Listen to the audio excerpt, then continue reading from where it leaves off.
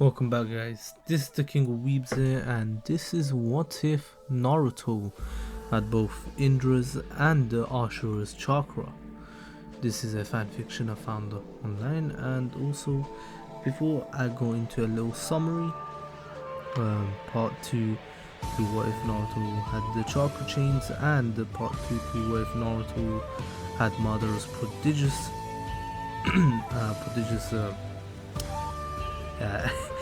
potential will be coming out as soon as both videos hit 100 likes. Currently one of them is on 92 and the other one's on 85. Also, the Ashura what if that I did before will get a complete story very soon, so stay tuned for that.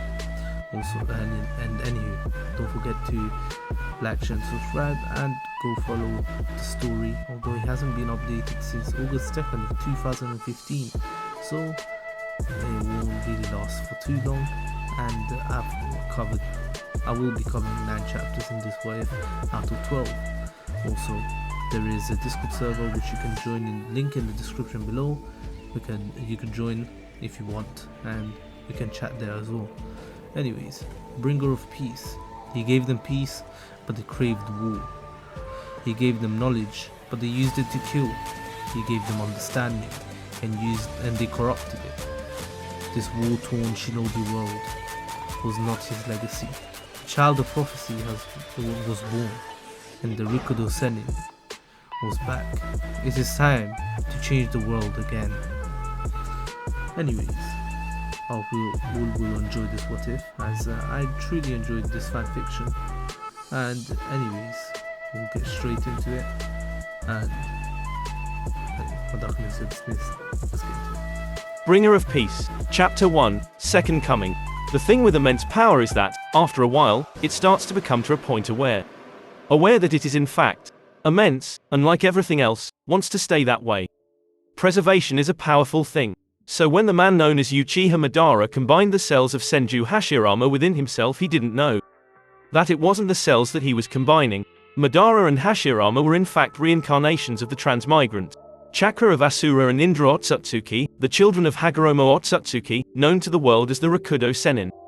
So by combining the Chakra of Ashura and Indra, Madara was able to awaken incredible power in the form of the legendary Rinnegan. What the Uchiha Patriarch did not know was that by combining such powers together, controlling what it did was not possible. After the Uchiha's death, the cycle should have continued. Ashura and Indra were to incarnate once again, like they have been since they died. However, when power becomes aware, it does not wish to fade away. Feeling the path that Ashura would take, Indra's chakra did the only thing that it could: it attacked. Dominance was the only thing that Indra craved at the point in time that the transmigrant chakras battled in the small blonde host. If Indra could take all of his little brother's power, then he could feel even more alive than he did with only a small portion of it. He only needed to defeat Ashura, absorb his power, and then wait for his destined body to be born. Simple enough, right? Nothing is ever simple. The brothers had no idea that their battle of wills was slowly summoning something that was never supposed to come back to this world. He had died, chose to die. He wanted to let humanity live on their own in the peaceful world that he had created. He did not wish to be treated like a god, even if he was the closest one could come to being divine and all-powerful. He had done his job, his dream, and left the world to its own devices. Did he have to leave the world of the living and have faith in humanity? No, he did not. But he chose to give them their freedom and let his body die like everyone else. At the time he had chuckled, he was practically a god his entire life, and he was choosing to leave it as a human, an immortal mortal. Such absurdity. Not even he understood how his children's chakra was summoning his own, but he couldn't conjure up a reason to try and stop it, even if he could. He had seen what the world was like after he had left it. Such a sad place was not his legacy, and don't even get him started on his children. So when he felt the gentle yet firm pull, he allowed it to take him. Again he chuckled. Whatever force was doing this, trying to revive him, approached with trepidation. Was he really that scary? Yes, the horns were not an everyday occurrence, but they didn't make him a demon. He was Quite the opposite actually. If they only knew he was the most humble, gentle, and charismatic man ever created. They wouldn't treat him like a god, which he wasn't. Kinda. Now that he thought about it, the idea excited him. He could see his other 9 children again. He didn't get a whole lot of time with them the first time. He knew to a degree that his creations were treated badly since his departure. Something about sealing them into children to create soldiers. People of this time treated them like they were nothing more than mindless monsters, putting them on leashes like pets. He was going to change that. It took a lot to enrage the calm and peaceful man, but when there was nothing more terrifying than a godlike man with the power to destroy the world if he wanted to. What made it even scarier was that, to him, it would be easy, and nothing under the sun and moon could escape his judgment. Again another chuckle. He created the moon. Finally making his way to his destination, he had stopped the fight between his children. Literally, he arrived and everything paused. There was not a stronger will in existence than his own. It was almost omnipresent and omnipotent. The God-man just felt their presence for a second, forgetting about their unnecessary and oh so redundant fighting. For the memory of their childhood, when they were still his innocent children, loving and caring, even Indra. Deciding that he had spent enough time just watching him, he absorbed all of Ashura's chakra, and then all of Indra's. He could also feel one of his creations near as well, the strongest of them if the enormity was anything to go by.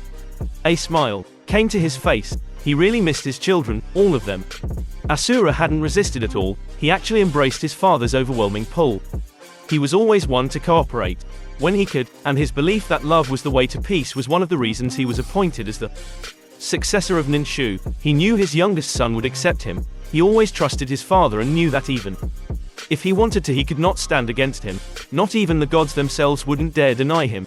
Indra, however, did try and resist. He, like always, wanted all the power for himself. He wanted people to look at him like they did his father, 6 parts respect and 4 parts fear. It angered him that no matter how hard he tried he could never amount to the power he knew his father possessed. It was ridiculous. How was a man able to become so fucking strong? He was so powerful that everyone knew that he had left the realm of mortals and ascended to godhood long ago. Why he let himself die like a weak mortal was beyond him. Like always, whenever his father wanted something to obey, it did. With little to no effort, Indra became a part of him. With one last moment of silence, he allowed his entirety to synchronize with the crying baby. He was vaguely aware of the man and woman that had just taken their last breaths in this world. He guessed that they were his parents. Such a shame, he would have preferred to know them. He could also feel Kurama's presence inside himself. That both made him happy and angry, which was something he disliked being torn. He was happy because he was so close to one of his children so quickly, and angry that one of his sons was once again imprisoned. Once he could, he would change that. He now had a plan: find his children and take them back. They would be safe with him, and he would make sure they never had to feel all the pain, loneliness and hatred they currently were. And bring back the peace he had worked so hard for the last time he walked the earth. What his name used to be is irrelevant now. He was someone new, in a new world to him at least. Everything has changed, and he was going to change it even more. That was his destiny, and he could even feel that his new self was the same. The child of prophecy was born, and the Rakudo Sennin was back. The second coming of peace was nigh. Bringer of Peace Chapter 2, Pure Corruption. This world, this shinobi-infested world was corrupted and vile, the likes of which he underestimated. Everything was shrouded in secrecy and lies. No one trusted anyone, and it sickened him to his core. He was 6 now, and his life was already full of so much misery. For one, he was the Unquat, Jinchuriki Unquat, of the village. Every name disgusted him. A human sacrifice he was not, and his children were not these demons the villagers titled them as. He had seen true demons, fought him even, and they were nothing like his children. The very idea of it was complete stupidity. A weapon that was supposed to protect the very people who hated them. Absurdity. Washa truly the only one to see it as such. On the other hand, he was the bearer of the legendary Dojutsu, the Rinnegan.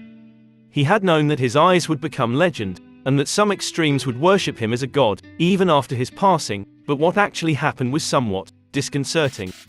His name was only whispered about, fanatical fables of a man-turned-god who blessed humanity with his divine assistance. Again, was such absurdity only just that to him?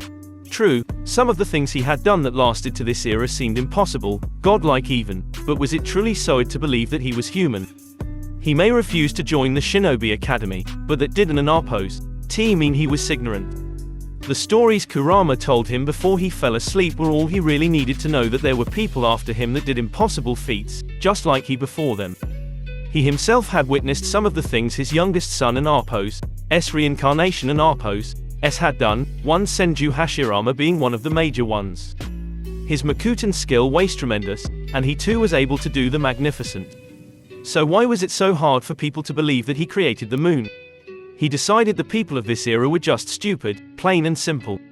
His decision was strengthened by his current situation. His 6-year-old body was sitting in the large seat of the Konoha Council chambers, his feet swinging back and forth. This had become a common thing, sitting in the uncomfortable chair, the shinobi discussing shinobi matters, which, in their corrupted minds, involve him. The reason for these common meetings. Uzumaki Naruto, that was his name now, absolutely refused, with a passion as hot as the wool of fire, to enroll in the Shinobi Academy. There was nothing anyone could do or say, he would have none of it. He was told about the academy when he first turned 6, the Hokage saying how strong he could become if he joined the shinobi ranks. The old Sarutobi expected a giant smile and childish remarks. What he did not expect was a nasty snort, followed by a dismissive scoff. Apparently, the Hokage had thought he would actually want to be a shinobi. Preposterous absurdity was what he had to think about that.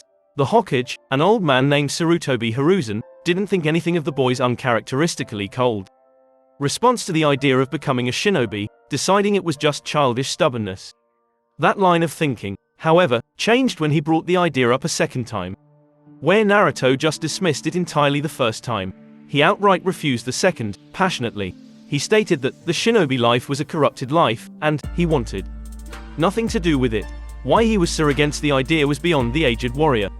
After that, the council stepped in, a man named Shimura Danzo demanding that the boy be given to him. There was talk that Danzo could make him cooperate. That made Naruto chuckle. He'd like to see the old goat try. He shook his head, his thoughts turning bitter and somewhat dark. He disliked the thought he got when thinking about shinobi and the council, but he just couldn't help it. His host tended to take a single emotion and amplify it. He was either really, really happy, or very, very depressed. He had been spending hours meditating, trying to calm his emotions. It had helped a lot, too. Before his last birthday he wanted nothing more than to lash out at anyone who looked at him with scornful eyes. Now though, through meditation and training, he had calmed his mind. He decided that 6 was an appropriate age for him to begin his physical training. He didn't have muscles or the strength to fight a full-grown adult yet, but he wouldn't get there without starting somewhere. He rolled his ringed eyes, hearing a very old woman agree with Danzo's idea of forced cooperation. These people really craved the power they thought his eyes had. He hadn't shown him anything yet, but they had very vivid imaginations. He sighed again. They had no idea what his eyes could do. He chuckled to himself. They never would either. It was times like these that he missed his wife. She was so outspoken and knew how to handle these types of situations. He never could get a word in, everyone either purposely talking over him or ignoring him completely. If Suki were here, she'd scare the living daylights out of them, and then proceed to scold them for their rude behavior. After she was finished, she'd let him say what he needed to say, and most of the time he wouldn't have to because during her rant she would say everything he wanted to begin with. The very thought of his wife brought a smile to his face. Her memory lit the darkness his heart felt for the shinobi world. When the whispers stopped, his eyes raised, meeting the stares and glares of the council, both shinobi and civilian. The Hokage cleared his throat before speaking. Uzumaki Naruto, I take it that you still refuse to enroll in the Shinobi Academy. Naruto nodded. Hiruzen frowned, taking in a deep breath. I see, that is very unfortunate. He looked like he was against what he was about to say. And he was very, very against what he was going to say. Apparently, and this was according to his supposed friend Danzo, he was jeopardizing the well-being of not just Konohagakure no Sato, but of Hai no Kuni, for not forcing the Jinchuriki to become a shinobi. The fact that he wasn't doing everything in his power to force the Leafs Jinchuriki into the shinobi ranks had forced his rival to go straight to the fire daimyo. That had surprised Hiruzen, but what came of it was even more so. Apparently, the daimyo's personal guard had openings that needed to be filled, and hearing that there was a child born in his country that possessed the famed eyes of the great sage had him very eager and interested in claiming him for the Shinobi Guardian 12. Nothing was official yet, but Konoha was to expect the fire daimyo within 6 months' time, ready to present the boy. Naruto just sighed. He knew that Hiruzen, to an extent, cared for him, and wished nothing but the best for him. He also knew that his refusal to become a shinobi had put almost overwhelming stress on the aged man, both from his village and his country. It saddened him that the man had to go through such hardships because of him, but he couldn't relent and take up something so ugly just for the sake of one man. His beliefs were very important to him. They defined him. Ninjutsu was a perversion of ninshu, something created for nothing but the sole purpose to take another life. Creating a weapon out of a tool for peace and understanding was the ultimate betrayal. It had made him seriously doubt not only himself, but mankind as a whole. He doubted mankind because, even after gaining peace and understanding, they craved for nothing but war and suffering. It was an eye-opener that he seriously did not want to see. He doubted himself because, after all of his hard work, his sacrifices, it wasn't enough, it didn't work. Was the way he believed in peace nothing but a naive dream? Had his belief that humanity could coexist in harmony just a foolish impossibility? That line of thought scared him, not because he wanted to turn his back on humanity, but because of the somewhat terrifying conclusions he would make. Had his mother been right? Otsutsuki Kaguya-hime, the princess that ate the god tree's fruit, his mother, had begun to subtly demand mankind to worship her, ruling over them like a queen, or a goddess. Had she, after bringing peace to the world, seen that humanity was incapable of keeping the peace she had ushered? Had she seen the darkness within their hearts sooner than he? Had she decided that, to save them from themselves, that she'd have to conquer them, inevitably ruling over them? It terrified him, because where he had never looked at it like that before, it made so much sense. In 6 months, the Hokage began. The fire daimyo will arrive in Konoha. He has requested to meet with you. His voice was solemn. He didn't want Minato's child taken from the village. Do you understand, Naruto-kun? Naruto nodded, not particularly caring who wanted to meet with him. Hi, he replied. He knew that this meeting would be used as some way to coax him into joining the shinobi ranks, just like he knew it would be fruitless. He was a priest, a sage. He was not a killer, a shinobi. You are free to go then, Hiruzen said. He gained a sad smile when Naruto gave a giant, childish sigh and practically jumped out of his seat, sprinting to the exit, happy to be excused. Naruto had never brooded in his previous life, finding it to be an unnecessary use of his facial muscles, but lately, with the council on his back, it became a common occurrence. He didn't hate shinobi, but his general dislike towards the creation, and thereby the corruption, of ninshu to ninjutsu made him a little bitter towards anyone who embraced said corruption. It was staggering to believe that there was anything left of the world and the human race after all the warring and conflict brought into existence with the shinobi lifestyle. How boys grew old enough to become men, lovers, husbands, fathers, it was almost miraculous.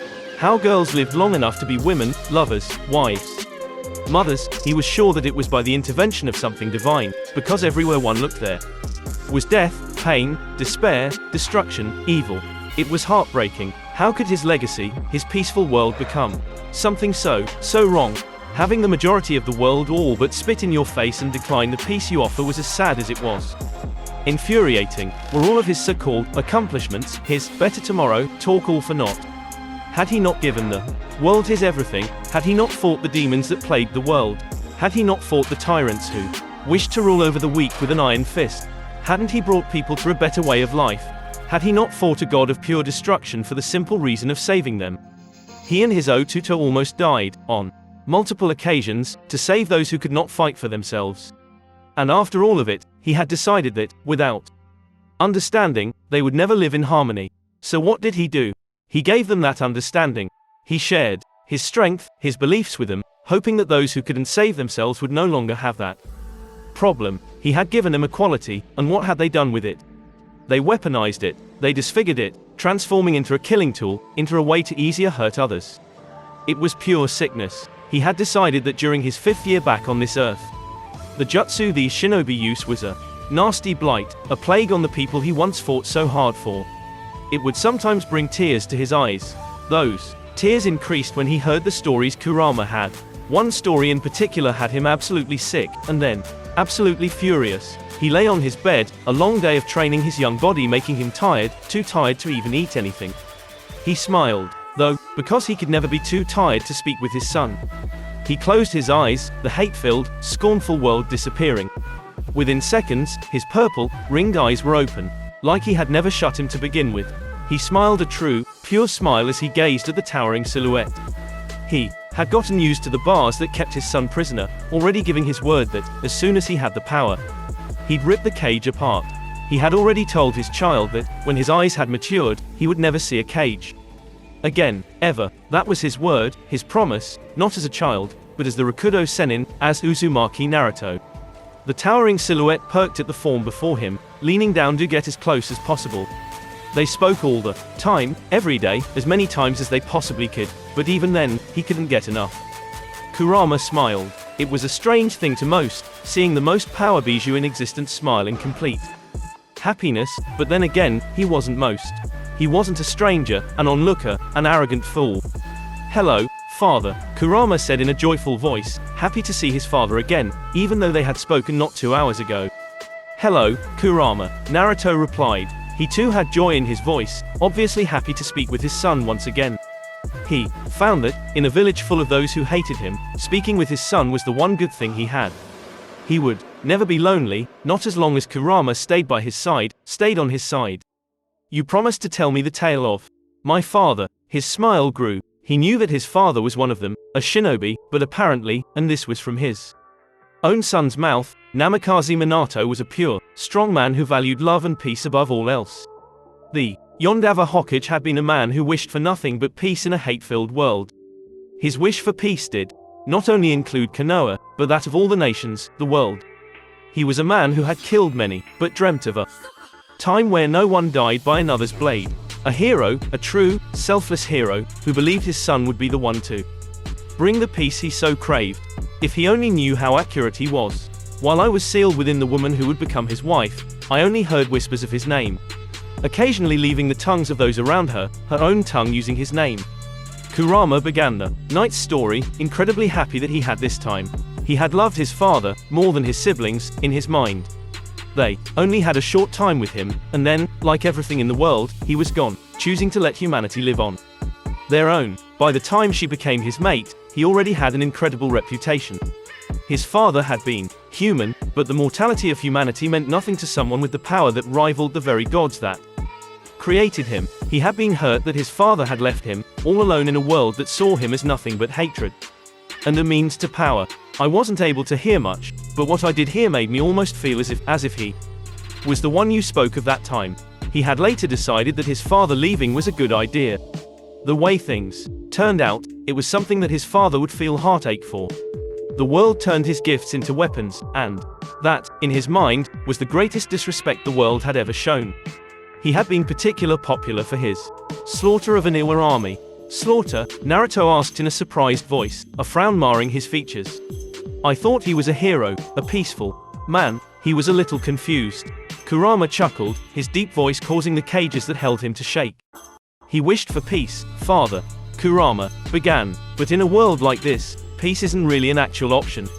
Yes, it was for the better that his father had left, or he would have felt pain and despair that, when he even thought about his father feeling it, made Kurama angry enough to want to destroy the world entirely. There was a war, one of the world wars these shinobi have caused 3 times already. To save his people, his home, he had to go against everything he believed, everything he wished for. He had claimed to have hated humanity his entire life, but that was his biggest lie. His father was human, no matter how godlike he was, and when it came to love, his father had every last drop that was in his heart. In seconds, an army, 1,000 strong, fell by his blade. Naruto's eyes widened. He may have disliked it, but the mere idea, the mere thought that a man, without his eyes, could kill that many people in seconds it was somewhat terrifying. He was called a hero, the person who practically ended the war single-handedly. His father deserved to be worshipped, to be put upon a gilded throne for his sacrifices. Instead, he was betrayed and forgotten to become nothing but a legend, a fairy tale. It thoroughly angered him beyond belief. I, however, was able to hear his side of things, his take of his heroic deed on the warfront. Naruto had sat down, crossing his legs, getting comfortable, when his son began to spin his tail. He leaned in, his body already halfway inside the great gates that kept his son prisoner. "How did he feel, son?" Kurama took a second to feel the warm sensation he got in his stomach at being called son by the man he considered a father. He knew his father saw him, and all the bijou, as his children, but it always felt good to be reminded that you had a place in someone's heart, that you were loved. The Yondawa Hokage had gone to his wife afterwards, seeking to be consoled after losing one of his students. The pain of that loss obviously hurt him, but he managed to get through it with only shedding a single tear. He wished his father had everything he ever dreamed of, and now that he was back, he would help him with anything and everything he asked of him. His chakra, he considered it his father's anyways, he could have it, all of it. His loyalty, he didn't even have to ask. Kurama was loyal to only one being, and that being was the Rakudo Sennin. His love, he only loved his father, there wasn't room for anyone else. His everything belonged to his father, it always has, and it always will. But when he got around to talking about his awe-inspiring slaughter, he had done something my container, your mother, had never seen or heard before. His father may have a different form, but he knew, without a doubt, that this boy was the host of his father, the host of the most powerful man to walk the earth. He was Otsutsuki Hagoromo, no matter what name he took now. He cried for hours, shaking like a cold infant. He had been sick after what he had done. He was forced to take the lives of 1,000 men and women in a matter of seconds, all for the sake of peace for his home. Naruto's heart was heavy, his father becoming something of a personal hero in his mind. They were alike, he and his father. They did what they had to, for the sake of the better. He was only able to better his people, his village, but the fact that he wanted peace for all villages, for all people, it made Naruto proud to be the son of Namikaze Minato. Kurama was silent for a moment, letting his father think. The next day, your mother, Uzumaki Kushina, asked him a certain question that, even I have to admit, was unexpected. This was the answer that had him thinking. That maybe, just maybe, this Namikaze Minato was his father's legacy. She asked if he had the chance to take it back, to never have done it, would he take it? It still made him chuckle softly to himself, not that anyone else but his father would know that. And he had said, with a determination as hot as the sun itself, that he would do it. Over and over again, for eternity even, if he had to. Because, as a shinobi, in the shinobi world, where the darkness prevails, there absolutely had to be a light, a hope that had to do what needed to be done, for the sake of not just one village, but for the sake of all villages. He had believed that, with him sacrificing his soul, his beliefs and killing those shinobi, he had ended the war, the struggle, and hopefully that would save the lives of 100,000. He had believed that, with the deaths of those 1,000, and his beliefs, he had helped save all the nations from each other. At first, Kurama saw it as a foolish hero act, but after thinking about it, it made so much sense. He believed that, if he forfeited his personal peace, he could give peace to others. Tears ran down his small face. He was a hero. His voice was full of raw emotion. The pain, the sacrifice his father had to make because it was the only thing he could do in this dark, twisted shinobi world made him sick. And then, it made him furious. Naruto sighed, kicking a small rock with his foot as he walked to his home. He really disliked the council because, not only were they shinobi, but they had forced his father to make those hard decisions. It was the only way he could think of helping bring peace to the nations, and even though it was through the blood of thousands, Naruto had commended his father. It was no easy task. The shinobi world saw to that. He kept walking, his ringed eyes watching the burnt orange sky above him. He blamed his host for this. Completely, had an odd obsession with the color orange. He had almost bought this absolutely horrid orange jumpsuit, and his only reasons were that he really, really liked it. He had found himself doing that every so often. He would have these strange and very random instances of complete childish behavior or thoughts. Like, for instance, his desire to prank everyone who had even ever looked at him funny. He then would have to stop, take a deep breath, and remind himself that he was not the adult he thought he was. His body was still that of a 6-year-old, and no matter how old his soul was, he was still, technically, 6. He sighed. Oh, the struggles of being an all-powerful being reincarnated into an era that descended from his own by a little more than 1,000 years. That kind of made him chuckle. The mere thought was so absurd, unbelievable even, but nevertheless true. He spotted the rundown, building he called a home, causing him to sigh once again, shaking his head. His father had been the Yondawa Hokage, a man treasured by all of Hai no Kuni, so why was he living in a dump idiot's like to call an apartment? He was beginning to think that everyone in Konoha was blind, because there was no way. The entire village was that stupid. He opened his door, not bothering to lock it. No one even wanted anything to do with him in the streets. Why would they want to break into his home? That manner of thought was crushed when, sitting at his makeshift kitchen table, was someone who hadn't been invited in. The older child turned to face him, his dark, onyx eyes meeting his ocean blues. Uzumaki Naruto, the boy with the shoulder-length, black hair began, "I know who you are." Naruto was silent for a moment, and then, his face looked as if he had eaten something too sour. A Bringer of Peace Chapter 3, glorified jester. What he was witnessing was, in its most simplistic form, impossible. He had been assigned to the boy 2 months ago, and ever since then, he knew that there was something different about Uzumaki Naruto. Yes, his Rinnegan eyes were out of the norm. The sage and Arpo's eyes should only have ever belonged to the sage, but that was in fact not the reason he believed the blonde was different. His whisker-like birthmarks, while also not of the norm, were not why he thought something was different about the child. No, these things were just physical, and he was fond of looking underneath the underneath. He found that, by finding what lay behind what was obvious, one could truly see the colors of another individual. Uzumaki Naruto was different because, no matter how much he watched, no matter how much he tried to learn, he could not figure the blonde out. No child, not even himself at that age, walked with that much, almost palpable, non-arrogant pride and confidence.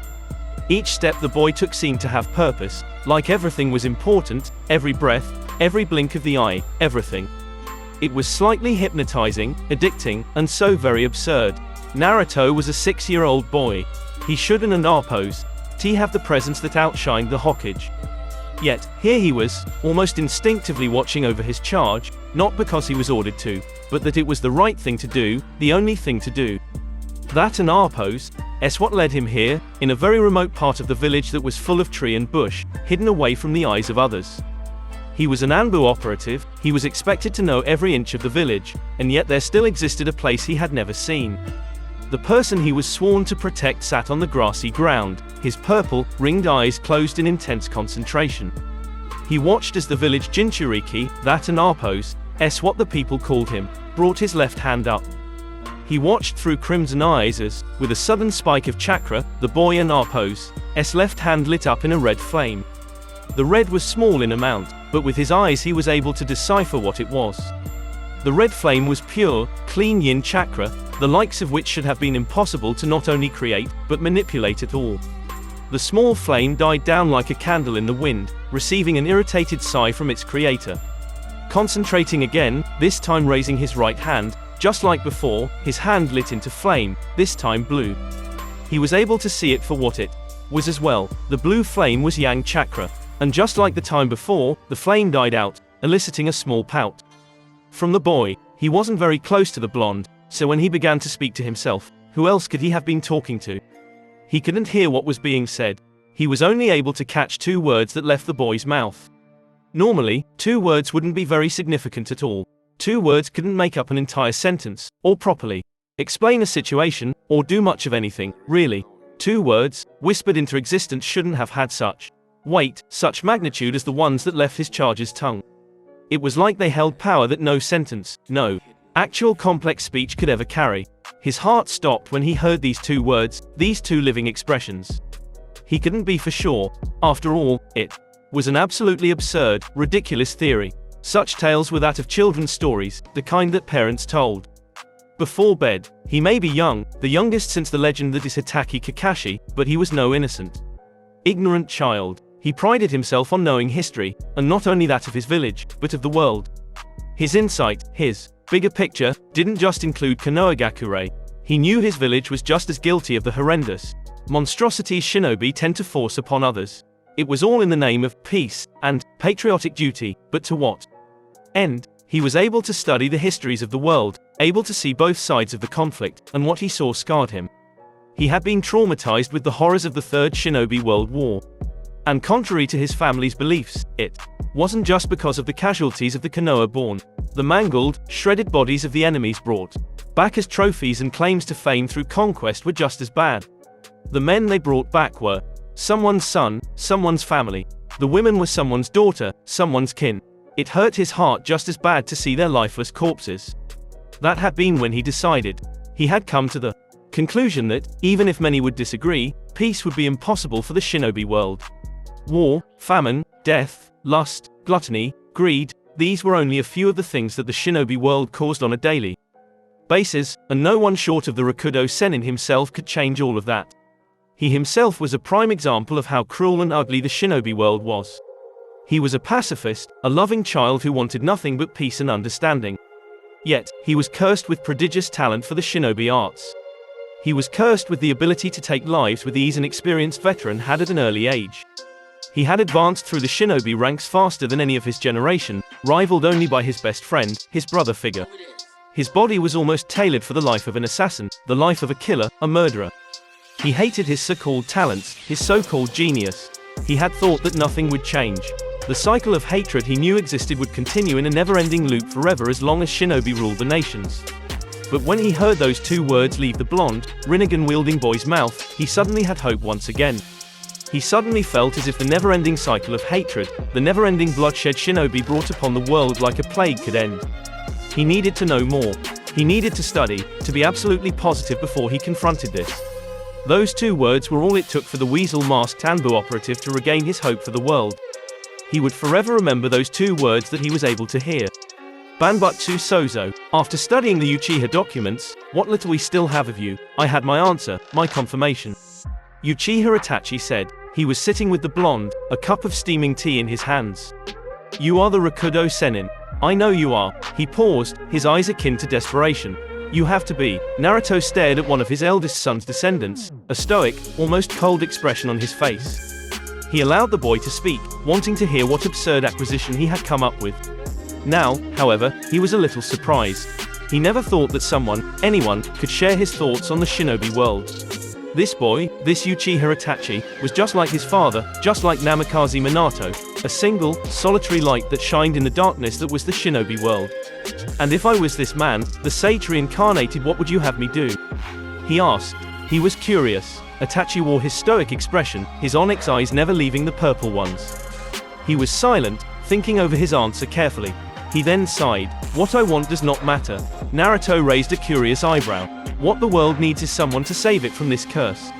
Naruto smirked. And what is this so-called curse that the world desperately needs saving from? He asked, already knowing the answer. Shinobi, Itachi answered without pause. What the world needs to be saved from is shinobi. Naruto smiled. He stood and crossed the distance to Itachi. He put a small hand on the boy's shoulder and nodded. Okay, he began, you were right. He admitted, I am the person you believe me to be. Itachi's heart felt lighter the second that sentence left his mouth, even though he had known for weeks. And I will save this world from the shinobi who plague it, he smirked, on one condition. Itachi looked at the blonde in confusion. He would only save the planet on a condition. Was this truly the Rakudo Sennin? You help me save it. Naruto finished. Itachi's face went back to its normal stoic expression, until a rare smirk crossed his face. He nodded. Hi, Sennin-sama, Itachi replied. Two of the world's most peaceful men had just joined forces, ready to start their mission. Whether it be world peace, or world domination, still remained to be seen, for neither knew what would truly save it. But they would figure it out, together. Naruto had just recently turned 7. It had been 6 months since he and Itachi met, and a lot had happened since then. One of the biggest changes was the fact that Naruto no longer looked at ninjutsu as a hideous disfigurement. Itachi had made sure of that. Apparently, the godlike man, or was he a child, judged the ninja techniques too soon. He only had a basic knowledge of ninjutsu, and while refusing to join the academy was, at least in his mind, a smart idea, he had limited his learning ability. Itachi decided to correct that, teaching him everything there was to know about the art of shinobi techniques. Apparently, and this had even brought a small smile to his face, there was the creation of Iryo ninjutsu, medical ninjutsu. Itachi explained it as a branch of ninjutsu that was associated with healing, something used by medical nin. That had been the day he had decided that it wasn't ninjutsu that was corrupt, it was the shinobi that used it. Ninjutsu was just an inevitable evolution, a secondary means of understanding the world, a lesser, more complicated and confusing means, but a means nonetheless. Itachi had helped him look at it in a more logical, albeit somewhat figurative, way. He started to look at ninjutsu as the assassin's blade, not the assassin. It was the effect, not the cause, and he was a little embarrassed that he hadn't seen it from the beginning. With his logic, the Jinchuriki, oh he still very much loathed that title, were the bijou they housed, not separate, sentient beings of life. That line of thought caused him to sigh. He really needed to start his journey. He missed the rest of his children, and even though they didn't know he was back amongst them, they were still waiting for him, waiting to be saved, ready to be freed. It's not going to be that bad, kid. The Anbu, he had called them the zoo, a fitting name for such a ridiculous organization, that was wearing a white, porcelain mask that some would say resembled a cat. He huffed. This situation was all wrong. He hadn't sighed for his current dilemma, nor had he huffed for her try at relaxing him, if it could be called that. He had sighed because he missed his caged, imprisoned, mistreated, misunderstood, beautiful children. And he huffed because there was no way in hell that this purple-haired lady's mask resembled a cat. And if anyone claimed he lacked imagination, he would promptly point to the sky, shouting, I created the one thing that was direly needed for the nighttime, the moon, you moronic mortal. Of course, he would never say that. For one, he, no matter how powerful he knew he was, considered himself human, even though human and mortal meant two very different things. If he were to imply that he was not mortal, the mortals would title him as something divine, something not human, and that would do nothing but upset him. Another reason was that he wasn't a hateful, brash person. He would never take his irritation out on another, no matter how good it sounded. He was a priest, a sage, he needed to have self-control lest he wanted to accidentally lash out at someone and end an innocent life. I know, Neko-san. Naruto replied. He wasn't at all nervous or anxious about this so-called great meeting. The fire daimyo was just another ordinary, unimpressive man before the first human born able to wield chakra.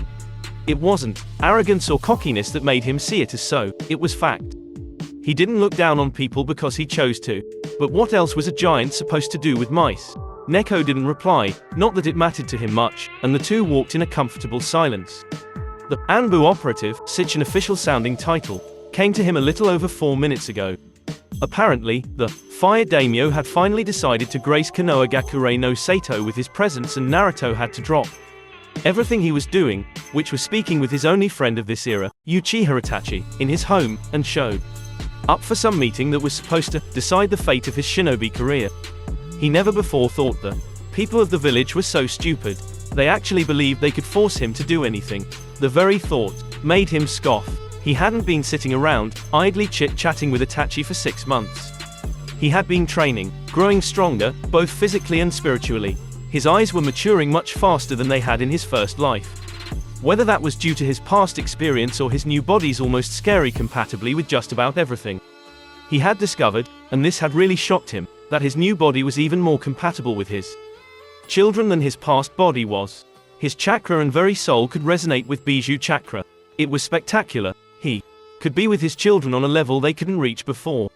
Once they were back with him, safe and sound, they would enter that plane of existence together. We are here, Uzumaki-san, Neko announced when they came to the Hokage Tower that stood next to the Shinobi Academy. You may enter. They have been waiting for you, she said. She bowed her head a little, a polite gesture. That surprised him. Most people disliked him for what was inside him. To find one that was not blind was refreshing. Hi, he returned the gesture, nodding his head. Thank you, Neko-san. With one last nod, the cat-faced operative vanished in a swirl of wind and leaves. Naruto sighed, pushing the door of the tower open, taking a step into the building with slight annoyance. This was a waste of his time. He had no interest in shinobi matters, or politics for that matter, and he wasn't going to forsake his beliefs after one little insignificant meeting with one little insignificant man. These people saw themselves as much more than they actually were. They were not the kings of the land, the top dogs of the world. What they were corrupt thinkers, men, if they could be called as such, and women who preyed on the weak and shrouded the world with darkness and misery. He took a deep breath, ridding his mind of such bitter, resent-filled thoughts. He took his second step in the building, and then a third, a fourth, and so on and so forth. He walked in a leisurely pace, making his way through the building to where he knew these so-called high-ranking officials waited for him. He couldn't help but wonder if these people thought they knew even a fraction of the power he possessed. Would they still act as if they owned him? Would they still walk around as if he belonged to them, and his life could, and would, be decided by their hand? It was almost so amusing that he thought about showing him the true, raw power his eyes possessed. He knew what the plan for today was, but he disliked it. He wasn't fond of deceit or secrecy unless it was for the actual greater good, his identity being one of those times, and he knew that this was in fact another one of those instances, but he still disliked. It was, however, crucial to their plan, and he would not risk his children's happiness over his own beliefs. That was something he would not do. His children came first, no exceptions. That, too, made him smile. He was in fact his father's child. He turned a corner, his feigned eyes roaming the hall before him. The walls were a tannish white, the floor brown, and the lights an almost yellow. All in all, it was an average hallway, decorated with pictures of famous ninja that had sacrificed their lives, and the lives of others, he might add, to save their village. He shook his head. His father had been the one case, the one exception where bloodshed had been the right, and only, way to peace. There were no other alternatives for him, and he hadn't been proud of the massacre he was praised for. It was an ugly, heartbreaking necessity, one not made without proper thought of all other options. He came to a stop at a large, ornate door. He took a moment to calm his mind, readying himself, before knocking. He waited a few moments before the door opened, a man with gruff features, shoulder-length, black hair and an unlit cigarette within his mouth greeting him. "Oh, so you're Uzumaki Naruto," the man said neutrally. "Daimyo-sama, the boy is here." The man, who was wearing what looked to be either civilian clothes or really unprotected shinobi gear, said. As he turned, Naruto caught sight of the white cloth that hung from his waist with the kanji for fire on it. "Asuma-san, let the boy in," a voice from inside the room called out. The newly named Asuma gave a sheepish expression, turning so that Naruto could actually enter. "Sorry about that, kid," Asuma apologized. Naruto just nodded, not really giving the thought that someone literally 1,000 years younger than him called him a kid. Entering the room, Naruto was greeted by multiple eyes of every color. The usually large meeting room looked small with all the people who crowded it, attending only to see the Rinnegan child. That's what people began calling him, like he was nothing but the worth of his eyes. Shinobi tended to only crave power, not the force that harnessed said power. If someone had something that you wanted, you took it from them, as was the norm for the shinobi world. It was filthy and sickening. "Naruto-kun," the Hokage greeted the boy with a small, sad smile, not looking forward to the coming storm of conversations. Naruto nodded back, a small smile of his own on his face. That was another thing that changed during the 6 months. He had gotten closer to the Hokage, which, in hindsight, was a very strange thing. The Hokage was a leader of the very thing he despised, shinobi. Not only did he lead them, he was in fact one of them, an old one that had committed the very dark acts that hurt his heart. But there was something different about the Sandaime as well. He wished for peace, but not out of innate pureness, but out of painful experience. He had seen with his very eyes, done with his very hands, the deeds that fueled the circle of hatred.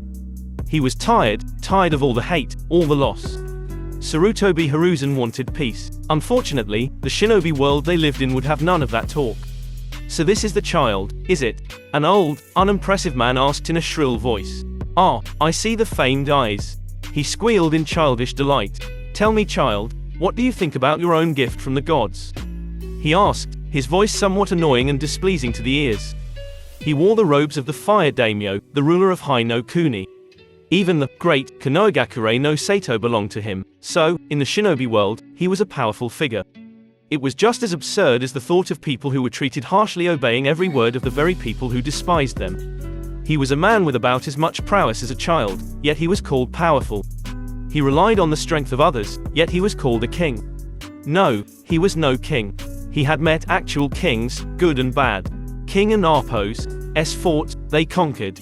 Naruto chuckled. This fire daimyo was more like the court jester, a comical joke of a man, and quote, "I value my eyes, but I do not think they make me anything more than any other person." And quote, his eyes gave him the power to fall nations in a blink. He was reminded of his father, and make it look like child and Arpos, play.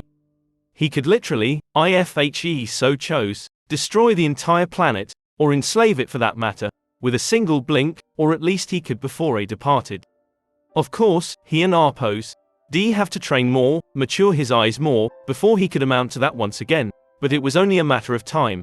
The so-called and powerful and man jumped up in his luxurious chair a little, like that of a child seeing a toy they wished to have, and giggled. And such a humble boy, and he finally shouted. He giggled some more again, before finally asking another question. And why, oh humble child, do you see yourself that way? And he asked in utter excitement. when the creator of Ninshu had originally walked the earth, he had never been a selfish man. He was always fair, even if he had the power not to be. He believed that if you abused the power that you had, corruption would take a hold of you. Arrogance and the lust for even more power was all that waited at the end of that tunnel. And your inevitable downfall would come soon after. Even now, in this era where selfishness and abusing one's power was the status quo, he kept his belief strong. Seeing himself as better than another human being was a catalyst, a path that led to the practices of the shinobi ways. In this way of thought, the answer was so very simple. Unquote. I do not wish to become like you, unquote. He said, receiving a confused look from the daimyo, unquote. A greedy, lustful man who cares for nothing but power, unquote. He answered honestly. Another man wearing expensive-looking robes shot to his feet, a sear on his face. Unquote. How dare you, unquote. He shouted, taking a breath to scream again. He was stopped, however, when the daimyo raised his hand, cutting the man short. Unquote. Michi-san, please, let the boy speak his mind. Unquote. He then began to giggle again. Unquote. Please, do elaborate, Naruto-kun. Unquote. He gestured with his hand, rather extravagantly, to continue. Naruto sighed. He was confused with the man's odd behavior. He further explained nevertheless, if history has proven anything, besides that humanity cannot keep peace, is that every king has fallen, every grand nation has crumbled, sooner or later. The fire daimyo nodded, signaling that he understood so far. The reason for this is simplistic in nature, but it is always the truth, always the reason. Again, the daimyo nodded, allowing him to continue. At some point, either the nation, or the king, or both, begin to crave more. What they have begins to become not enough, and that is the genesis of their downfall. The man who he was summoned to speak with took a moment, thinking his words over, before nodding. The lust, the want for more, even though what was perfectly enough, is the spark that always sends the great kingdoms into oblivion. The fire daimyo giggled, and Naruto decided that he rather disliked the shrill noise. So you base your humbleness on the historic theory that hunger falls kings. He giggled again, giving him a look that made him a little uncomfortable. Are you implying that you are a king, Naruto-kun? He asked in a high, pitchy voice that said he thought he just spoke a hook, line, and sinker. Naruto sighed. It is the very reason you believe I see myself as a king that I do not wish to be like you. He replied. The man gave him a questioning look, so he explained further. Your power-hungry mind looks for more power. Whether it be in the physical world, or even in speech patterns, you look for it, even if it is on a subconscious level.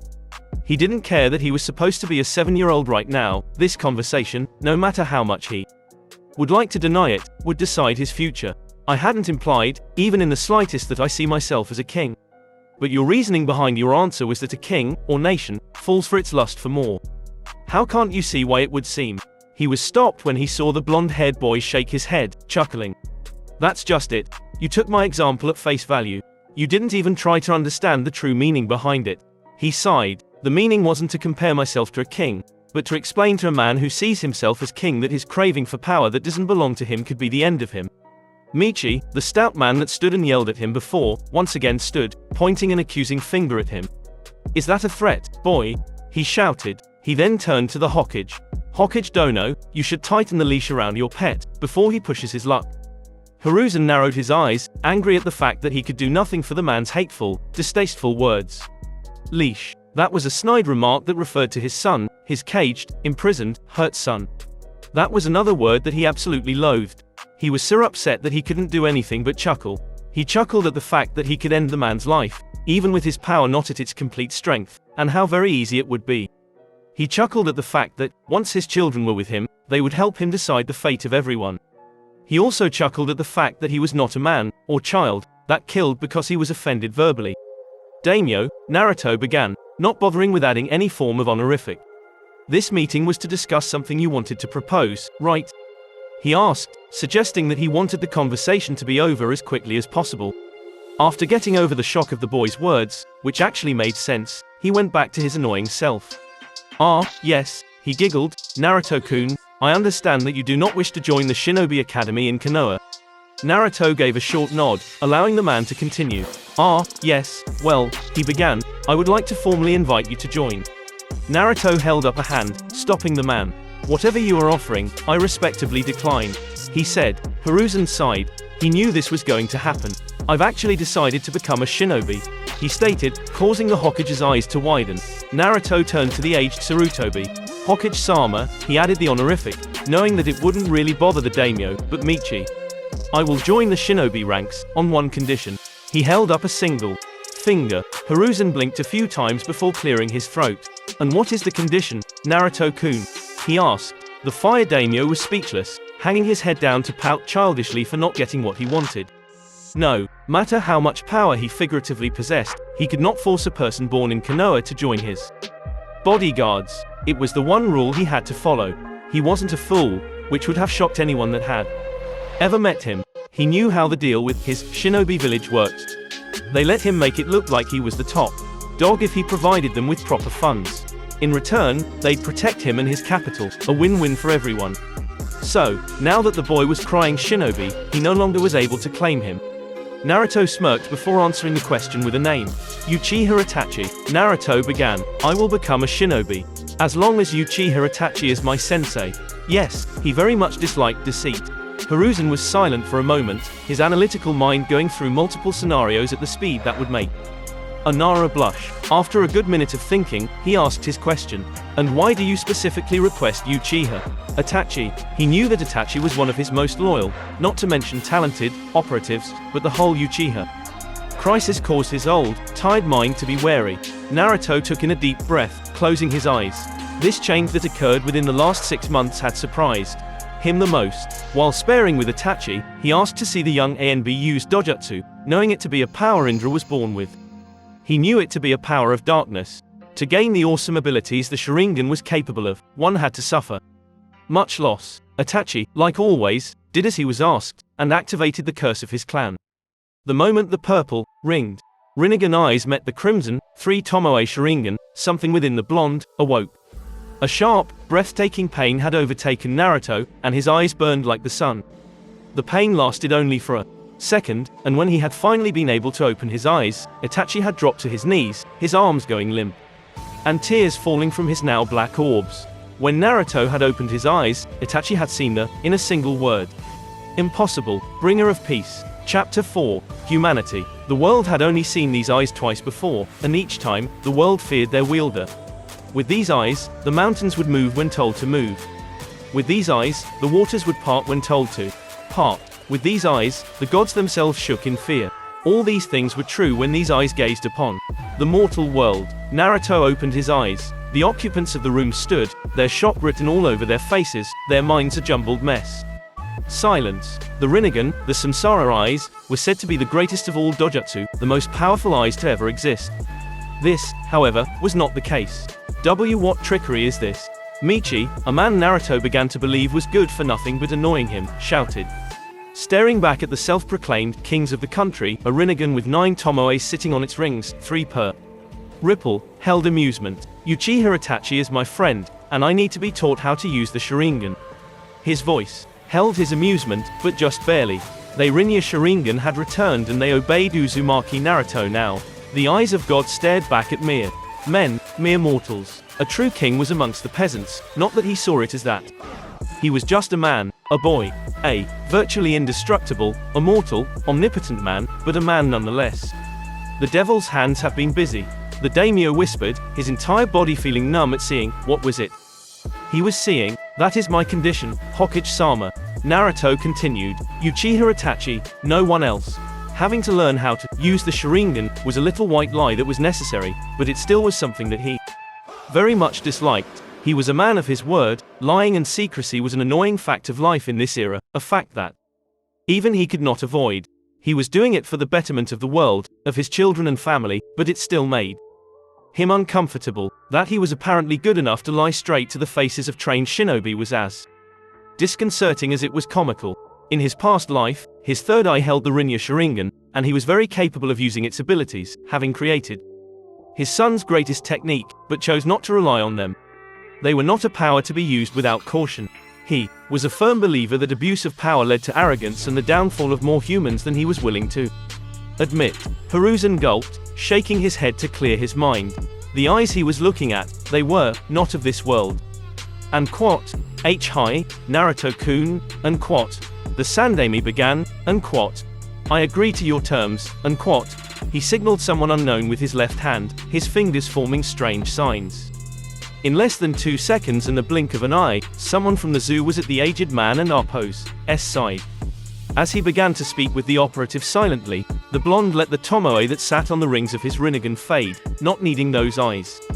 Those eyes, they were meant for domination, absolute, inescapable world domination.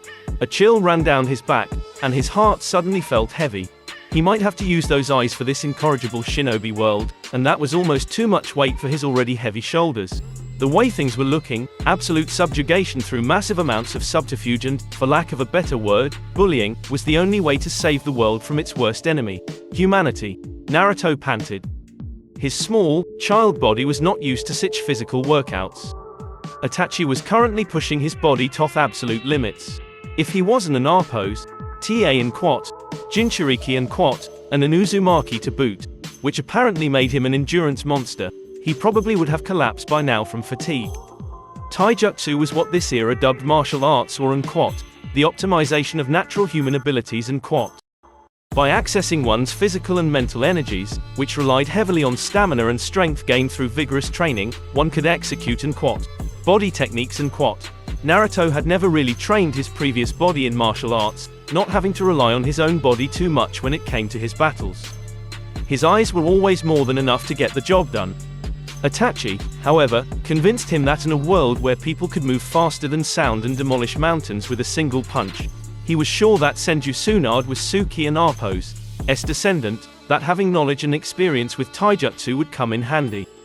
He was no longer in a world where the very whisper of his name sent the Shinigami himself running in fear. He was someone else, in a very different world. He would have to show the world who he was, gain that incredible status once again. That thought caused him to chuckle softly. He had sent kings fleeing, tyrants and pirates alike scurrying, and the gods themselves kept their distance. He was not an overly proud man, or arrogant in any meaning of the word, but even he had to admit that he was a man both respected and feared by the entire world. It was somewhat annoying, that he was seen as nothing but a child now. Ah well, he'd just have to remind the kings, the tyrants, the pirates and gods who he was, and why he was not a man to be trifled with. He would save the world. He would save his children. He would do all these things, he swore. He was Uzumaki Naruto, the Rakudo Sennin, and he never broke his promises. So here he was practicing the god-awful kata Itachi said was perfect for him. Apparently, Itachi had a sense of humor, because naming the tailor-made taijutsu the Sennin no Mai was just too much for it not to be a crack at him. Sennin-sama, Itachi suddenly said, stopping the light spar, let's take a break. Naruto sighed, thankful for the much-needed break. He was a stamina tank, but he was still 7. He took a seat on the ground, his eyes gazing at the moon, which was slowly rising as the sun was setting. It was a beautiful sight, and Naruto decided to share it. Itachi, he began, sit with me, little dragon. That was something he started calling Itachi, little dragon. He was a Uchiha, a fire breather. They were a clan of powerful, mighty dragons, their hearts ablaze with the wool of fire he's heard so much about. Itachi had spoken about the curse of hatred, something that seemed to plague the clan. Naruto had immediately dismissed that theory. There was no such thing as a curse of hatred. It wasn't possible, since, even as individuals, the Uchiha were the most loving people the world had ever seen. They were his descendants, and he refused to believe that his children, the Senju and Uchiha, were born with hatred. Hatred was akin to a parasite. It needed a living host, and would continue to derive nutrients at the host's expense. No, the Uchiha were not born hateful, they just had the unfortunate capability of loving with all of their hearts, not just a part of it. Once that love was lost or taken from them, love would become hate, and hate would cometh the fall of the hateful. Itachi didn't move for a moment, until he gave a small smile and did as he was told. He knew what was coming. This was what the young Uchiha waited for, craved for. He loved history, of any kind, and what better history was there than the history of the Rakudo Sennin. After long training sessions, Naruto would thank him with a tale that would blow the Uchiha's mind. The life of the Sage of Six Paths was by far the most amazing fable. Every memory held such importance. His every step molded the world, changed it, and with every word the blonde held his attention. Every wave of his hand surprising him, being so captured by the stories being told. The words that left the tongue of the younger boy held more value than gold, than village secrets, than everything. They were in a smaller training ground, in Uchiha owned one that only Itachi ever used. They had been there for hours already, and it had been like that since the meeting with the fired daimyo a week ago. He was becoming a shinobi, and Itachi was his personal sensei. It was uncommon for shinobi to be given this type of attention before. They even became a genin, but not unheard of. Most of the times this happened, though, was through a family member who was already in the shinobi ranks. But when you possess a rinnegan, and a new form of Sharingan to boot, you got certain advantages. Yes, he was training in certain shinobi fields, but he was not going to actually become a shinobi. He would not sink into the corruption that followed said lifestyle. Itachi moved with purpose, lying down next to the person he called friend, eager to listen. And listen he did. Tsukuyomi, Naruto began, was the most beautiful goddess I have ever laid eyes on. That one sentence caused the stoic, calm Uchiha to shoot upright, eyes wide. Why you met the moon goddess? He asked in shock. Naruto chuckled, his eyes closed, a look of pleasant reminiscence on his face. I didn't just meet her, my little dragon. Naruto began, smirking. This would be amusing, he decided. I married her, and she mothered my children. Itachi froze. Two figures walked side by side, their long, white kimonos flirting with the earth they walked on. To the right, a tall man with shoulder-length, pale red hair stood, a black, jewel-headed shakujo in his right hand, one end with the typical ringed hoop, the other a crescent-shaped curve.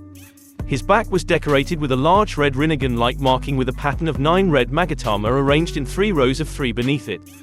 He walked with near hypnotizing purpose, and the very air around him seemed cleaner, purer. To the left, a similarly tall man with long, white hair stood, a sheathed sword on his hip and a shakujo in his left hand. His every step was that of a noble, the very ground under his feet almost thankful to be stepped on. The two young men walked towards the fiery sun, their minds made. They were needed in the northeast, so that's where they were headed. The two walked in the most comfortable silence, the very surrounding nature seeming to silence in their presence, not out of fear, but out of respect. They wore stoic expressions, walking calmly to their destination. They had been walking before the sun began to rise, and they would most likely be walking long after it sets.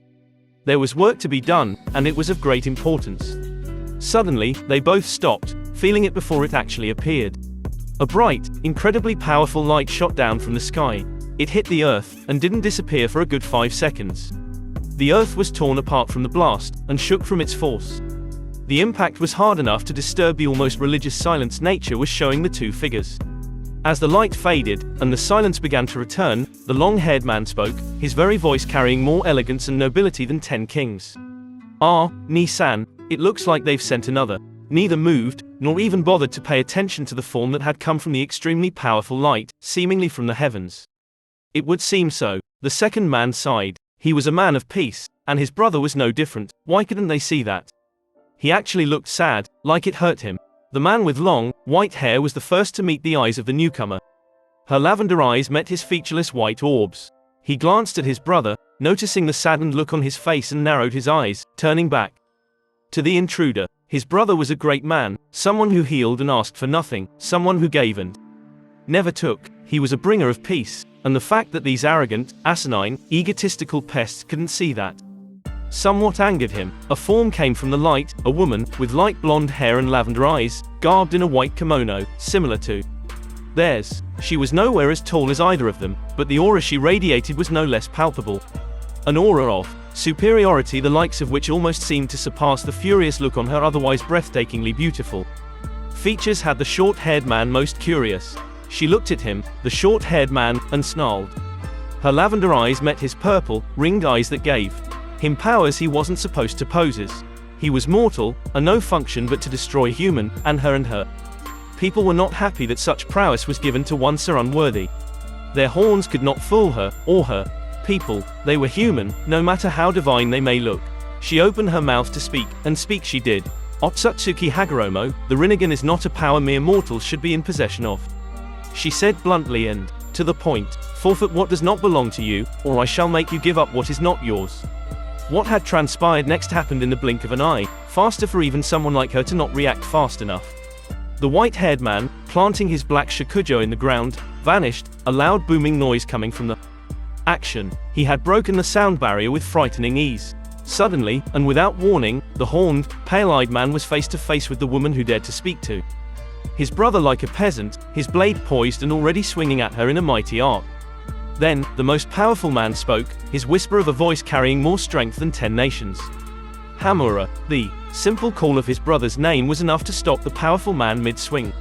Otsutsuki Hamura, still wearing his ever stoic expression, turned his blade and instead swiped to the air to the left of the woman, and again, he vanished. The moment he appeared next to his brother, Hamura was already sheathing his blade. Before he could completely sheath it, though, the woman smirked. Ah, the mighty Hamura still does as he's told by his brother who's not 5 minutes older than he. Hamura did not respond to this, instead just sheathing his sword with an audible click.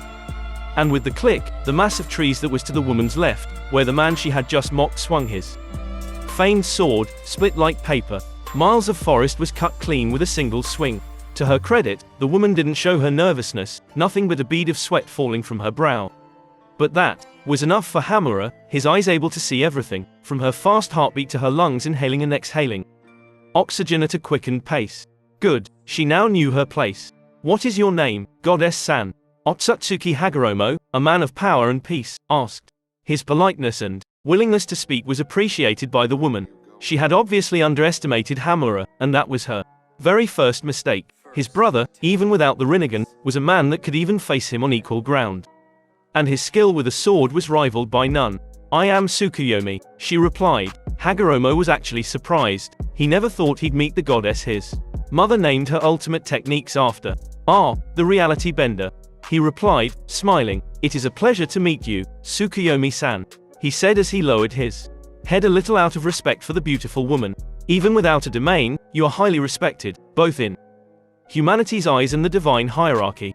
His powerful, feared eyes met her lavender ones, a small smile on her face. No matter what her dislikes were with him, a compliment from the legendary priest was something very appreciated by anyone who was given one. And quat, flattery will get you nowhere, Hagoromo-san. And quat, she decided to add the honorific since he was being so polite, not wanting to be shown up by a human. And quat, you will hand over those eyes. And quat, Hagoromo closed his eyes, a small smile on his face. And quat, polite manners, not flattery, Tsukuyomi-san, and quat, he replied. And quat, Andy and Arpos, am most curious as to why you and your people believe my eyes do not belong to me, and quat, he said. His voice was still calm, and neither man showed too much emotion, their faces ever stoic. And quat, those eyes are divine, and they do not belong to mortals. Life and death are powers that cause catastrophe when in your kind and Arpos' hands. And quat, she said truthfully. And quat, your mother is proof enough of that. And quat, thus, her second mistake. And quat, my mother does not represent all of humanity, just as you do not represent all deities. It is a narrow-minded, and to be honest, moronic way of thought. And quat, Hamura answered. His family meant everything to him, more than anything else, and he would not have others judge or claim to know what they clearly did not. And quat, and I will only say this once, and quat, he continued, the veins around his eye sockets bulging, and quat, never speak of my mother again, or I and Arpos, cut your tongue out, vermin, and quat, Hamura was a little overprotective, and quat, calm, brother, and quat, Hagoromo whispered, seemingly relaxing the angered man with his voice alone. And quat, but he is right, Tsukuyomi-san, and quat, his eyes met hers, and quat, leave our mother's name out of your mouth, and quat. He paused, letting the words sit before he gave her a small smile, and quat. Please, and quat, and quat, the two of you speak as if you can command me, and quat, the supposed goddess proclaimed with narrowed eyes. And quat, you are a but hairless apes, and quat, she snarled, and quat, know your place, and quat. With that said, the quat, reality bender and quat, shot off, an almost purple pink after image following her. She raised her arm and beams, the same color as her after image, shot from her body, rushing at the man who stole God's eyes. When the beams of pure chakra and life energy came within inches of the holy man's flesh, they suddenly stopped, only to begin shrinking, being absorbed into Hagoromo's body by the Preta path. Even the gods couldn't scar him. Tsukuyomi sighed. I was hoping to do this the easy way. She shook her head, but like all humans you can't see the bigger picture of things. She sighed again, this time dramatically. And here I thought the great priest of the six paths was a reasonable and intelligent man. Hagoromo just smiled softly at the woman. Intelligent, fairly, reasonable, on occasion. He chuckled softly to himself. As for this bigger picture, it's not about who can and can't see it. Hamura allowed himself a small smile. Already hearing this from his wise brother. It's about who can comprehend it. He smiled again, the straw that broke the camel's back, if you will. The air became heavy, the peaceful aura vanishing. Tsukuyomi's lavender eyes darkened to a deep purple, her very skin seemingly falling upwards towards the heavens, only leaving purple skin bright enough to blind some. A halo hovered over her head, almost pink hair standing, resembling wings. And then, the angelic form before them smiled. It was something that befitted a demon, not a divine entity. Such a foolish human, to act as if he is smarter than a goddess, she started. I will have those eyes, she snarled. The eyes you used to kill my brother.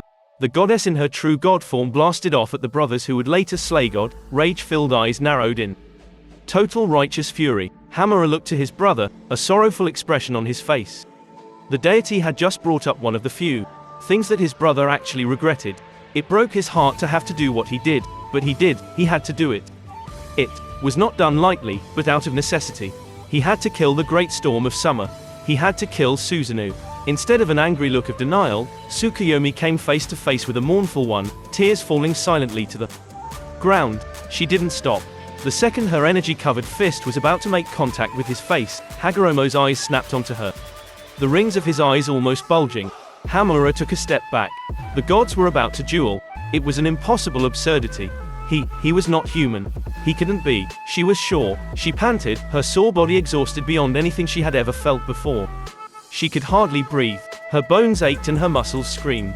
She had near infinite chakra, much more than her siblings, yet, she could hardly feel what was left. Was there anything left? She was alive, for now, so she must have some chakra. She tried to raise her head. She just laid there, not even able to raise her own head. This was pathetic, mortifying on a level she never knew existed. A human? No, that's wrong. He was not human. He was something else, transcended. He beat her down. He crushed her with such power she had actually been frightened by. He scared her. If she could, she would chuckle. She was proud of herself. Even without looking, she knew what was there. The surrounding, as far as the eye could see, and considering who was around at the time, that was extremely far, was scarred, flattened, razed. They probably split the country in two. Maybe not that bad, but she had never seen so much destruction, so much carnage. She had lasted 3 days. She was able to stand against the great priest for 3 days. Even if she didn't even scratch his skin, she had lasted for 3 days, and that in itself, to her, was the only kind of victory anyone who fought the holy man could attain. His shadow announced him, his passive and untired face soon staring at her from above. She looked at him with something akin to acceptance. She did not fear him anymore. Why would she? There was nothing she could do. Fear was an annoyingly human emotion, so she discarded it after realizing that Otsutsuki Hagoromo was even more powerful than she. Are you going to kill me now, too? Like you murdered my brother? She asked in a tired voice, more of a whisper than anything. The pain that entered the godman's eyes confused her. Tsukuyomi, the dropping of sand from her name was noticed. I did not wish to kill Susanoo. Then why did you? She screamed, not caring enough to hold the tears in anymore. You took him away from us. Hagoromo wouldn't allow his eyes to leave hers. It seemed it was time to tell her. Susanoo lost his mind when his wife was killed. He suddenly said. Tsukuyomi's eyes narrowed. He became insane, going into a killing frenzy for 5 days. He sighed at the goddess's disbelieving look. He killed thousands of people, Tsukuyomi. Thousands of innocent men, women and children lost their lives to his broken self. Liar, the goddess shouted, refusing to meet his truthful gaze. It's the truth. Hamura began. Ni-san and I tried to convince him to stop, even offered him our help. The younger of the twins huffed. The fool waited for my back to be turned to strike me like a coward. He continued, not really caring about the woman's feelings. He was killed trying to take my life. He was rabid, a mindless husk of his former self. Hagoromo finally allowed himself to close his eyes, the gravity of his actions weighing on his shoulders. Susanoo loved his wife more than life itself, and when a nasty demon took her away from him, he had lost himself. He took to bloodlust, craving nothing but death. He became what he and his brother fought, what they protected mortals from. Susanoo had become a demon. Seeing the genuine expression of regret and truthfulness caused her to clench her fists. She was such a fool. She had judged too soon, jumping to conclusions before she truly knew the situation. Brother, Hamura began, we need to go. Hagoromo turned to his twin, his fellow protector of the powerless. We have wasted enough time as it is. The pale-eyed Otsutsuki didn't mean to sound insensitive or arrogant, he just naturally sounded so. He carried more grace, more nobility than even Hagoromo, and if he was anything, he was blunt, to a fault, even. Hagoromo sighed. His brother was right. We must be taking our leave, Tsukuyomi-san. He nodded his head. We are needed elsewhere. With that said, the brothers turned, walking away without another word. The goddess had long since taken her human form again. She just sat in the destruction caused by her foolishness, tears running down her tired face. Her brother was turned into a monster, tainted by his own hatred and sorrow. And he was cleansed from the human realm by the holy sage. Tsukuyomi cried. Very little could cause the two most powerful men in world such absolute anger, such absolute rage that they were currently feeling. They were peaceful, caring men, their life mission to guard the sacred beauty that is life, rage and hatred were two things that were somewhat foreign to them. But right now, at this very moment, they were so very livid. The wildlife ran in the opposite direction, the plants whimpering in their presence. The ground trembled and the air was heavy and thick. There was no reverence shown to them by all things natural, only fear. They cried tears of anger. Everyone was dead. They had heard rumors of a demon rampaging across the country, leaving a trail of bodies and despair in its wake. But they didn't think that anything like this would happen. The demonic entity had only taken a handful of lives since the start of its carnage, but this was a massacre. The entirety of the small village was butchered, even the children. A small arm, that of a child, reached for the sky, buried in a pile of other bodies, broken and bloody corpses just laid out for anyone to see. It was a message. The foul creature knew they were tracking it. A sharp intake of breath sounded out behind them. Neither man was surprised. They had felt her trailing behind them, her obvious curiosity in him pushing her to follow, to witness with her own eyes what the men who stole form Kami did with their theft. She now wished she hadn't followed. What happened? Tsukuyomi asked. She was no stranger to death, having witnessed and caused bloodshed on and off the battlefield, but never before had she seen such malice, such horrid massacre in all her life. No matter what the reason, there was never a proper cause to murder children. They were innocent. The sins of their ancestors were just that, their ancestors. This was an ugly thing, something that made her sick. This is the work of the real enemy, Tsukuyomi-san. Hagoromo spoke, the anger in his voice cutting the very silence. Like a hot knife through warm butter. A brutal, disgusting act meant to anger us. Hagoromo began to walk through the blood-stained village, a look in his eyes that Tsukuyomi could not make out. There is only one thing wrong with his little plan. Hamura began, his pale eyes filled with wrath and fury. Tsukuyomi turned her head to the tall man, her face questioning. Hamura looked to his brother, the two of them sharing a look. It worked. The sound of Hagoromo clapping his hands together, his fingers then interlacing, was heard. And then, suddenly and without warning, the entire village lit up in a dark purple light. Tsukuyomi's eyes widened, her heart nearly stopping. The sheer size and density of the chakra the man before her was unleashing on the village was, to be blunt, omnipotent. He hadn't even used a sliver of a fraction of this kind of power against her. If he had, she would have surely died immediately. She was once again afraid of the holy soldier. The purple flames licked at the blood-soaked soil, a presence she was vaguely familiar with. Her breathing was labored, her throat suddenly dry. With her own eyes, she was witness to the most frightening feat she had ever seen in her lifetime. Yama, the king of hell, rose, his eyes matching that of the man she was now terrified of. The priest was commanding the bloody king of hell. With another huge surge of chakra and the great mouth of Yama stretched open to impossible proportions, obeying the commands of the sage. Again, with another incredibly ridiculous amount of chakra, the king began to spit green lights. Within seconds Tsukuyomi knew what the lights were. They were souls, the souls of the dead. The holy man was resurrecting the dead. It was terrifying. It was absurd. It was impossible. It was beautiful. Hagoromo wasn't just reviving the dead. He was like a beacon of rejuvenation, the scarred and broken bodies of the unfortunate murdered healing at rates not possible. Hagoromo was washing the death from the land, breathing life back into the village, in both the villages and nature. He was fixing the world, it seemed. Tsukuyomi managed to tear her hypnotizing stare from the man and fixed it at his brother. she was met with something rather strange. Hamura was smiling. The last soul left the king of hell's mouth, the last of the deceased raised. With a silent command, Yama slowly faded back into the ground, the purple flames and overwhelmingly dark presence retreating. Moving with purpose, the brothers began to make their way out of the village, a confused goddess hot on their heels. Why hadn't they waited for the mortals to gain consciousness? Why hadn't they accepted the inevitable thanks and reverence they would have definitely received? It was a little suspicious. Her curiosity eventually won out, and she asked the question that practically burned the tip of her tongue, demanding to be voiced. Why did you leave before the mortals woke? She raised an eyebrow. Have you something to hide? Hagoromo stopped, Hamura doing the same. The priest looked tired. The next words he spoke would change the way the goddess looked at him forever. I wish to keep my humanity. Bringer of Peace Chapter 5, the serpent's tongue. He felt so peaceful. The beautiful woman who sat in his lap, her back pressed against his chest, gazed at the stars with him. The sky was a dark shade of blue, the fiery sun setting, oranges, yellows and reds mixed in a cacophony of beauty. The gentle breeze caressed their exposed skin, dancing in a way only the wind could. It wasn't cold, not with their natural body heat comforting them. The soft grass tickled their skin, reminding them that they weren't alone. They were never alone, for Mother Nature was on their side.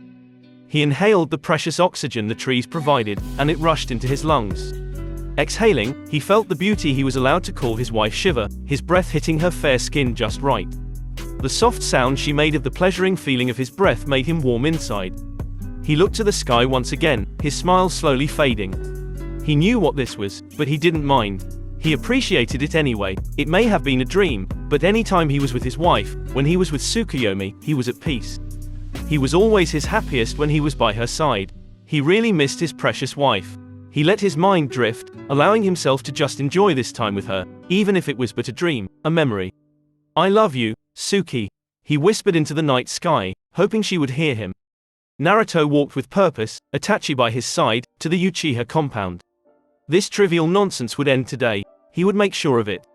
The Uchiha clan, one of the founders of the great Konohagakure no Sato, was planning to do something very, very stupid. It shouldn't have been surprising, though. All of humanity seemed infantile through his new eyes, but it still seemed too foolish to be contrived by actual adults. The mere thought sent his already baffled mind into something intimate with oblivion, and that said something about this coup d'etat his descendants were planning. The Kyuubi attack had damaged more than just the village itself. With the attack, the relationship between the Uchiha with the rest of the villagers was all but broken. Herded into a corner of the village like sheep, the Uchiha had felt betrayed, ostracized by the very place they had shed blood for, protected for years, going as far as turning their backs on Uchiha Madara, their beloved patriarch. As a result, the sheep took off their clothes, and the wolves emerged. They cast aside their loyalties and took up the sword, believing the only freedom they could find was through a takeover. It was nothing but something akin to childish retaliation in the eyes of the blonde. Though the village was in the wrong for dumping the blame for something they had no part of on the clan as a whole, that did not mean the Uchiha were in the right. With what they were planning, war was inevitable. Unfortunately, in this shinobi world, weakness was one of the many sparks that could flare up a war. If one village struck, the others would follow. It was like a chain reaction, a sequence of events that could be predicted by even the thickest of fools. If the Uchiha attacked, those loyal to the Sandaime and the current system of things would retaliate. It would end in something even more disgusting than world wars, civil war. When family fought family, it was the saddest of things. Unity was crucial, if not the very foundation, of peace, and when people of one nation fought one another, it was the exact opposite of what needed to be done. And with civil war, no matter the victor, the village would be weakened. And weakness, as stated before, was the harbinger of war. A bringer of peace such as the Rakudo Sennin would have none of that. When he was told by a distraught Itachi, which was one of the few times he had seen the boy not his stoic, calm self, that something drastic would be definite if the situation with the Uchiha and Konoha Council didn't change fast, he knew what was needed to be done. That's when he decided to step in, to put all of his cards on the table, to take his first step in changing the world, to bringing it peace. The fear and anxiety in the person he called friends. Eyes had been a gentle, but needed, push in the right direction. It was time he spoke to the Uchiha of Konoha. Arriving at the clan compound, Itachi led Naruto to his family's home, a nervous look in his onyx eyes. Naruto noticed this, and smiled. Do not worry, little dragon, he began. This is for the sake of our people, our family. Itachi felt a pang in his heart. Finally, someone who thought like him and Shisui arrived, having what was needed to change the current cycle, the cycle of hatred. Hi, Senin Sama, Itachi replied. He took a deep breath of the afternoon village air, schooling his emotions into cool stoicism. It really surprised Naruto how the little dragon could calm his mind with such ease. It was a skill most had to work their entire lives for, and even then, complete mastery of one's emotions was as rare as it was difficult. But of course, Itachi was always one to completely break plausibility. He was but a child himself, and yet, even in this war-bound shinobi world, he had access to skills that made veterans green with envy. He could truly be a nightmare, if he had sunken as low as the rest of humanity. Again, despite all odds, Itachi was, and this was what earned him the respect of the Rakudo Sennin, a pacifist. He possessed power, he didn't crave it. He could look down on others. But he didn't. He could take as many lives as he wanted, but chose to stay his blade when he could. Yes, Uchiha Itachi was like him, like his brother. He was a bringer of peace. I'm home, Itachi called out when they walked into the lavish home of the clan head. Traditionally styled, Naruto decided that it was too much for his tastes. They walked through a small hallway, their feet making soft noises on the wooded floors. Entering what he believed to be a kitchen, the two were greeted by a beautiful woman with long black hair. Itachi's mother smiled when she saw her son. Itachi-kun, Mikoto greeted gently, her smile somewhat falling when she saw who was with him. Who's this? Itachi-kun, she asked as politely as she could. She wasn't hesitant about the blonde because of his status as the J word, that's what Naruto started calling it, Jinchuriki being just too ugly a word to leave his tongue, but because of who his parents were. Mikoto was one of the few people Uzumaki Kushina could confide in. That being said, Mikoto knew that the red-headed woman was pregnant before Minato-san did.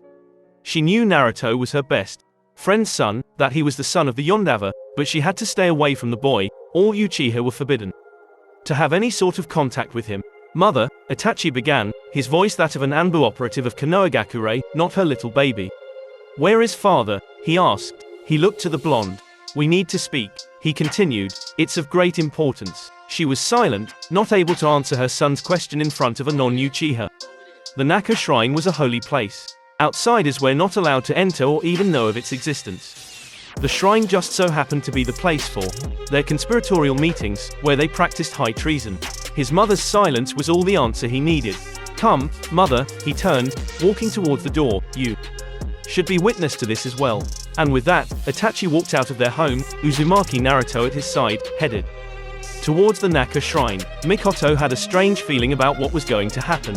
She just couldn't determine if it was going to be a good strange, or a bad one. Explain yourself, Itachi. The deep and distinctly shocked voice of his father, Uchiha Fugaku, vibrated in the small room they entered not a minute ago. When Itachi walked into the Naka shrine with a stranger, the clan head had been shocked. When he noticed the stranger was Uzumaki Naruto of all people, he had been furious. His son was putting the entire clan at risk. Father, this coup you are planning, Itachi looked to his friend who, nodding his head, gave him the courage to do what was right. It ends today. He spoke, his voice laced with authority. Fugaku was not impressed. And why is that, boy? He asked. Itachi stayed silent, letting the person who decided it was a smart idea to speak to the Uchiha like they were foolish juveniles talk. Because I say it does, Fugaku Baka. His host body's characteristics came and went like a fickle woman. It was very annoying. An outsider, never mind a child, has absolutely no right to speak here, nor do they deserve to speak to me in such a way. Fugaku replied, calmly, even though his expression was that of annoyance. But it is you who is both the child and the unworthy. Naruto smirked, the man's scowl amusing him. You will listen to me, boy. I promise you that. He usually didn't speak like this, his innate polite respectfulness always taking over, but this was a time when it was necessary. The Uchiha, in a general sense, were the embodiment of hubris. The only way to make them listen was, well, to actually make them listen. I have no intentions of letting you speak to me like this, Uzumaki. Fugaku was still trying his best to keep his cool. Injuring the Jinchuriki, who just happened to wield the Rinnegan, would be catastrophic. The Uchiha were already on thin ice at the moment. A spectacle like that would have the village looking where they couldn't afford him to. Look, Naruto's ringed eyes met the black ones of the Uchiha clan head, and everything changed. Slowly, one by one, black tomoe began to appear on the rings of the purple eyes. Every time a single tomoe appeared, Fugaku couldn't help but blink. Mikoto, who was sitting next to her husband, gasped, her heart stopping. A Rinnegan with 9 tomoe, sitting on its rings, stared at the Uchiha patriarch and matriarch. He had made his point, and fulfilled his promise. They would now listen to him. Do I have your attention now, Fugaku? He asked, dropping the barker, knowing that he'd have to suppress his childish tendencies for the conversation to go as planned. He took the man's silence as a yes, and continued. It saddens me, to my very core, Fugaku, that the Uchiha are treated in such a way. He stated in complete honesty. It also saddens me, however, that you have sunken so low. The Uchiha clan head narrowed his eyes, a dangerous glint in the now crimson orbs. Ah, see, he began, right there. That is what shall be your downfall. He sighed. Mikoto just stayed silent, watching the blonde with mute awe. His eyes, he said that those eyes would return. Father, I have successfully secured the Uchiha's safety, Itachi announced, snapping his father out of his angry thoughts. Oh, he asked, patronizingly. And how's that? He asked, still upset that his son had brought a stranger into their sacred shrine. The Rakudo Sennin, the little dragon, spoke his name into existence. He walks the earth, again. His face was one of complete seriousness, not a shred of doubt or farce in his eyes. He was telling the truth, or at least he truly believed it was. You interrupt an important meeting, bring an outsider to our holy ground, and all you have to say for it is that a man long dead has returned to save us. Fugaku stood, fixed Itachi with a look of rage and disappointment, and stalked towards the door, his already thin patience vanishing. I do not wish to save the Uchiha clan alone, Fugaku. Naruto's soft voice rang through the room, almost echoing off the cold, stone walls.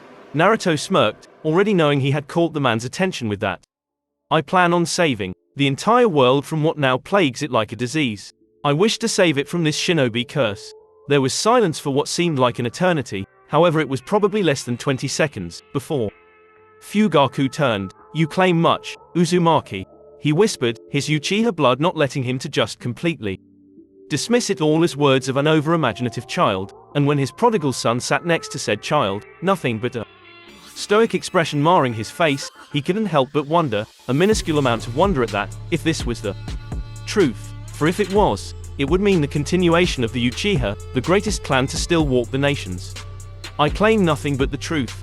Naruto continued, and if we're being truthful, I must say, I'm more than a little disappointed in you. He let his gaze fall on even that of Mikoto, all of you. The matriarch flinched while those eyes held her in their sights. It was like he could see her very soul. The fact that he didn't like what he saw somehow hurt her, which was very odd, this being the first time she had ever met her friend's son. And why is that?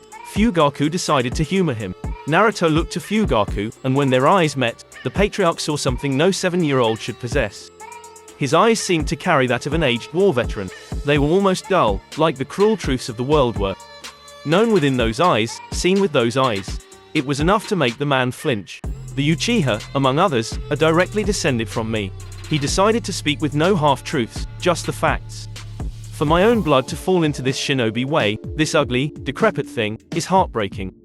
He held the stubborn man's gaze, looking at him like a disappointed father would their child. Had I not brought peace to this world? Had I not shown you all the way? He shook his head. Had I not left behind instructions for those with eyes like ours?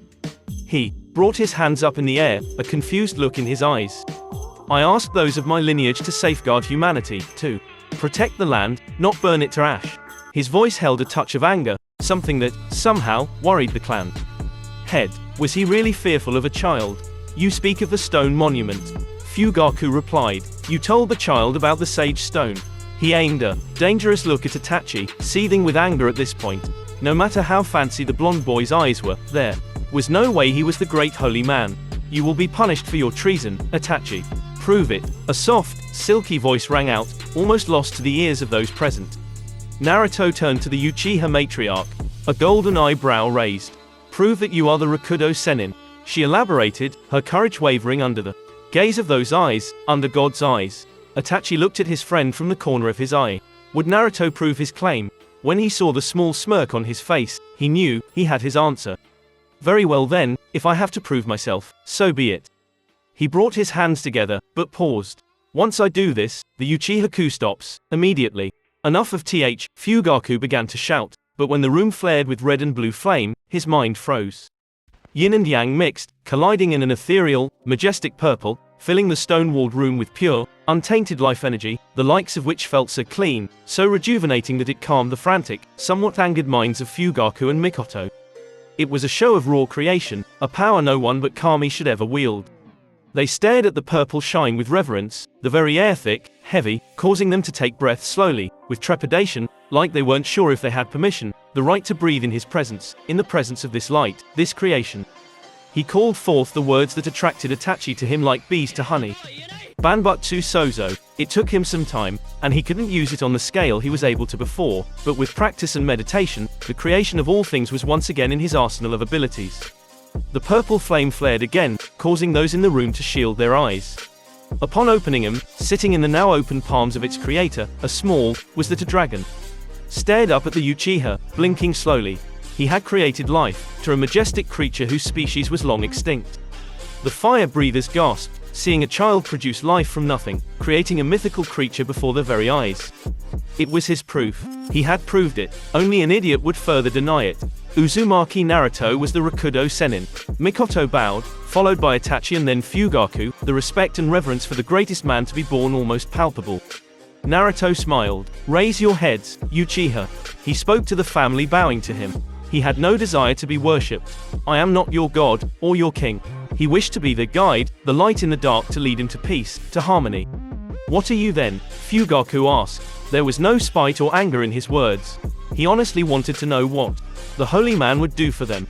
He was under so much stress with the clan that he almost forgot what hope and happiness felt like. The only time he ever felt something more than resentful rage was when he saw his youngest child's smile. Sasuke was his little slice of relief in the thick darkness he and his whole clan were drowning in.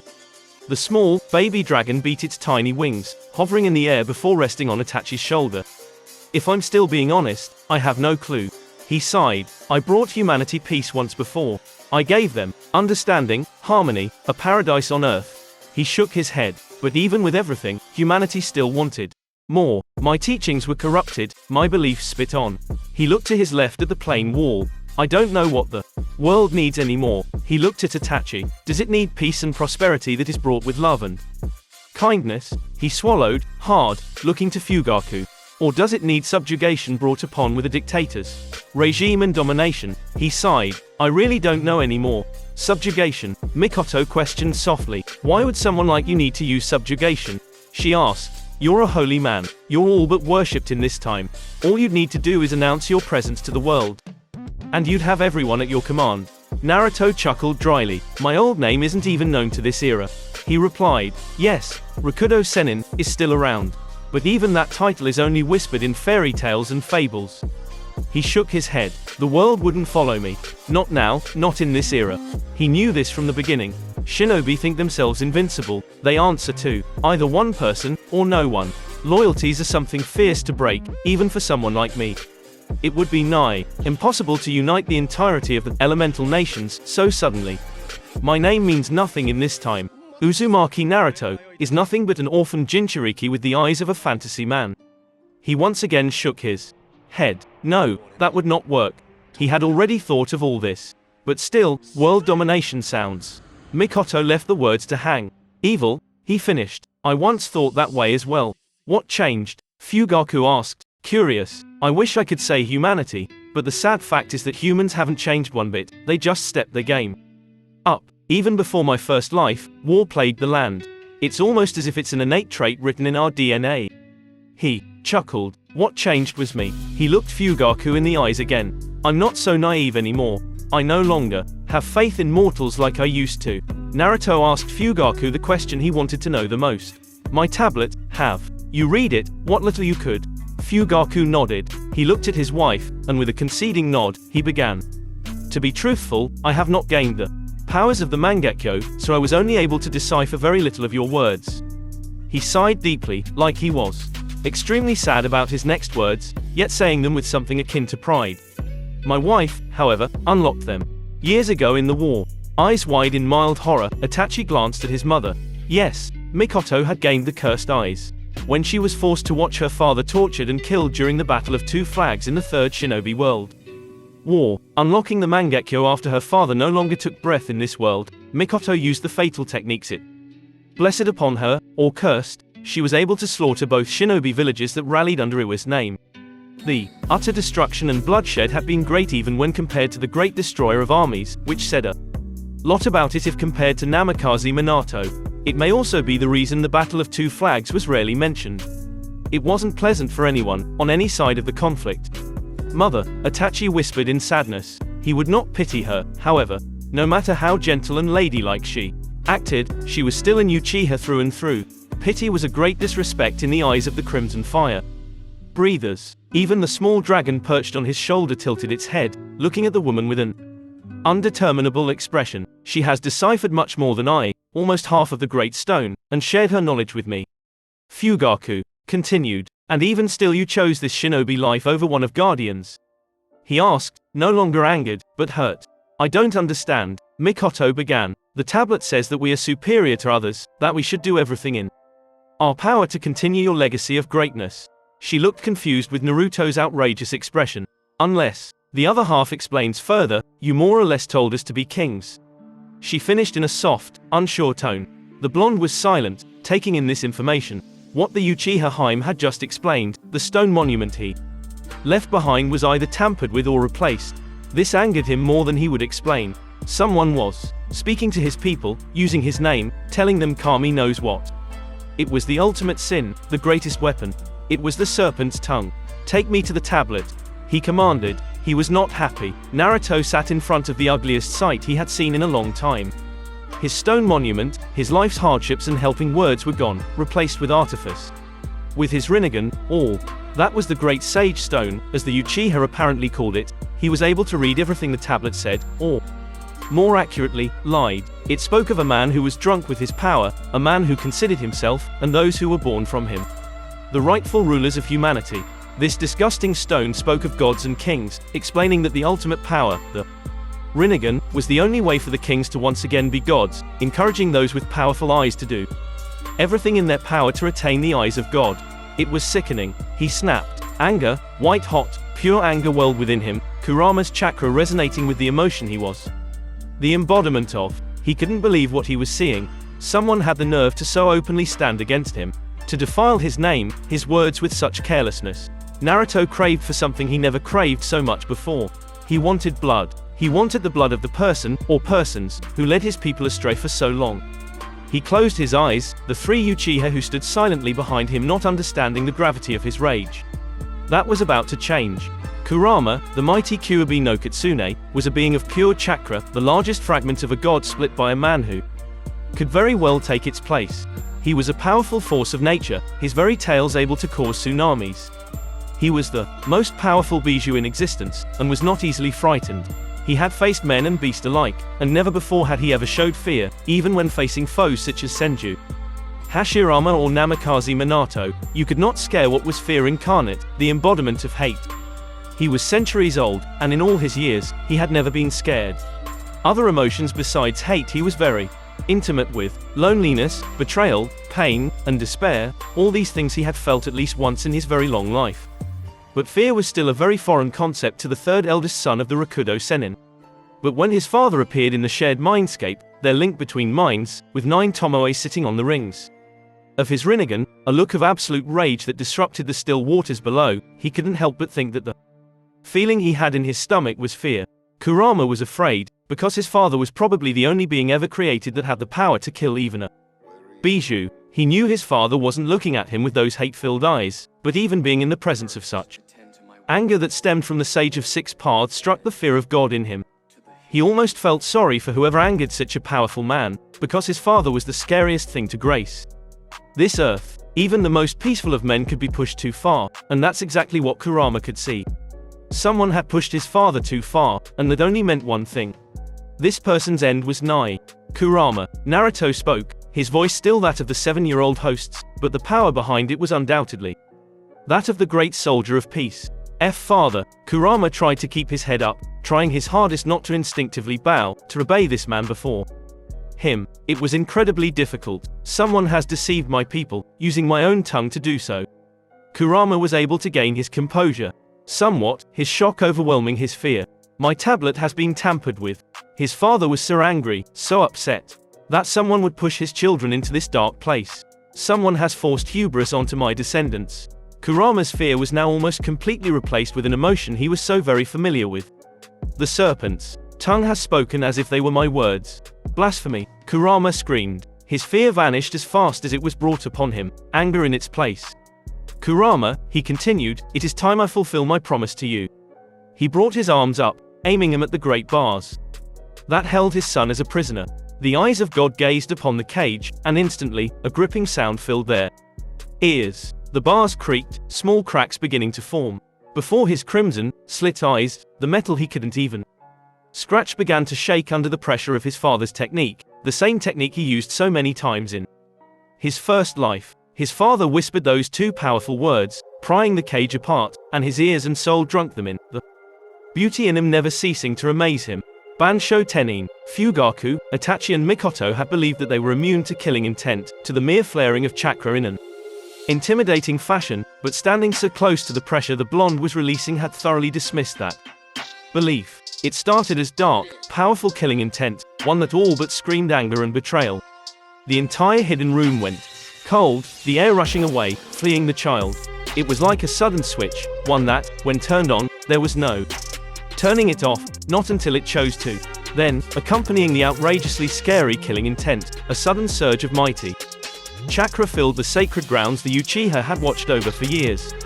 The chakra was the exact opposite of the terrifyingly dark intent to kill. It was gentle, yet firm. It was soothing, yet jarring. It was both powerful, frighteningly so, and, in the only word the Uchiha could describe such clean chakra, divine. The walls shook, cracking under the pressure of such might. The ground rumbled, the air crying in fear. And then, a polar opposite joined the fray. Dark, ominous chakra that could only be described as demonic wrapped around the small form, filling the room with a dark red-black energy, only to vanish just as fast as it appeared. With the Sharingan, the Uchiha witnesses could remember the overwhelming chakra signature of the Kyuubi. Naruto was confronting the greatest of the Bijou, and with his confident, joyed face, they could tell that he did so on his own accord. The fact that he showed no fear, but happiness, only further proved that he was the creator of the Bijou, and the father of their clan. With the might of Kami herself, the father set free the son. Naruto stared at the free form of his son in silence, marveling at the beauty he possessed. It was enough to calm his enraged mind, but it wasn't enough to make him forget. I plan on hunting who's responsible for this sin, and I plan to make them suffer, just as my children have suffered by his hand. He looked to his son, an expression of uncertainty. I wish it were different, but with my current strength. He sighed. Will you help me, my son?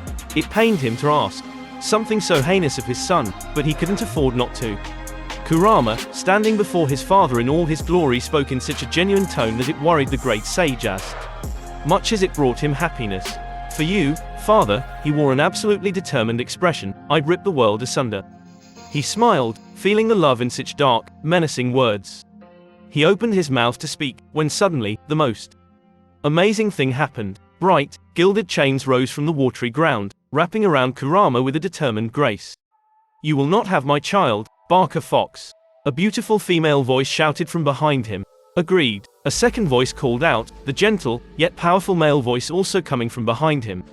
Naruto turned, and was fascinated by what he saw. His parents were ridiculously clever. Bringer of Peace Chapter 6. Speak the devil's name. The gilded chains that held his son back were so bright, so beautiful it reminded him of his wife. Naruto turned, his powerful eyes meeting what should be impossible. Long, scarlet hair was the first thing he saw. Her fair skin and beautiful violet eyes came next, the determined, and slightly fearful, expression on her face greeting his shocked one. She was Uzumaki Kushina, his mother, his mortal mother. She was beautiful. A shock of bright, sun-kissed hair greeted him next, ocean blue eyes locking onto his purple, ringed ones. The man before him was a legend, a hero, a daydream and a nightmare. He was Namikaze Minato, his mortal father. His parents. I won't let you hurt my son, Kushina shouted, tightening the chains that were made completely out of her chakra. Kurama grunted under the pressure, but stayed still nonetheless.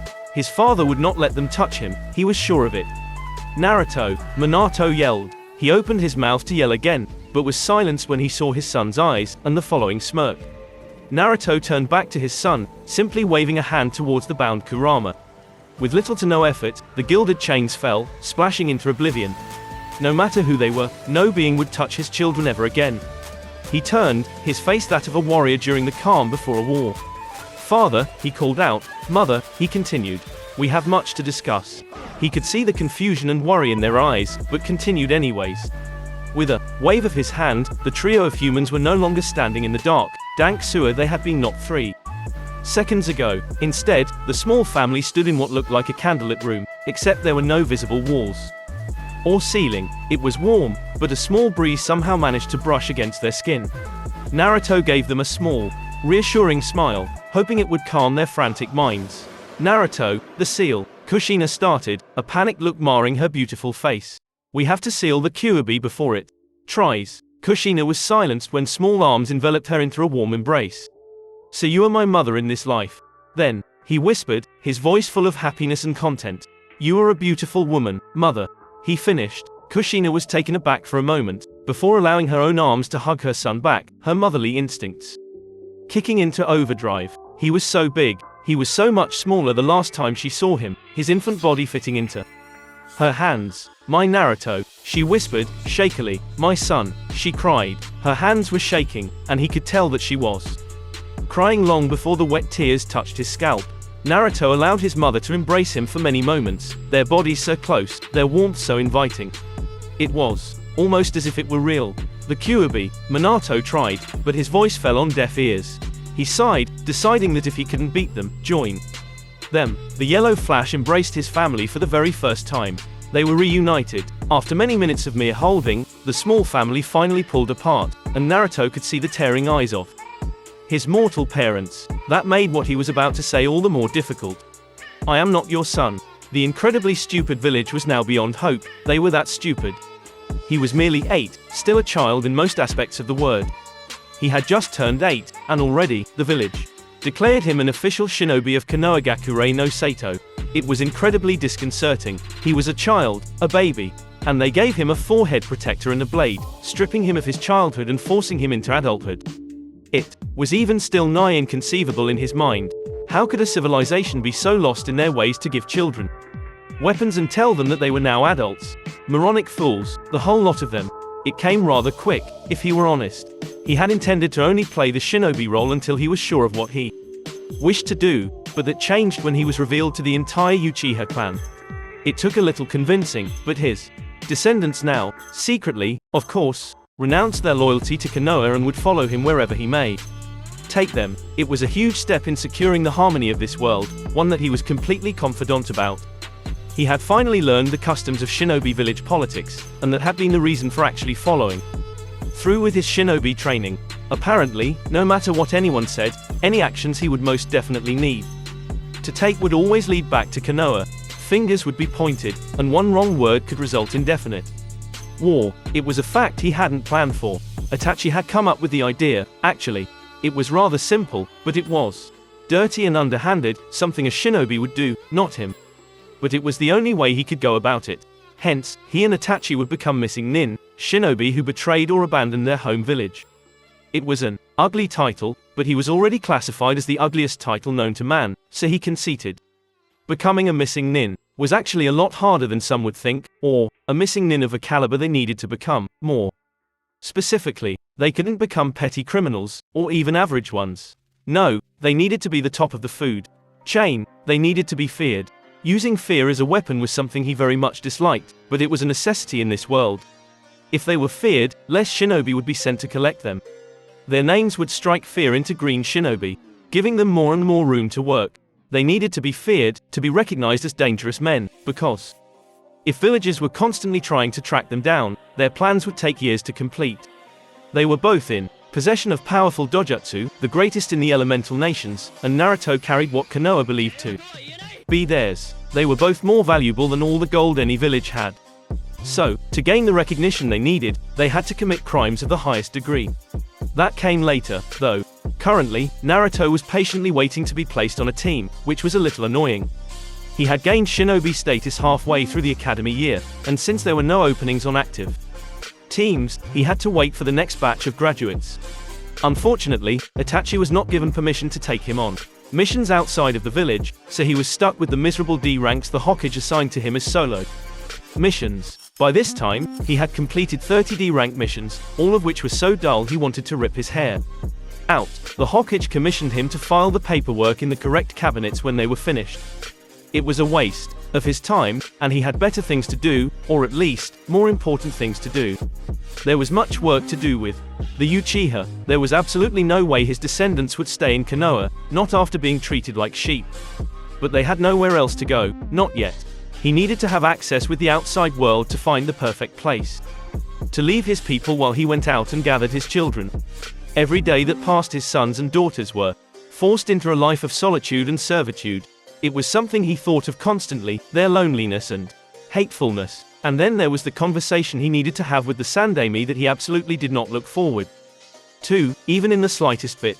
The stone monument that had been tampered with to the point that it was hardly his stone monument anymore, brought something to his attention, and during his little reunion with his mortal parents, he slowly discovered something that smelt sinister. What do you mean you're not our son? Kushina asked in confusion. Naruto gave her a sorrowful expression. I am Uzumaki Naruto, but at the same time, I am not. He started. His mother looked at him in a way only a mother could, a way that hurt him to continue. The best way that I can explain it is to be blunt. He began. It may be confusing, but please listen to the end, okay? Kushina went to say something, but Minato stopped her. Our son has something to tell us, Kushina. He stated in such a way that practically screamed with the power he once had. His father looked to be an average, kind and gentle man, but those that knew him to be the deadliest man since the Sandami in his prime. Let's listen to him like good parents should. He continued with a small smile that could even make his enemies blush. Kushina was silent for a moment, before nodding slightly. Naruto gave his mortal father a smile of his own in thanks. Before beginning, the two of you have at least heard of reincarnation, correct? He asked his parents. When he received short nods, he went on. Well, I have been reincarnated as your son, as Uzumaki Naruto. Seeing the worried expressions of his parents, Naruto held up a hand to prevent them from interrupting. Please, just listen, he kindly requested. When I first walked the earth, I was known as Otsutsuki Hagoromo. I have been called many things in that life, a priest, a sage, a holy man, the savior of this world, but the most prominent title I was given was the Rakudo Sennin. Minato finished, breathlessly. Kushina looked at her husband in exasperation. But when she turned back to her son, his expression genuine, she lost her breath. Her son, was he truly the Rakudo Sennin? Was her Naruto the reincarnation of the holy sage of 6 paths? Yes, father, I am, was the Rakudo Sennin. He admitted. When you gave birth to, he was about to say, host, but intelligently reminded himself that the host's parents were in front of him, so changed his words skillfully. Naruto, I was lured to a confrontation of wills. These words confused his parents a great deal. Your son was to be the next link in a rather long chain. He decided to let them know the whole truth. My human children, Indra and Ashura, have been locked in a battle that's lasted 1,000 years. He sighed while shaking his head. Like my own chakra, theirs was too powerful, too sentient that it could never truly pass on to the pure world. Unlike me, however, they chose to transmigrate, to be reincarnated as humans and continue their foolish war. Minato and Kushina listened with extreme interest. They were hearing ancient history, that's for sure. The last two links in the chain reshaped the landscape and changed much of the world. He continued. They were Uchiha Madara and Senju Hashirama. He stated, causing his parents to gasp. Are you saying that two of the most powerful shinobi in our history were actually reincarnations of your sons, whose sole purpose was to continue an age-long war that's never been settled? Minato asked, trying to connect the dots of the story. Yes, Naruto began, they were both possessed by my human children. Before he could continue, Kushina spoke up. Why do you keep saying human children? She asked. What other kind of children are there? It was kind of irritating her, the way he made sure to put human before children when speaking of his war-thirsty sons. Naruto smiled. Waving his hand behind him, Kurama's free form was let into the room of beginnings, the birthplace of all 9 Bijou. The tailed beasts, Naruto began in a gentle, loving tone, are my creations, my children. Kushina stumbled back, taken aback by his declaration. Kurama is my third child, my first creation. He turned to his beautiful, nine-tailed son and smiled. Why you? Kushina tried to say, her words jumbled and her mind a mess. Naruto could see his father tense, his shinobi-trained body ready to take action at any moment. And when he took his father's speed and natural reflexes in consideration, he was somewhat hesitant to test the theory of him being in total control of his own mind. Kurama will not harm you, have no fear. He tried to reassure his nervous parents. He isn't the bloodthirsty monster you believe him to be. He tried. He is misunderstood and bitter due to his constant unjust imprisonment. Unjust. Kushina spit out. He's taken countless lives, ours included, in case you forgot, she finished. Naruto sighed. If you were captured for the only purpose of leverage in pointless wars and sealed into human prisons for years at a time, wouldn't you be upset? He spoke, trying his best to defend his son. And let's not forget about the man in the mask. Kurama chimed his 2 cents in, the eyes of the Yondaver immediately widening. The man in the mask, he shouted. That's right, Naruto, you, the blonde raised a hand though. Please, whatever you wish to say can be explained later. He started, I wish to finish our previous conversation before we start another. Waving Kurama out of his parents' sight, they nodded, allowing him to continue. When Madara mixed Hashirama's cells, he was able to waken the Rinnegan through the combining of Ashura's and Indra's chakra, he explained. Before that happened, the cycle should have continued. Ashura and Indra should have transmigrated. Uzumaki Naruto was to inherit Ashura's chakra, while Uchiha Sasuke was to inherit Indra's. Mikito's son, Kushina said sadly. Naruto went on. When Indra remembered the power he possessed when he had Ashura's chakra, he desired more. He always wished to have my eyes, to have my power, but was never able to accomplish his goals in his life, until Uchiha Madara. Yes, Madara was brilliant, for he was able to accomplish something even Otsutsuki Indra, a genius, even in the eyes of the Sage of Six Paths, could not. It was frightening. Deciding to strike at his brother while he transmigrated to another host, he tried to absorb Asura's chakra. He then smirked. That's when I showed up. He still didn't know how it was possible, but that was of little importance. I was beckoned to my children. An unknown force brought me to my struggling children, and that's when I decided to step in, to break the cycle. He looked at his parents. Are you still with me? He asked. Kushina and Minato nodded, if hesitantly. Yes, I think we are. Minato replied. Please, continue, he offered. Nodding, Naruto continued. I then proceeded to absorb my children's chakra, and then bonded with your sons. Soul. This made both Minato and Kushina sharpen, wanting to understand everything that involved their son, their Naruto. So you can say that I am both Hagoromo and Naruto. But because Naruto was but a newborn, and I had already lived a full life, and then some, I took over as the main influence. He smiled. Naruto is me, and I am Naruto. We are no longer two separate beings, but one new, improved one.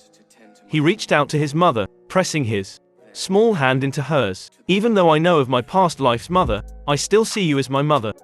This life is the only one that matters right now, and you are my only mother in this life. He looked at her, hesitantly. Unless, you aren't okay with that, he whispered. He knew the logic behind everything, but that didn't matter to him. Uzumaki Kushina was his mother, no matter who anyone saw him as. She had given birth to him, to his body, his temple, so in that sense, she really was his biological mother. Kushina was silent for all but a millisecond before she wrapped her arms around her son and squeezed. No matter who or what you all have been, she said in a comforting tone, you will always be my son. If he thought he'd get rid of her that easy, he was in for a big shock. She was his mama, end of story. He couldn't help the small, genuine smile on his face. He had never felt such strong love from a mother in his life. It was pleasant, and no matter how much you'd like to get rid of me, Minato started, wrapping his arm around his family again. I am your father, you hear me? He said proudly. It wasn't every day you fathered the Rakudo Sennin. Naruto chuckled at his father. He liked the sound of that, his father, and sighed happily.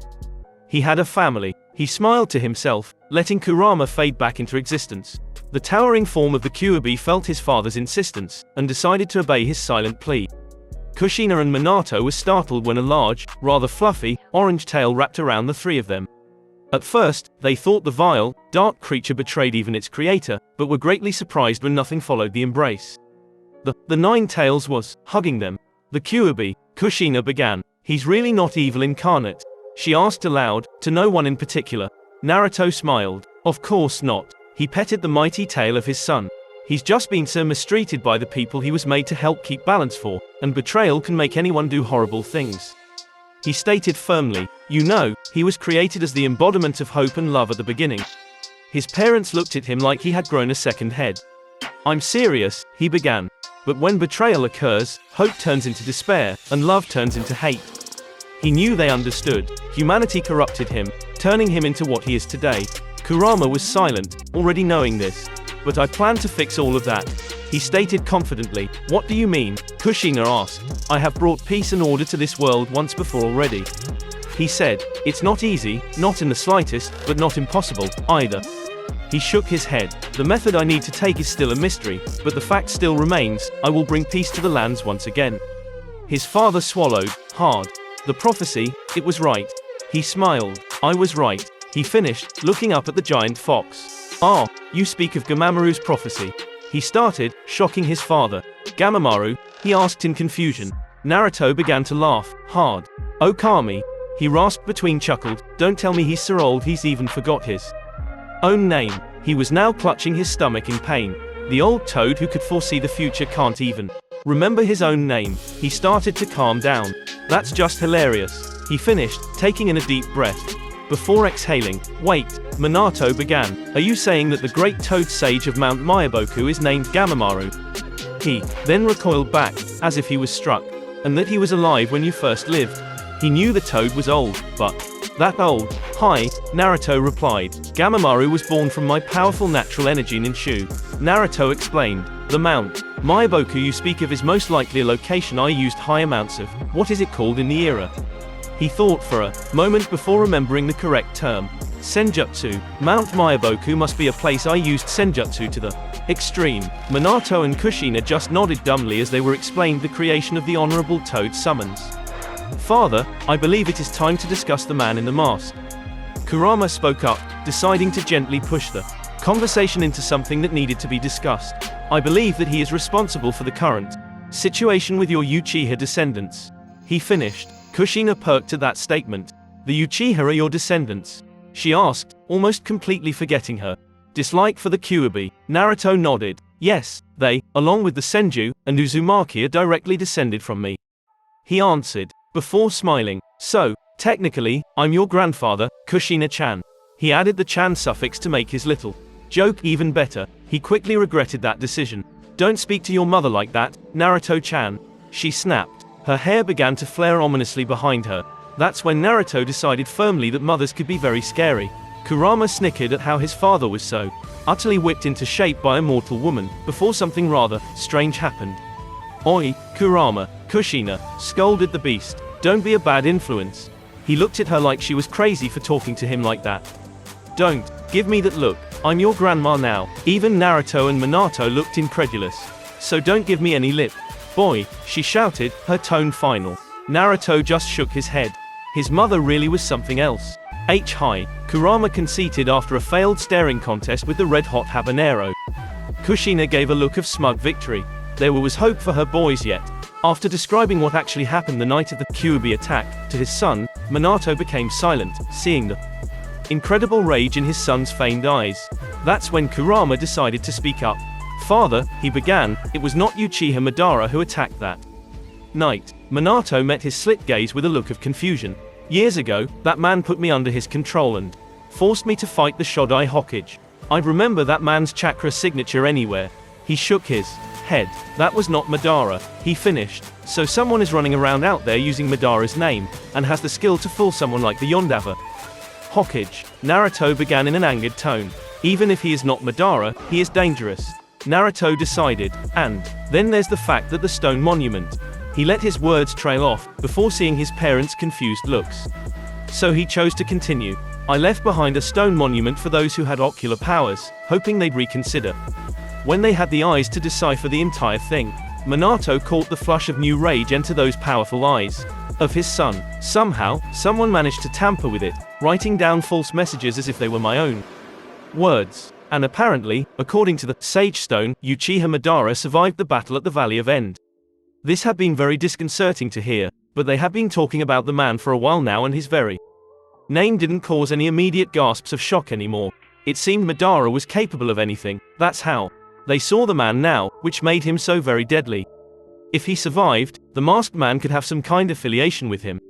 Minato thought out loud, and if that's the case, we have a serious problem on our hands. Kushina looked at her husband. What do you mean? She asked curiously. And what? Besides the obvious, and what? He started, receiving a nod from his wife, and what? The alliance of two men who could enslave a Bajua with a single look would complicate things. And what? He decided to choose his words carefully when it came to the tailed beasts around his son. He knew if anyone badmouthed Naruto, he and Arpos, D be the first to defend him, and not just because Hei was the fastest man alive. And what? And the fact that the masked man was able to break through multiple Anbu guards, separate you and I, release the Q Kurama, and what? He fixed his slip-up, and what? And then fight me while unleashing the power of Bijou on the village all almost flawlessly will already make this plan of yours difficult, Naruto. And what? He shook his head. And what? I wish we didn't an Arpos. T have to leave you. And what? He hissed softly, his emotions in turmoil at the thought of abandoning his child. Again, Kushina mirrored his sorrow, turning to her son. And what? I don an Arpos.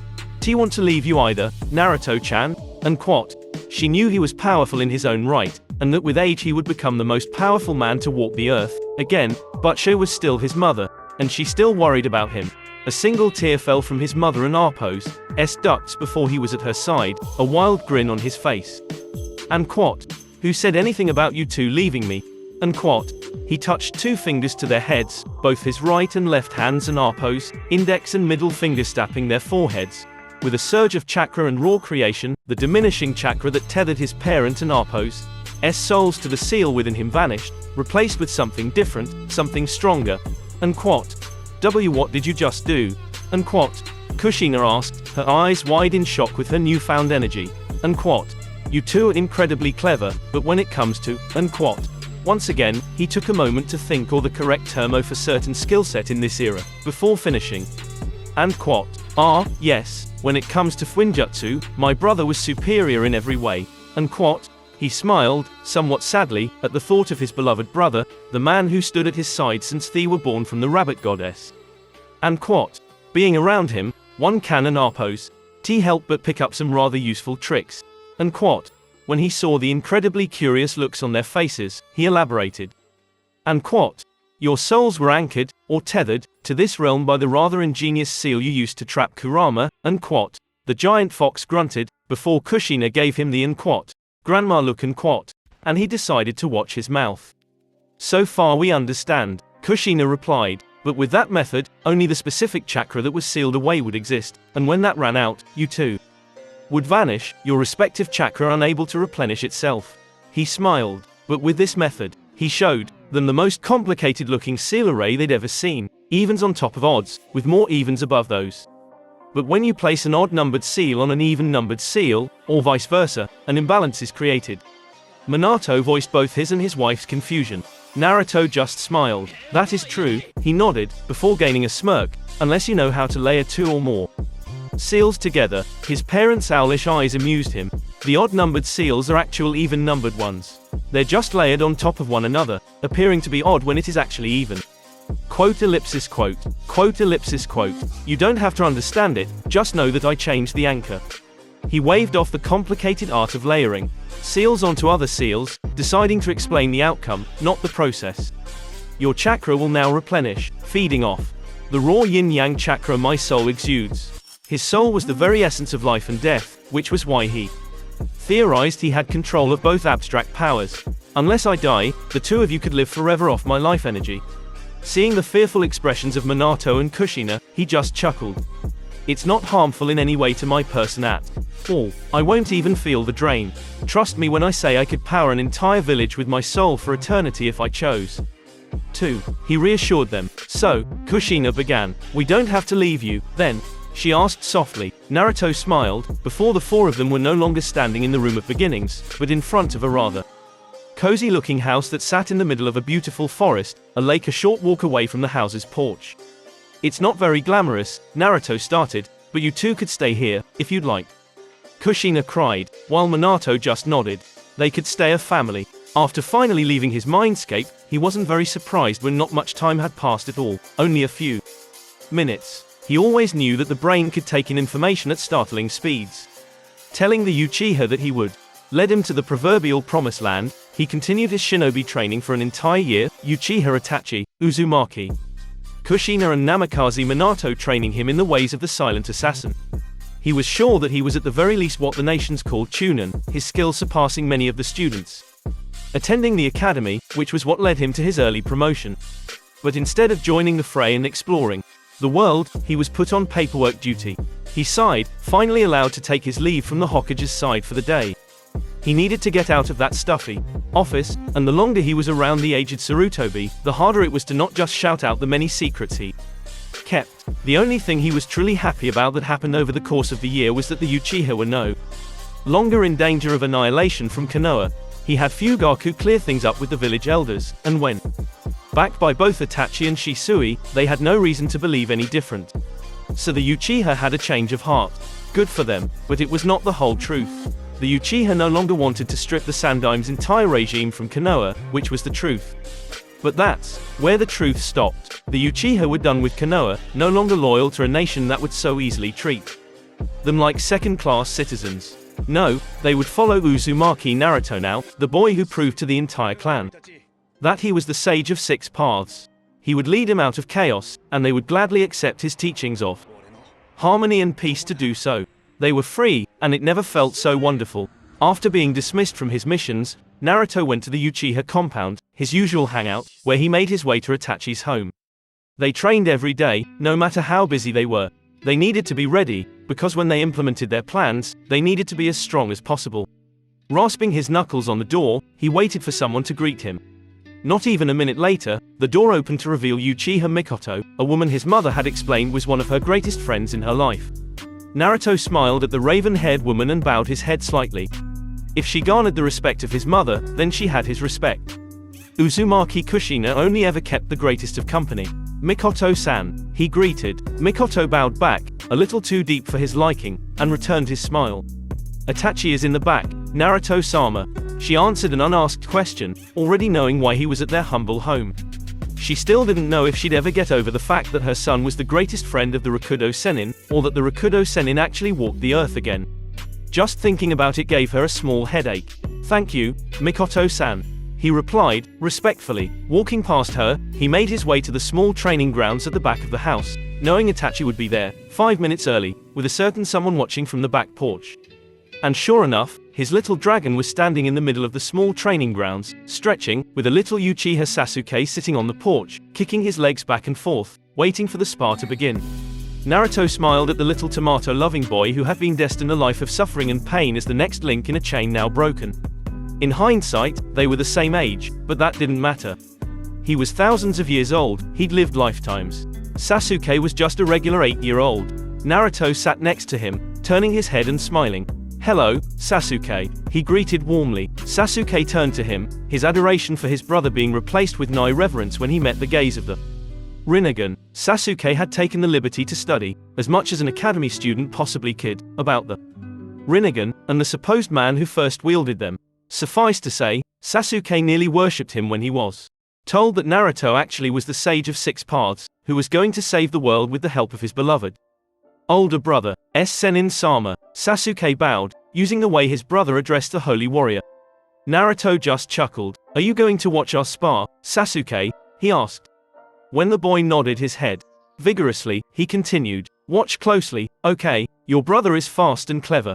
If you take your eyes away for even a second you'll miss something," he warned. Sasuke smiled and nodded again, ready to give his entire attention to the daily spar. Itachi exhaled deeply, turning to Naruto in a familiar stance. Getting the message, the blonde made his way to the awaiting Uchiha. Taking his own stance, the two did battle. Naruto rushed Itachi, tackling him to the ground and thrusting a single fist at the young Anbu operative's head. Before his hand made contact, however, Itachi merely pointed at his friend with his index and middle fingers, only to turn his fingers to point to the left. Naruto followed his fingers, only to be met with an odd sight. He was staring at himself, on top of Itachi, like there was another set of them. Suddenly, the copies turned to look at him, and were met with nothing. Naruto blinked. He was now looking to his left, as if he had been the copies the entire time, staring at nothing. He brought his gaze back to the man below him, only to stare at his feet, as he was standing, like he hadn't moved a single inch since he spoke with Sasuke. Naruto just chuckled, shaking his head. "You were quite terrifying, you know that," Naruto said. Itachi was stoic as ever, but the blonde could see the slight curving of his lips. And then, Itachi blinked, Naruto no longer by his brother, like he was never there to begin with. Suddenly, the colors of the world disappeared, replaced by blacks and grays. A sharp intake of air caused Itachi to face his brother, and that's when he noticed it. Sasuke could see the new change of the surroundings as well. Naruto and Naruto's voice echoed around the surroundings. And quote, "I was married to the reality bender, Itachi," and quote, a chuckle was heard. And quote, "Genjutsu doesn't an Naruto's even begin to compare to the prowess of illusory ninjutsu," and quote. Itachi remembered his friends speak of this, but to actually bend reality in a specific area was almost too much for his mind to handle. He was witnessing the forerunner of Genjutsu, where the art of tricking the mind originally came from. It was amazing. The little dragon felt 2 fingers touch his back, and then the colors returned. Apparently, Naruto erased his presence from the area, masking everything in shades, and simply walked up to his sparring partner. A single touch was all both Itachi and Naruto ever really needed to end a life. Naruto merely smiled, used to winning their spars after meeting his parents. He was able to learn the shinobi arts at a startling pace, thanks to all the help he was receiving. His smile faded when Itachi burst into crows, and 2 fingers were pushed against his neck. And quote, "This is my win, Naruto-san," and quote, Itachi whispered softly. After spending so much time together, Itachi could now call him by his new name without feeling like he was disrespecting the giver of chakra. And quote, "It would seem so, friend," and quote, he smiled. Itachi was remarkable, a truly frightening shinobi. He knew that he was someone that he would have had difficulty with if they were for some reason on opposing sides. He thanked his luck that they were friends. And quote, "Would you like the usual reward?" and quote, he asked. Itachi brought his hand down, allowing Naruto to turn. They bowed slightly to each other, creating the seal of reconciliation, and then walked to the porch where a still stunned Sasuke sat. In his mind, Naruto was either very close to or the Kami, so to see him lose anything to his brother confused him more than anything. Was his Ni-san really that strong? Even the thought brought a smile to his face. His Aniki was so cool. And quote, "Of course," and quote, Itachi replied. Naruto just smiled. And quote, "What would you like to learn this time?" and quote, Naruto simply asked, amused that Itachi accepted stories of his past as a reward for winning their spars. Itachi took a moment to think, sitting down and accepting the tea his Otuto provided for the 2 and quote, shinobi and quote. "I think," Itachi began, "I would like it if you finish the story of how you first met your wife, Tsukuyomi Haim." He looked to his friend. "What happened to the demon that slaughtered the village you brought back?" Naruto had told him how they first met, but he hadn't explained what happened afterwards. He was curious about what became of the demon. The reborn sage gave a glance at the barely visible moon that would soon surely take the sun's place as he remembered his past, the past of the Rakudo Sennin. The sun was gone, leaving to bless another side of the planet with its never-ending light. The darkness that followed, the absence of the sun was critical. Most of humanity had to flee to their homes, taking solace in whatever candlelight they could, but not them, not the humans, who she no longer believed to be human. She was traveling with. Hagoromo and Hamura Otsutsuki were the definition of incredible, and at times, terrifying. It had been a week since the holy soldier summoned the king of hell and commanded him to revive an entire village. On his own chakra alone. Resurrection was a power only Kami herself possessed. Her, Tsukuyomi, and the other deities were strictly forbidden and unable to perform such a divine feat. So the fact that a single man, a single human, was able to do what a god could not was as remarkable as it was infuriating. Yama, as he was named, was a seriously scary being, not of divine or demonic origin. He just existed, and not even Kami dared to mess with his crucial work with the judgment of mortal souls. The entire world was based off yin and yang. Too much or too less of either would disrupt the foundation of existence, balance. So when she saw his form appear, even if it was just his head, and then felt the stifling chakra she had never been so terrified in her life. Even his eyes reflected the great priest, like the king of hell no longer looked through his own eyes, but that of the sages. Yes, ever since then, Tsukuyomi was scared of these men. So why she was still following him even she couldn't understand. It was probably out of some idiotic sense of curiosity, the kind that was most likely unhealthy for her. She just couldn't help it. She wanted to learn more, see more of these mysterious men. How would they deal with this demon they were hunting? She didn't know, but she would very soon see what they would do to the demon, to the one called Jashin. A week and a half, and already this renegade deity, who was now little more than a demon to them, had slaughtered so many. Entire villages were massacred, and everyone revived by the most powerful man to live. Neither Hagoromo nor Hamura would stand by as innocents were harmed. That's why the three of them, since the annoying goddess, annoying in Hamura's opinion, seemed to outright follow them everywhere they went, were about to confront said waste of life. You've already felt it, right, Ni-san? Hamura asked his best friend and twin. Hi, Hagoromo replied. This demon is different. He made a face that showed his outrage. This demon, was a deity. Tsukuyomi looked shocked, and went to speak, but was stopped dead in her tracks by an extreme flare of chakra from the holy man. He is the abomination that took Suzunu's sanity from him. The goddess froze. He was the one that killed Kushinada Haim. A deep, male voice spoke. Kushinada Haim, the voice continued, now that was such a beautiful woman.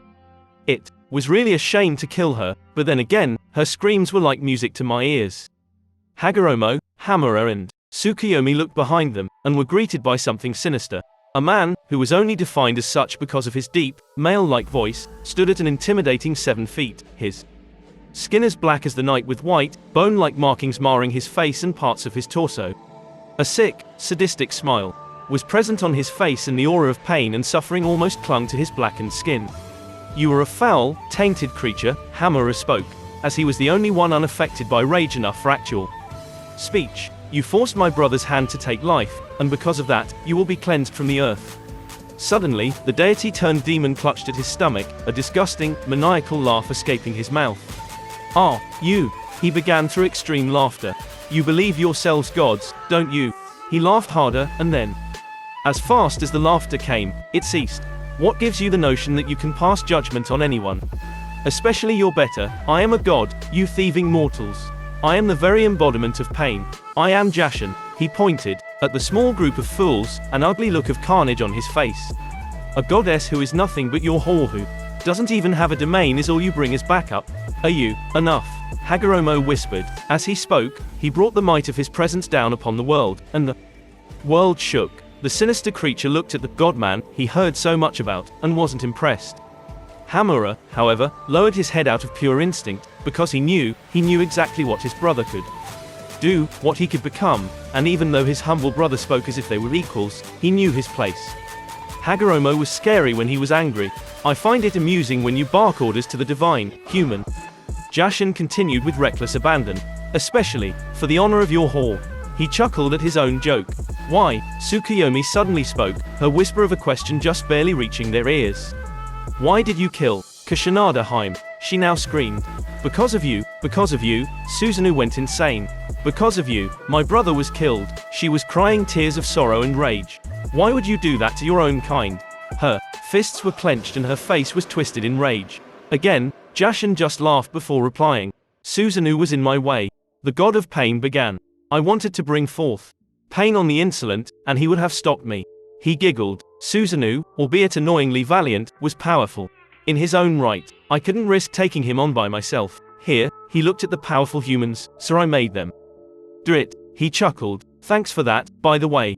Hamura looked the foolish renegade deity in the eyes, pale eyes meeting red orbs, trying to remember the god's face, because after what he just said, Hagoromo let loose his restraint, and the ground on which they stood cracked, large chunks starting to float into the air from the mighty pressure. There wouldn't be anything left of him. The eyes of God, the Rinnegan with 9 tomoe sitting on its rings, gazed at Hamura, and within that gaze, Hamura knew what was being asked of him. The wielder of the Byakugan looked back at the now demon of pain, and smirked. You should start begging, whatever god or devil you worship, for mercy. Suddenly, Hamura's chakra flared, the enormity of it surprising Tsukuyomi, and the veins in and around his eyes bulged. Because you won't find anything of the sort from us. Jashin snarled, flaring his own sinister, tainted chakra in defiance. Come with it, then. He roared. He was the embodiment of pain. These mere men could not scare him. The three rushed each other, and Tsukuyomi numbly watched a battle of gods, the men who killed her brother. Fighting for his honor, for his sacrifice. She wasn't numb because of the battle, or even the reasoning for the battle, but because of what she saw in the eyes of Hagoromo. When had he gained the Rinja Sharingan? Since when did he share the same eyes as Kami? It was almost pitiful how little of a chance Jashin actually had. After the initial clash, the foul being was pushed back with unrelenting force. He was beaten, bloodied, and bruised. The entire time, however, he cried in ecstasy. The sick bastard was enjoying the pain. Realizing that death could not come of pain, Hagoromo silently ordered his brother to bring forth his ultimate technique. Hamura was a powerful seal master, even better at the complicated art than his brother. His most powerful technique came in the form of his tattooed left arm, a sealing formula, the likes of which was so complicated and detailed that no one other than him could even begin to comprehend. Hamura lifted the long, white sleeve of his kimono, revealing the tattoo to the world. That's when Jashin's eyes widened and he no longer cried in joy, but began to scream in fear. Tsukuyomi finally allowed herself to take her eyes off the holy sage, as he was the more dominant one in the fight, and glanced at his brother. When she glimpsed at his left arm, she nearly fell to her knees, her breath leaving her. Everyone present knew what the sealing array truly was. Hamura had somehow learned Kami's true name, and then carved it into his left arm in such a manner that would allow him to. The younger of the immortal men flared the chakra in his left arm, the yin chakra leaking out, incasing his left arm in a blue flame. The black, crescent moon-shaped symbol on his palm seemed to bulge as he spoke his next words, pointing the left arm ablaze with blue flames at their enemy. Come forth and smite the wicked. A large, portal-like tear opened in the air next to him, and he slid his arm into it. Besides Jashin, another, larger tear opened. Seal of divine wrath. And from the tear, the arm of Kami emerged, gripping the deity-turned-demon, successfully trapping him. Tsukuyomi was now shaking. She had truly underestimated this man. She had seen the feats of his brother, of the priest of legend, and completely ignored him. She hadn't seen him as someone of such power, but with this act of seemingly bending Kami to his will it was impossible. You cannot kill pain. Jashin shouted at the top of his lungs, fear evident in his tone. You cannot kill me. I am balance. Without me, he was about to go on about how he maintained the balance, but was cut off by Hagoromo. I won't kill you, Jashin. He spoke, his voice deathly silent. Jashin just smirked, feeling quite smug at the man's confession of weakness. No, that's too good for a vile cretin like you. His eyes snapped onto him, and Jashin felt something he was not familiar with. Sheer terror. You shall face my newest technique, Hagoromo continued. I created it just for you, after all. The chakra in his eyes built up to the point they bled, and the Rakudo Sennin called forth the great storm of summer. Tsukuyomi actually fell to her knees this time, her shaking body going completely still, tears falling from her face. Anew, a great construct of chakra surged around him, taking the form of a skeletal creature, before gaining muscle and skin, and then a thick, pure white cloak that covered its entire face and body. Susanoo, Hamura turned to Tsukuyomi. We were able to save a piece of his soul. He began. Ni-san took that fragment, and gave it life. He smiled when their eyes met, gave it purpose. Susanoo can find redemption through those eyes. One of the warrior's four hands rose, a white gourd materializing within it, similar to a sake jar. Suddenly, the gourd popped open, and a white, fiery substance came forth, taking the shape of an ethereal blade. Wither away for all. Eternity in the world of drunken dreams. Hagoromo drove the blade through Jashin, the demon of pain. You can't get rid of me, human. Jashin snarled. I will live on through my following. The sage slowly began to pull the blade back, the demon's black, tainted form following suit. I'm already worshipped. Those who embrace me will be immortal, and they will be many. As he was completely pulled into the gourd, his last words rang out in the destroyed surroundings. Pain will forever exist. And then, silence. What was that? Tsukuyomi asked. Letting his technique fall, Hamura decided to answer. The Totsuka no Tsurugi, he began. It's a variant of my Kusanagi no Tsurugi. He put his hand on the hilt of the blade on his hip. It seals whatever it pierces into an eternal, drunken dream. He then looked at his brother, who had a faraway look in his eyes. Stepping closer to him, he put a comforting hand on Hagoromo's shoulder. It's over, Ni-san. He smiled. You delivered justice to Susanoo. He is redeemed. Hagoromo nodded, allowing he with the ability to help by all means fade away. He turned to his brother and gave a small smile. Thank you, he said. Hamura was always there to pull him out of his own thoughts. He didn't think he could fight the good fight without his brother by his side. He was so much more than just his brother. He was his friend, his partner, his blood. With a sudden blur of motion, Hagoromo was tackled to the ground. He felt arms wrap around his body, and when he saw the blonde hair against his chest, he knew what was happening. Thank you, Tsukuyomi whispered shakily. Thank you. She repeated those two words over and over again. Tears still ran down her cheeks, but these were tears of joy. Susanoo was still alive. Do you miss him? Itachi suddenly asked. Your brother, I mean. Naruto smiled, his expression that of yearning. I miss the both of them. He said, Tsukuyomi was my wife, my love. He closed his eyes. I could spend eternity holding that woman. He then opened his eyes, looking at the little dragon, and Hamura was. He paused, taking the moment to think. He was my other half. He finally said, we shaped this world together, we traveled together, ate together, and fought together, everything. He was my brother, my best friend, and most importantly, he kept me on the right path.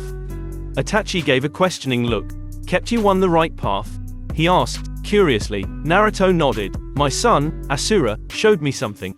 He began. He showed me that through cooperation and love, one could truly become strong. I saw a new possibility in the way he lived. I decided that I would leave humanity and let them work together to attain the love and understanding that my son had found. He touched his stomach. I split the jubi into 9 pieces, and gave names to each fragment. He then sighed. I realized that I knew this all along. I knew that cooperation was what kept me safe from hubris. I knew that my brother kept me from going down that path. He looked back to the sky. So yes, I miss him. He was my light. He felt something gently pull him in. A force he was somewhat familiar with slowly ushered him in. He knew what was going on, and when he felt him, he knew what he had to do. He wasn't happy in the pure world. She wasn't there, neither was he. He chose to go there to watch over them, but now he knew there was something else, something more that had to be done. If he was back, then there had to be a reason, and he would not let him do it alone. He had promised, sworn to walk the righteous path with him for as long as he had to. His life ended, but apparently, the mission had not. He knew nothing of the world, not bothering to observe it since his departure. He knew that if he looked, he'd see her there, all alone. So he let the force guide him, and he felt something he hadn't in 1,000 years. He was excited. He was going to see his brother again. He was going to see his brother's children again. And hopefully, he was going to see her again. He didn't even question what was happening. He knew there wasn't anyone foolish enough to fool with him, not after what he'd shown the world, what he accomplished with his brother. So he let it happen, excitement filling his mind. He had to find his brother. His second coming cometh. Hyuga Neji's eyes snapped open, the Byakugan activated. He smirked. Bringer of Peace. Chapter 7, Saligia. He sat there, in the small, Spartan room, his mind racing with emotions, thoughts, memories, everything. He closed his eyes. He was Hyuga Neji, a prodigious member of the branch family Hyuga clan of Konohagakure no Sato. Something fate had chosen. He decided that he was an arrogant little boy. He took in a deep breath, his mind processing the information of the host's life, and what he found thoroughly angered him. He rubbed his forehead, his hubris and angry mind giving him a headache. When his fingers brushed against the bandages wrapped around his head, making contact with something, he snapped. His tenketsu burned as his chakra flared, the incredible energy running throughout his coils like a raging waterfall. The white walls around him cracked ever so slightly, the floor beneath him shattering. His white orb snapped onto a mirror to his right. Taking not another moment, he rushed to the reflective surface, ripping the bandages that hid it. When the green mark was visible to him, he went deathly still. One look at the monstrosity and he knew exactly what it was. And when he knew, he could almost laugh. Someone dared mark him. Someone dared cage him with something so sinister. No, they would not. He was not a bird to be imprisoned. This mark was put upon an innocent child, and for what? The memories began to fill his mind again, and those memories angered him even more. A tall, powerful-looking man with humble grace held him, tears streaking his face, his shoulders shaking. He said that he had to, that it was for the best for the village and the precious clan.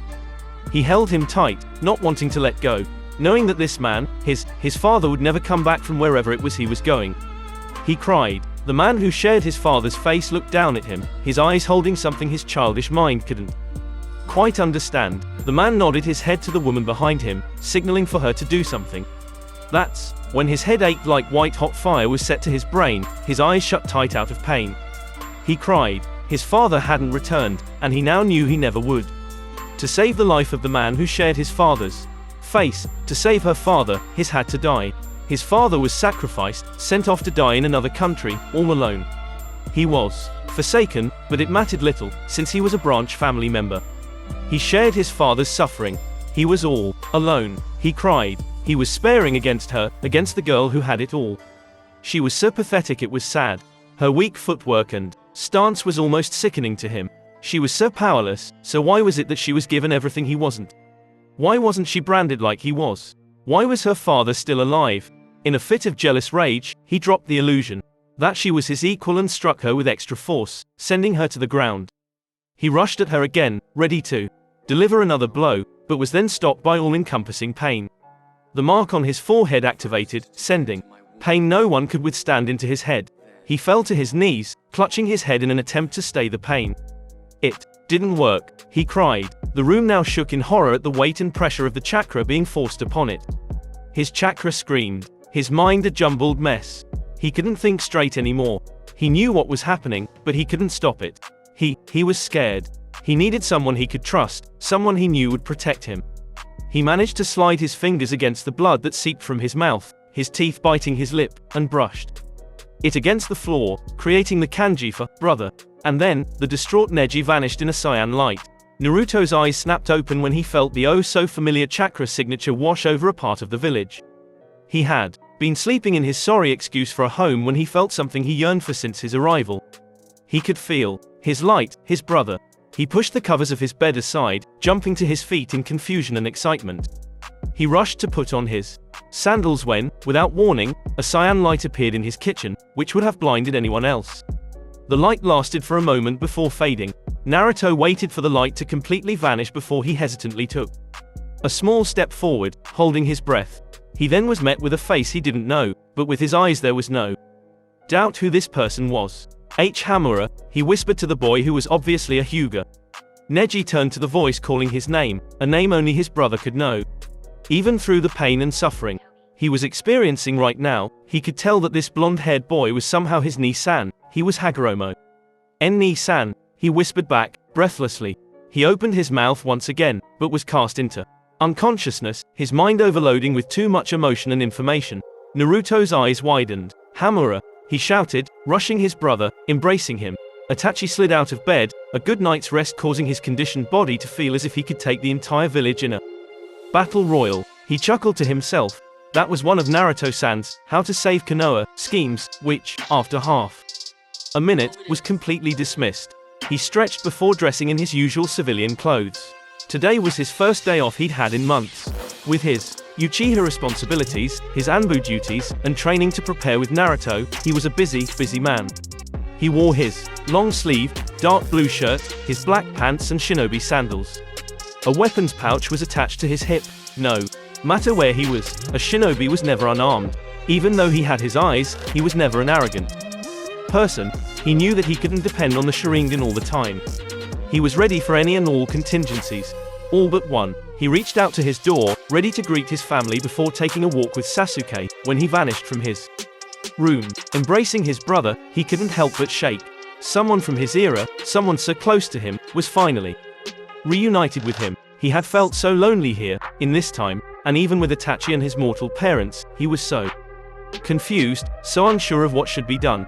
He was flirting with extremely frightening ideas, and no one could truly see why. None of these people had seen what the world had been like before the shinobi corruption. There had been war, pain and suffering, yes, but all that ended when he brought peace and order to the lands. He had given them their answer, the key to harmony, and they only used it to harm the delicate balance of the world. It was so infuriating, and heartbreaking all at the same time, and he needed help.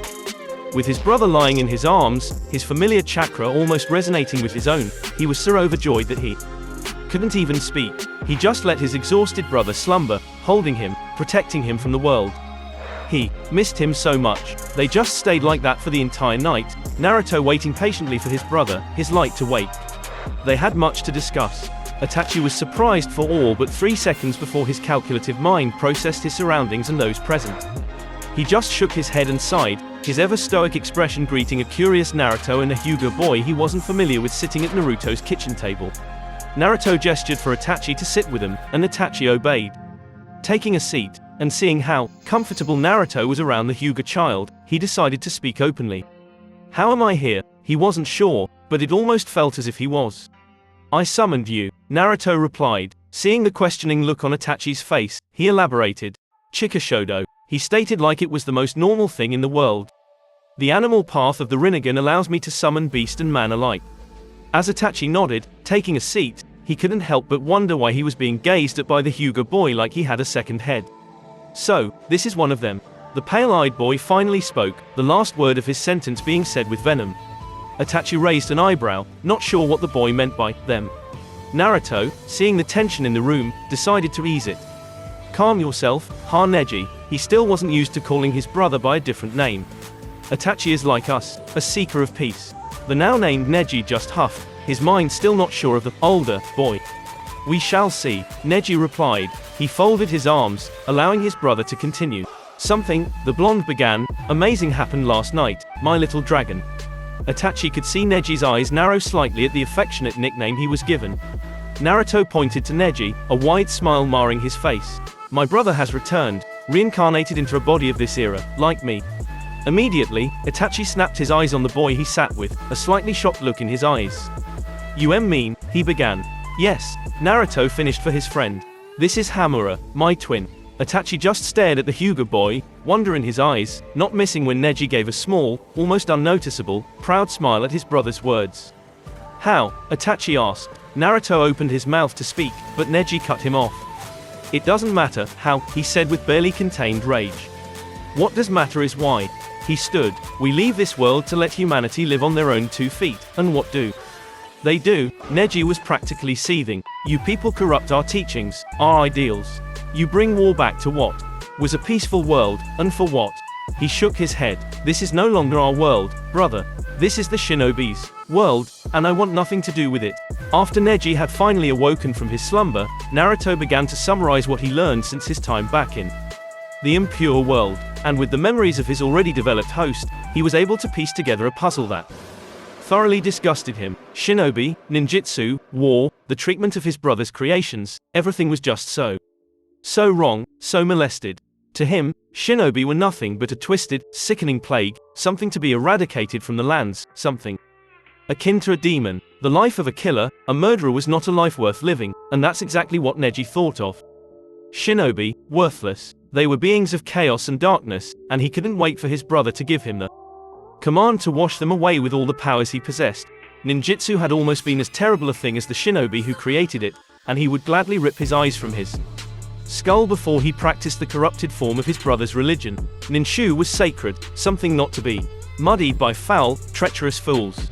Yet again, humanity had proved their wickedness, shown their true colors, and polluted the religion they spent so long to spread to the people, to the weak.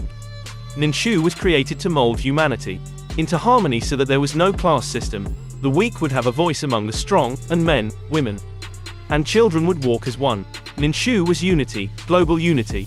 Ninjutsu was its ugly counterpart. It was a tool for insurrection. It was a betrayal. War was something he was familiar with, having ended all of them with his brother in their original era. He had worked side by side with Hagoromo for years to bring order to mortals, ending all battles between them. It was no easy task, and it wasn't an overnight occurrence. So to hear about all the wars and battles fought between shinobi, between clans, made him furious. Mortals seemed to actively seek conflict, pain and suffering. It was ridiculous. His brother's creations were like family, and when it was explained to him that the 9 children created to safeguard humanity from demonic and divine alike were caged, imprisoned by mortals and used as tools in a war they had nothing to do with, he wished for the heavens and hells to crush them all. He lost all sympathy, all hope for the inferior species. He no longer wished to carry the mantle of protector. He was done with humanity. Again, Neji stopped Naruto from speaking. "No," he shouted. "They don't deserve our help, Hagoromo. They have welcomed, damn near embraced this twisted way of life, and you know this to be true. He gave his brother a knowing look. You may wear a different face, but do not forget that with my eyes, I can see your soul, and I can see that you know I speak the truth. He looked to Itachi, not caring if he had similar goals as he once had. You've sealed your fate, mortal. He continued. Itachi felt uneasy with those rage-filled orbs staring at him, and for good reason. Naruto felt his brother send massive amounts of chakra to his eyes, and saw a cyan glow begin to shine around his form, invisible to all but his eyes. He was planning on using that. Itachi, no, all of Konoha would fall by his hand if he used that. It all happened so fast. Chakra on a scale so large, so titanic that instead of shaking buildings, cracked walls and shattered floors. Everything was just silent, still, frozen. There was no sound, no mighty flare or arrogant show of power. There was nothing to prove that the presence of a god had appeared in the village hidden in tree leaves. There was no speedy reaction, no god-tier match of skills, nothing. All that changed was Neji's eyes locked upon Naruto's, and all hate, all malice, all negative emotions simply vanished, banished from the home of the Kyuubi child. Itachi had finally seen what his friend was capable of, and he now knew that during their spars, Naruto had let him win, because with that amount of chakra alone, he could probably take on the entirety of the elemental nations. And for the first time in his life, Itachi feared the power of another man.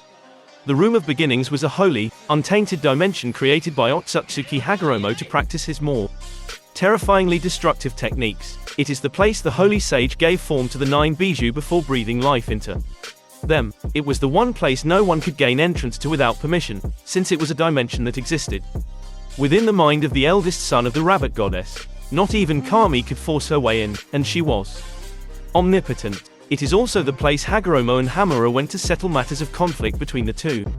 They seldom had such conflicting opinions, but the only way they could truly understand one another was when they traded blows without the fear of death or injury.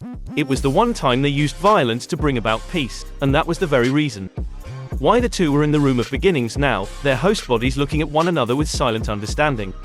An activated Byakugan stared at the powerful Rinnegan, indignation and contempt towards humanity in the former, serenity and content, in what was still a mystery, in the latter. In a blink of an eye, what had been Uzumaki Naruto and Hyuga Neji gazing at one another was now Hagoromo and Hamura, in their era's adult bodies, holding their respective shakujo. The Room of Beginnings was a place-time, had no meaning. Humanity is no longer what it used to be, Hagoromo, Hamura stated. He called his brother by his name only when he was upset, and right now, he was furious. Hagoromo sighed. No, brother, they are exactly what they used to be. He began, much to the confusion of his twin. Humanity has always relished in the capital vices: lust, greed, gluttony, pride, envy, sloth, and wrath. We've always known this. He chuckled. Wasn't it you to dub it the 7 deadly sins of humanity? He saw the pointed look his brother shot him, silently asking the relevance of his statement. Humanity has never been a peaceful species. War and conflict has always plagued them, even before Mother came to the realm of mortal life. Hamura looked to his right in a rare show of discomfort. They had long ago learned of their mother's origin, and it was something they tried to ignore and keep a secret. What is the point of lecturing me in the ways of mortal existence? Hamura asked. He was so irritated, so uncalm, that he couldn't keep his mind clear. The point, brother, is that humanity hasn't changed, they haven't undergone an evolution of any kind. He looked to his hands, the hands of Otsutsuki Hagoromo. It is we who have changed, Hamura. Hamura narrowed his eyes. Just because we reside in the bodies of children doesn't mean we are any different than we used to be, therefore your statement is moot. Humanity has changed. He knew he was being stubborn, but that too was moot at the moment. I do not speak of our bodies, Hamura, I speak of our methods. His brother looked to him like he was crazy. Hagoromo just sighed before continuing. We brought peace and order to humanity, yes, but we also abandoned them. He saw his brother open his mouth to defend their actions, but stopped him with a wave of his hand. We weren't wrong in our actions, brother, we were wrong in our faith. Hamura noticed his brother give a slightly dark expression. We believed that humanity was ready for independence. We thought if we gave them the tools, they could create harmony. We mistook amelioration for peace, for an insatiable appetite for power and subjugation. Hamura couldn't tell if his brother was still trying to defend humanity or slander them. How does this change our methods? He asked. His brother wasn't making any sense. Do not stand there and pretend to be anything but a bringer of peace, Hamura. It's below you, Hagoromo began. It is in our genetic coding to protect, to safeguard. Again, Hamura looked uncomfortable when he brought up their origins. You feel hurt, betrayed, angry, he continued. I know exactly how you feel. I felt the same when I was brought back, but that doesn't mean my purpose in life changes. He steeled himself, saying the words that were considered taboo for them. Project cometh peace. Okay, he shouted, unable to hear anymore. Okay, he whispered in a breathless tone with his head hung low. We have been betrayed, there is no doubt in that, but if we resort to revenge like you were about to, we would be no better than them. He saw his brother flinch at his words. That is not our way, and I refuse to become tainted by the darkness that follows vengeance. So what would you have me do?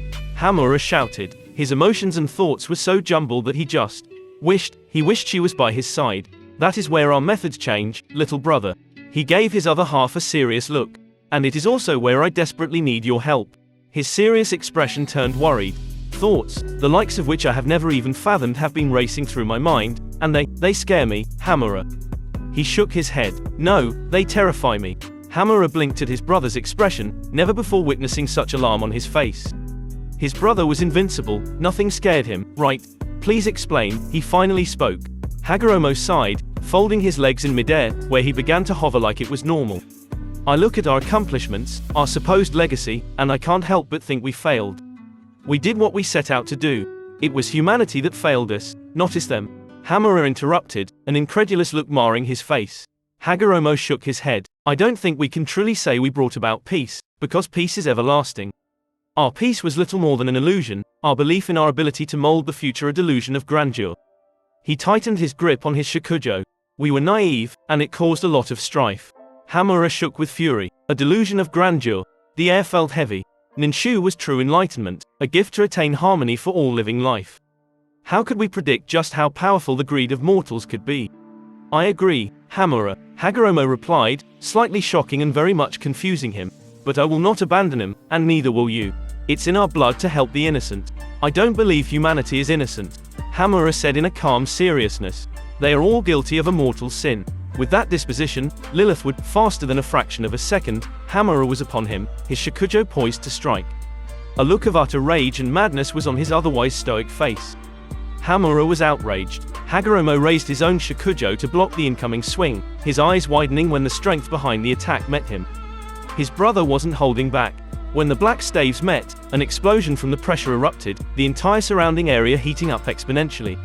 After the steam finally faded, Hamura gave his brother a look of utter rage. Do not speak as if you know anything about her, brother. He warned in a low voice that promised pain. Hagoromo took in a deep breath, finally realizing what needed to be done. His brother was reincarnated into a host. That was practically the embodiment of vanity. He would not listen because he couldn't. He was like an Uchiha. He smirked. He had made the ironically blind clan of Sharingan users see his way. A Hyuga was child's play. He let loose his breath. 5 seconds had passed with Naruto just staring into Neji's eyes, the two unmoving for the short amount of time. Before they both suddenly blinked, looking at Itachi like nothing had transpired at all. Neji sighed. I am sorry, Itachi. He surprised the young Uchiha. I was not myself. He nodded his head in the closest thing to a bow he could come to. Itachi just shook his head. You have nothing to apologize for, Neji-san. He replied. If I were in your position, I'd very well wish to lash out at the ones who betrayed me. He understood the man from another time. Neji just raised an eyebrow, smirking. There may be hope in humanity yet, Hagoromo. He commented. The blonde beside him sighed. My name is Naruto now, brother, Naruto. You can't go around speaking my real name. People will think you mental. He chuckled at his words. Neji gave him an amused look. I just can't understand why anyone would name their child Fishcake. It was true. He couldn't comprehend the reasoning for that. Naruto crossed his arms in mild irritation, puffing his lower lip out a little. It also means maelstrom, he pouted softly. This, in turn, only added to the amusement of his pale-eyed brother. Of course it does, Ni-san. Neji replied. I take it everything is settled, then. Itachi asked. Will you help us in our mission to save the world? Neji smiled at the boy. He could tell why his brother was so fond of him. Yes, he began, I will aid you in the saving of the world. He never really put it like that, and he found it sounded a Little silly, but he went with it, for simplicity's sake if anything. Itachi gave one of his rare smiles, mirrored by the younger boys in the apartment. Good, Itachi said, now, we commit high treason. He let loose his breath. Neji watched as Tomoe slowly appeared on the rings of his brother's Rinnegan, and gone was his anger, replaced by slight fear in the progenitor of the Rinnegan and Sharingan. In the blink of an eye, Hagoromo was behind him, his right arm encased in mechanical armor due to Shurado, his Ashura path. With his Byakugan, Hamura could see that the mechanized limb was flooding with chakra. Before he could react or process anything else, he was hit in the back with the force of an exploding volcano. It hurt. He was launched a great distance away, the power behind the blow mightier than anything he'd ever felt before. Not wasting any time, Hagoromo was upon his brother once more, slamming his body into the ground before he could land. If I have to beat some sense into you, I will. Hagoromo stated coldly. Hamura rose from the place he was smashed into, dusting his long, white robes even though things like dust and dirt did not exist in the room of beginnings. You cannot make me see whatever it is you wish for me to see. Hagoromo, Hamura began, flaring his chakra in a fashion that would let him let loose some of his stronger techniques. Humanity hasn't committed a venial sin. They are guilty of mortal sins, and not just one or two. He raised his hand, holding up a single finger. 1, he began, the corruption of ninjutsu. Ninjutsu isn't inherently evil, brother. Hagoromo tried, but was totally ignored by him. Holding up a second finger, Hamura continued. 2, he started, these world wars the shinobi are so fond of. A third finger rose. 3, this time, his eyes shimmered with something akin to murder. The treatment of your creations is a direct act of war in my eyes, and I plan to give humanity what it so desires. His left arm flared a brilliant red light, his chakra erupting to the likes of which surpassed the bijou. I will declare war on them, and then I will wash away the sin that is humanity. With speed that might even surpass his mortal father's, his brother rushed him, his left arm ablaze with pure yin chakra. The burning fist met his mechanized one, and his armor creaked and cracked under the pressure. With a grunt of effort, he pushed his brother to the side, only to be bombarded by an assault of speedy strikes. With his eyes, he could decipher what his brother was doing. Using the Hyuga clan's Juken, are we? He asked while he simultaneously dodged the almost lightning-fast assault. He smirked. Did your host really know so much about the sacred form your descendants created? That comment slowed him, but only for a moment. A moment was all Hagoromo needed. With only a thought, his right arm shifted, turning into a cannon-like contraption. Building a ridiculously large amount of pure yang chakra in a matter of seconds, Hamura was blasted away by a bright, powerful flash of blue. Landing a considerable distance away, Hamura coughed, the blast of raw life ironically injuring him. Why are you still trying to deceive yourself, brother? Hagoromo asked. He had a knowing look on his face. You and I both know you still care for humanity. We both know you believe that individuals can't be forsaken for a larger group of fools. He wouldn't say her name again, but he was sure that his brother got the message. Lilith was a member of a species he helped wipe off the face of the earth, and yet he loved her. Otsutsuki Hamura had only loved one woman in his long life, and that woman happened to be a demon, the very first demon. Your eyes may see souls, he raised his hand, his palm facing up, but with my eyes, his father had taught him this ingenious technique, I see everything. Hamura had no time to react, no time to counter. The purple sphere of grinding yin-yang chakra was slammed into his stomach. Rasengan, he shouted his father's legacy loud enough for all of creation to hear. The name of the Yondawa Hokage's jutsu would echo in the room of beginnings for all eternity.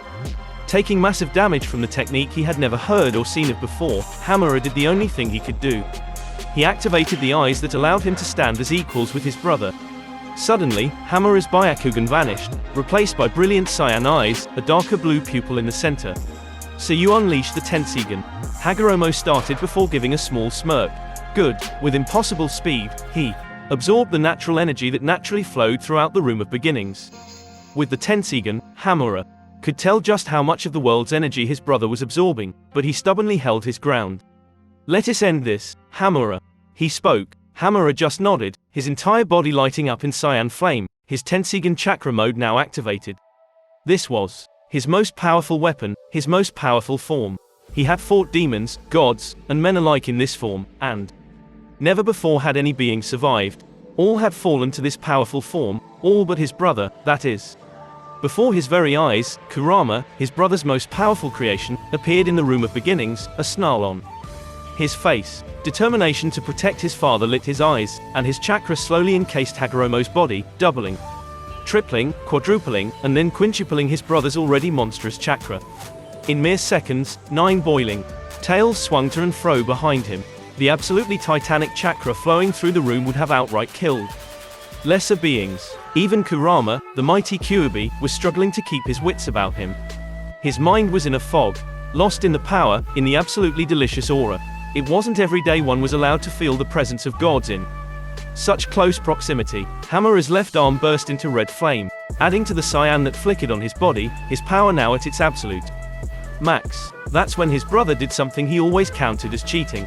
His left arm burst into red flame, his right into blue. He wasn't at his max, just scratching the surface, actually, but it was all the power he could summon. Without using that, he didn't wish to kill his brother, he just wished to beat some sense into him. They shared a single look before they dashed at each other, Kurama roaring behind his father, sending him as much chakra as he possibly could. Hamura laid on his back, panting, thoroughly defeated. Okay, he smirked. I needed that. He knew his host body was too arrogant, too angry to allow him to think straight, which was why his brother had beaten some sense into him. He could now accept that fate wasn't his master, that he and he alone could forge his future. He knew he couldn't abandon humanity, but he knew he couldn't simply forgive them. I'm glad you finally see to reason, Hagoromo said. He was slightly panting as well, but nowhere near as exhausted as his little brother was.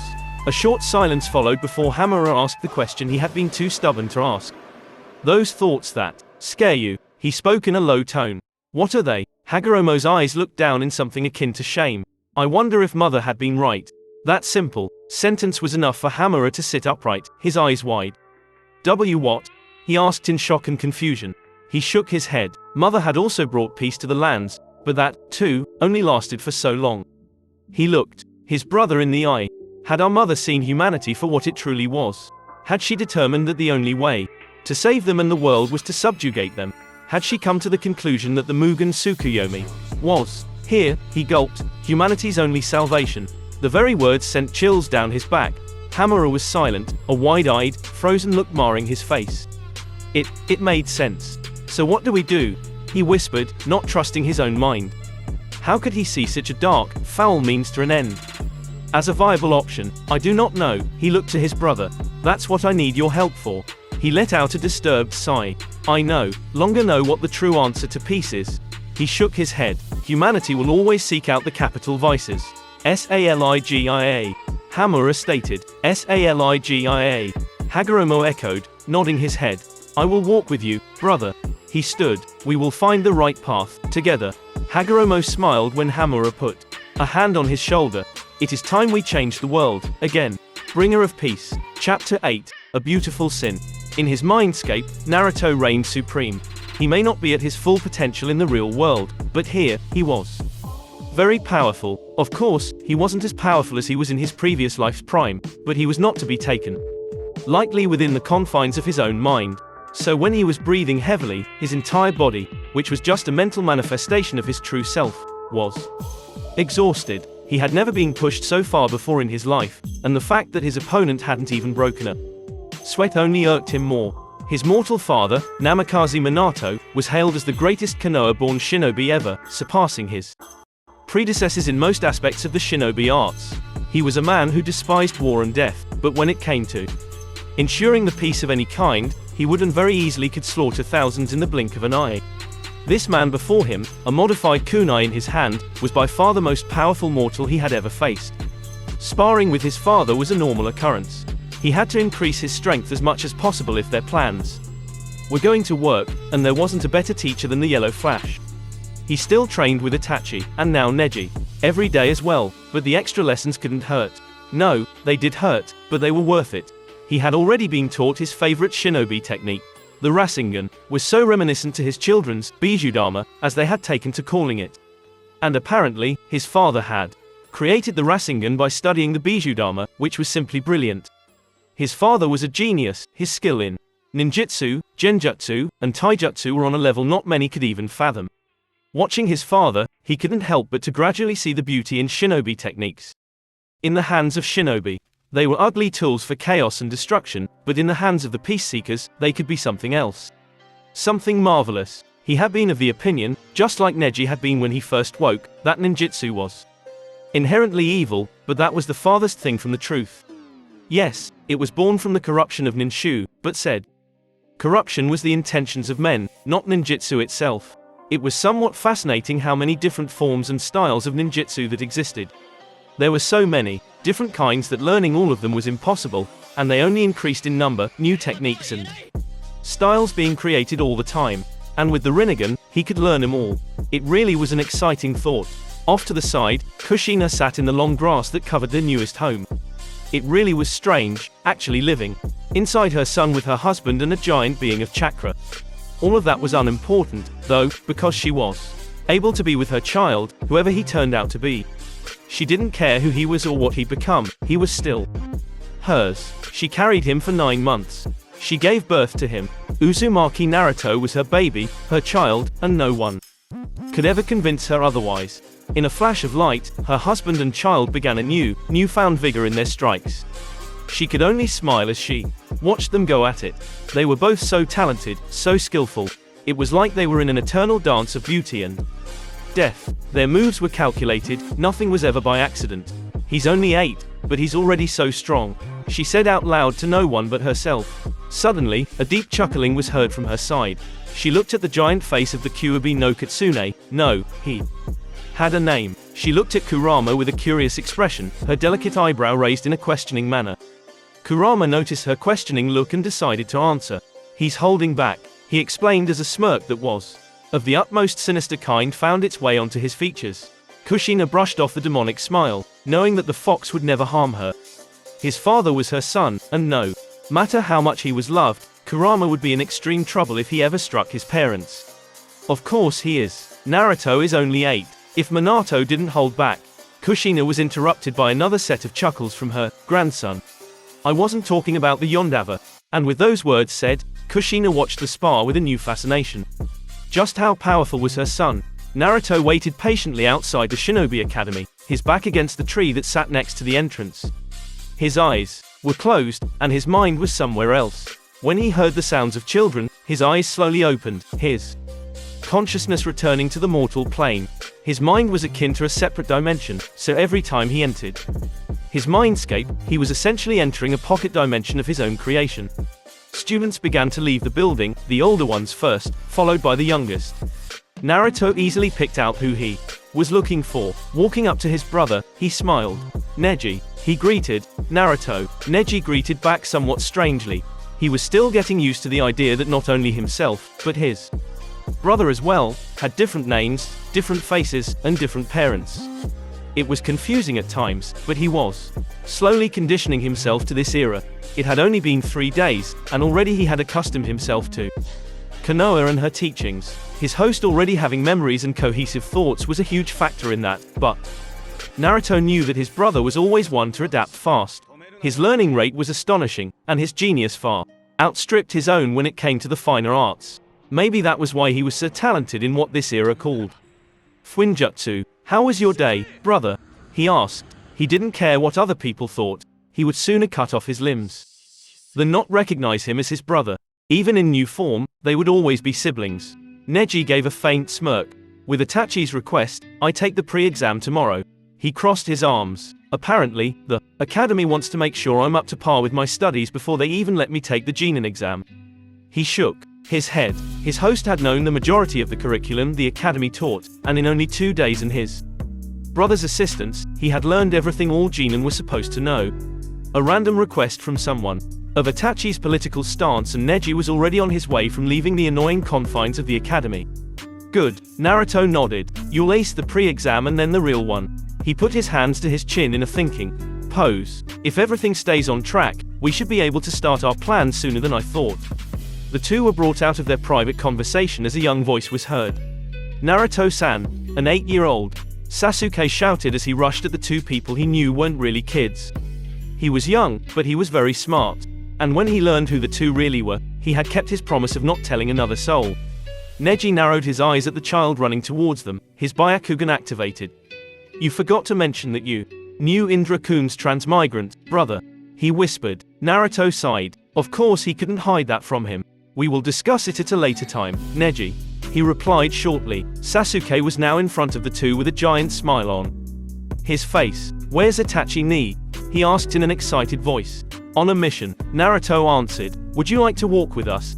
He asked. They were headed for the Hyuga compound, but they passed the Uchihas on their way. Hi, Sasuke shouted with happiness. He loved being around his brother's friends. With a slightly irritated look, Neji sighed and began walking alongside the two, watching as the villagers shot less than pleasant looks at his brother. Hating a child for what he has no control of was sickening, and Neji doubted he'd ever forgive them for their treatment of the Jinchuriki. The very word tasted foul on his tongue. How was your day, Sasuke-kun? Naruto asked. He wanted to be a part of Sasuke's life.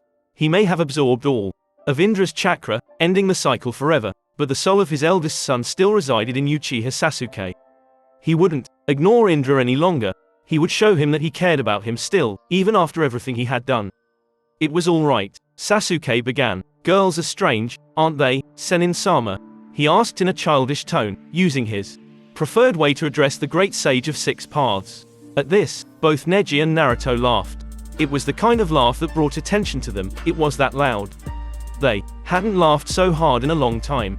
It wasn't even that funny, but the innocence behind the question was heartening. That they are, Sasuke-kun. That they are, Naruto replied. He turned to his brother, finding a look of longing on his face. He knew his brother loved Lilith, that's why she was spared during the Great Purge. There's this really bossy girl named Ino, and she constantly stares at me. Sasuke shivered. It's creepy. Naruto just smiled at this, letting his brother keep his silence for now. Girls usually do that when they like you. He started, or are extremely upset with you. He chuckled a humorless chuckle. Yeah, girls really are strange. He finished, remembering how confusing Suki could be at times. Neji, however, was lost in memories of another time, when he first met the woman he had loved with a passion he knew not he had at the time. When she was in his arms, he would become the most loving, doting man in the world.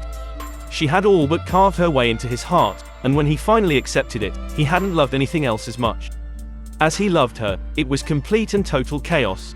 There hadn't been a war of this kind in a long time, and the death and suffering that littered the battlefield was stifling. The ground was stained red and black, the blood of human and demon alike coating the earth in a cacophony of grotesque colors. Hamura looked to his left, where his brother's eyes gazed upon the sad sight, the woman to his left, Tsukuyomi. Doing the same, Hagoromo watched as countless lives were lost as humanity finally stood their ground. This was the Second Crusade, and it was even more brutal than its predecessor. Neither of them had ever seen demons such as these. They held no chakra, but something sinister, something false.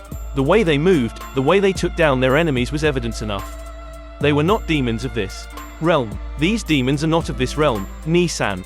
Hamura stated his conclusion, never taking his eyes off the slaughter. Below them, they were settled upon a high cliff, observing the entire war zone with both pity and anger. He hated bringing up their origin, but it had to be done at the moment. Are you sure we can involve ourselves? Immediately, he regretted saying those words, for his brother looked at him in a way that made fear wash over him.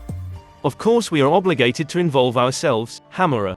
Hagoromo spat. Our mission is to safeguard humanity from evil. Bringing up Project Cometh Peace was never a pleasant thing. Just because it is evil from another realm does not make it evil of which we can turn a blind eye from. He waved his hand to the battle that had waged for many days, his eyes hardening. Look, brother, he started, your eyes can see farther than mine, in more detail than mine. He gestured for him to look. Tell me what you see, what your true eyes perceive. Ignoring Tsukuyomi's questioning look, he activated his eyes, and the sight brought pain to his heart. It was murder. He may be socially cold, and the facade of calm stoicism may mar his face constantly, but he was just as emotionally connected to the world, and all of its creatures, as his brother was, and when he saw the amount of life that was lost. With his powerful eyes, his entire being shook. Hamura went silent, a white-hot rage taking his person like a tidal wave. What is going on here, Hagoromo? Tsukuyomi asked. The time she had spent with the brothers had been a time of wonder and learning. They taught her things she knew no other beings could even fathom, and she had seen beauty in a new kind of light. But there were times like this, when she saw the worst kind of ugliness. What is this? Talk of demons from another realm. She was getting suspicious. How did they know about the existence of realms beside their own? If they were correct, she would have to contact her divine family, for they were the ones to deal with incursions from other realities. These two, no matter how powerful or knowledgeable, should not be this. Informed. You still underestimate us, Tsukuyomi. Hamura whispered. The matters of humanity are well within our jurisdiction. The goddess looked at the man with a look that questioned his sanity. And who, pray tell, gave you this jurisdiction you speak of? She asked. The very being who carved her true name into my flesh. Hamura stated. Kami, the divine. Hagoromo finished, taking in a deep breath. There are secrets even you deities know not. He looked at her through the corner of his eye, before turning back to his brother. Hamura, you will speak with the one responsible for this. His demeanor changed, taking a more dominate feel. You asked them to retreat, nicely. He then took another deep breath, and the energy of the world flowed into his body at an astonishing rate. With their eyes, Tsukuyomi and Hamura could see the mother's gift fortify his body, and merge with his chakra, increasing his already nigh omnipotent power, and if they refuse, I will make them leave. With that said, Hagoromo disappeared with no signs that he was ever even there, taking Tsukuyomi with him. Hamura took in a deep breath as well, the mother's gift rushing into his body at a slightly slower rate, his chakra humming in appreciation. With his eyes still activated, he vanished from the cliff, his all-seeing orbs already finding what he presumed to be the general of this otherworldly horde.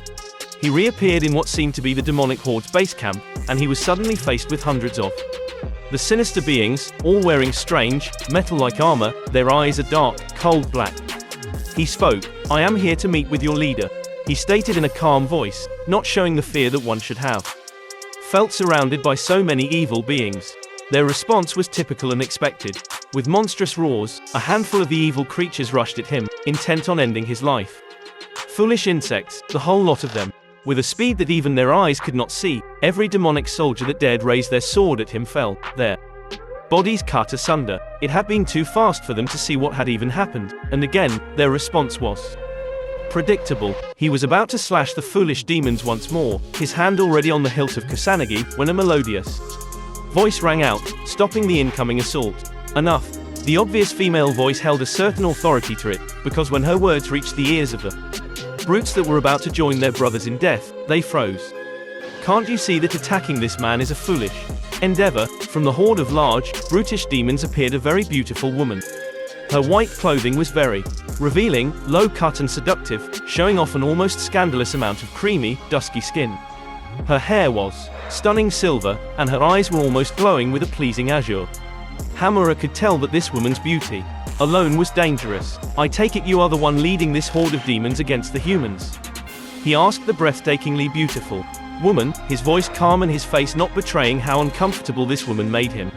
There was something about her that he couldn't quite tell yet, but there was something about this woman that made him curious. That I am, the woman answered, respectfully lowering her head slightly to greet the man who sent 6 of her own personal guard to an early death like it was child's play. My name is Lilith the Sinful, Demon Queen of the 9 Hells, she announced smugly, smirking at the rather handsome man before her. And you are? She asked curiously. Hamura stared into those alluring azure eyes, smirking slightly as he realized she was trying to seduce him with her voice. This woman was dangerous. Ordinary men would have bowed down to her, ready to kill their own kin to simply kiss her feet. Her seducing charm was indeed powerful. Too bad for her, though, that he was no ordinary man. I am Otsutsuki Hamura, a knight of Kami, guardian of humanity. He intoned his official status. The woman raised a delicate eyebrow, the simple act expressing a beauty that he thought only his mother had possessed. Otsutsuki, she echoed the name, tasting it in her mouth. Where have I heard that before? She asked. Hamura smiled. My brother, he began, is Otsutsuki Hagoromo, the Sage of 6 Paths. He stated his brother's official moniker, given to him shortly after Tsukuyomi joined them in their travels. At the statement, Lilith's eyes widened slightly, before she pushed her slight shot down in an impressive show of emotional mastery. The Sage of 6 Paths, she started, I have heard of that man. She looked him up and down. You as well. Divine Swordsman. Hamura didn't particularly like his moniker, but that was of little importance. I will be honest, she purred, her voice becoming very soft and silky. You are everything I expected, very handsome, and an aura that radiates power that is very rare here in the other world. It was true, very few humans possessed chakra. His brother had only shared it with a select few. He had begun his dream, spreading his religion he titled Ninshu to the world. It was only in the beginning stages, but soon, he was. Sure, the entire world would know Ninshu. I apologize, but I have not heard of you, Lilith-san. He replied. This woman wished to play nice, so repaying her courtesy with his own was only fair. He was rather good at diplomatic matters such as these, a category his brother did not excel at. Hagoromo's charisma was almost unfair, but when it came to word jousting and subtle undertones, he was not the greatest. Worry not, Hamura-san, she replied, the suffix slightly strange and foreign to her. I would not expect you to. After all, I have only entered this world not 5 days ago. While she was speaking, a small table and 2 chairs were summoned for them, giant demons arranging the small meeting table for them. Please, sit, she said, pointing to the offered chair. I suppose you wish to speak on behalf of humanity? She asked. She was slightly confused with this man. He was human, yet he wasn't. Taking a seat, Hamura nodded shortly. Yes, I speak for humanity and our wishes, he answered honestly. Lilith nodded back, a beautiful smile on her beautiful face. Then please, let us discuss the extinction of your race, she said sweetly, like she was discussing the weather. Hamura didn't react to the woman's comment, only tilting his head slightly, looking at her with those pure white eyes that seemed to peer into her very soul. The extinction of humanity, he asked amusingly. I would have you know that even without our intervention, humanity would not disappear, he started, causing the woman's eyes to narrow slightly. It is impossible. Humanity is, in its basic and simplest form, a resilient creature. Even when slaughtered in the millions, they will never truly fade from the world, for the world was made for them. His words didn't make any sense, and the fact that she couldn't understand the principles of life and death humored him. Hubris, Lilith-san, he started, to come to our world and not even know of the samsara cycle.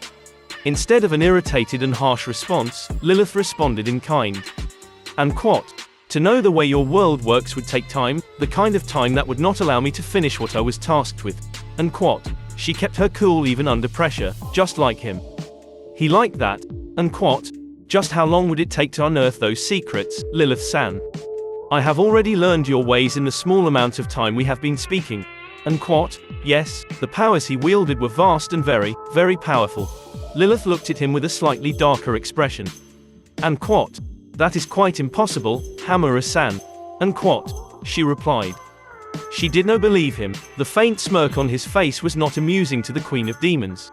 And quote, is it? And quote, he asked with a knowing look.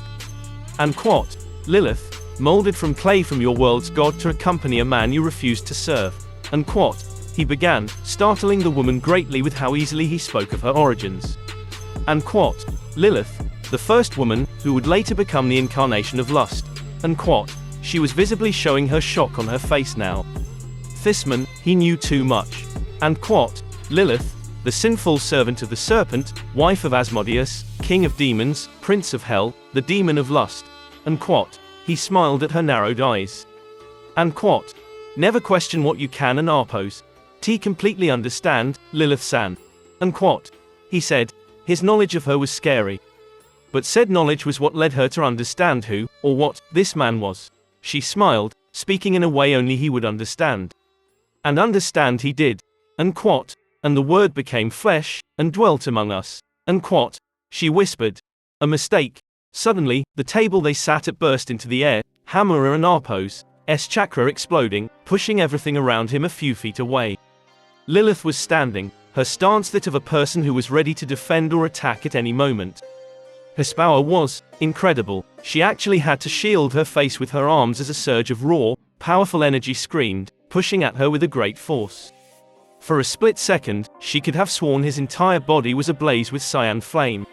Letting his chakra that was amplified incredibly by the mother's gift recede back into his tenketsu, he looked at Lilith with eyes of absolute authority. Gone was his polite mannerism, replaced by a dictator-like expression. Call off your army, Lilith, or it will be crushed, he demanded. Lilith scowled. It seemed that she had gone too far. You would threaten me? I have an army that could conquer all 9 levels of hell. You may be powerful, but I doubt you can face us alone without seriously harming the humans.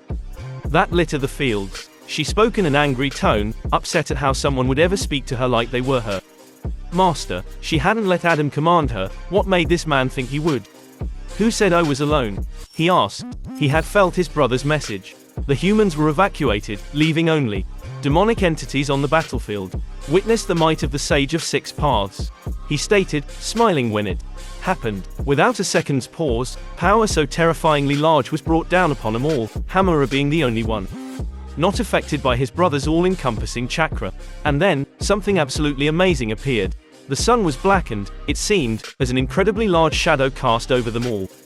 Hamura smirked as he watched Lilith, followed by her people, looked up, dropping their various weapons on the ground with an audible clang of metal. From the very heavens, 10 titanic meteors fell, intent on destroying everything. Lilith blinked before turning her gaze back to Hamura, a look of absolute shock marring her face, yet it still was the most beautiful face he had ever seen. So this is the power the other world has at its beck and call. Her tone was soft and accepting. There are 7 of your kind in my world, and I doubt all of them combined possess strength such as your brothers, she whispered. Hamura scowled. There was nothing in all creation like his brother. Begone, Lilith, or my brother and I will cleanse both worlds of your sinful flesh. He warned the woman once more. Oh, her mass army would perish, they wouldn't let a force of evil this large live in their realm. But Hamura, he didn't wish to see this woman dead just yet. There was something he wished to see first. Without preamble, Lilith vanished in a black smoke, rushing away as fast as she could, hoping to survive this nightmare. Her husband, and to a greater degree her master, the word still made her cringe, even if the title belonged to the serpent, would be very upset. Otsutsuki Hamura, there was something odd about him. Within the course of a week, a lot of change had occurred for the brothers out of time. Neji was an official genin of Konohagakure no Sato now. He attained a perfect score on both exams, just like his brother, and the two were being called prodigies. Such a word was moot to them. The skills a genin was supposed to possess were so insignificant, so useless that he wondered how anyone with the rank ever survived to see a promotion. When he received his first mission, he understood very well. Like his brother, he had to wait for an opening in an already deployed team, or until the next batch of academy students graduated until he could be on an official team. Seeing how close the two were, the Hokage had decided to pair them together in a pseudo-like team. They had no sensei, and the only missions they were given were extremely dull ones that had them delivering and filing paperwork for the Sandami. It was irritating. The only upside the whole thing had was the fact that Naruto and Neji could train most of the day, because their missions may have been many in number, but they didn't take very long. A few hours of unimportant filing and they were off to train their new bodies to the point of exhaustion. It seemed that Neji's host was so talented in the Hyuga's techniques that he was already learning advanced forms with ease. Juken came to him like it had always been a part of him, and the tailor-made fighting style for the Byakugan was very comfortable for him. He had never relied heavily on what this era called taijutsu, always preferring the sword, but he was actually enjoying learning it. Naruto was still training with the Sennin no Mai, which had made Neji chuckle at first, but he was focusing heavily on the ninjutsu side of things, finding the various techniques extremely interesting. His brother had been scary powerful in their time, but with all of these new ways to use chakra, he was a little worried that his brother would become a little too powerful. As it was, Neji could barely stand his ground with Naruto anymore, and it would be impossible. Currently, Neji was face to face with Uchiha Itachi, both of their faces that of stoicism. It actually made Naruto laugh.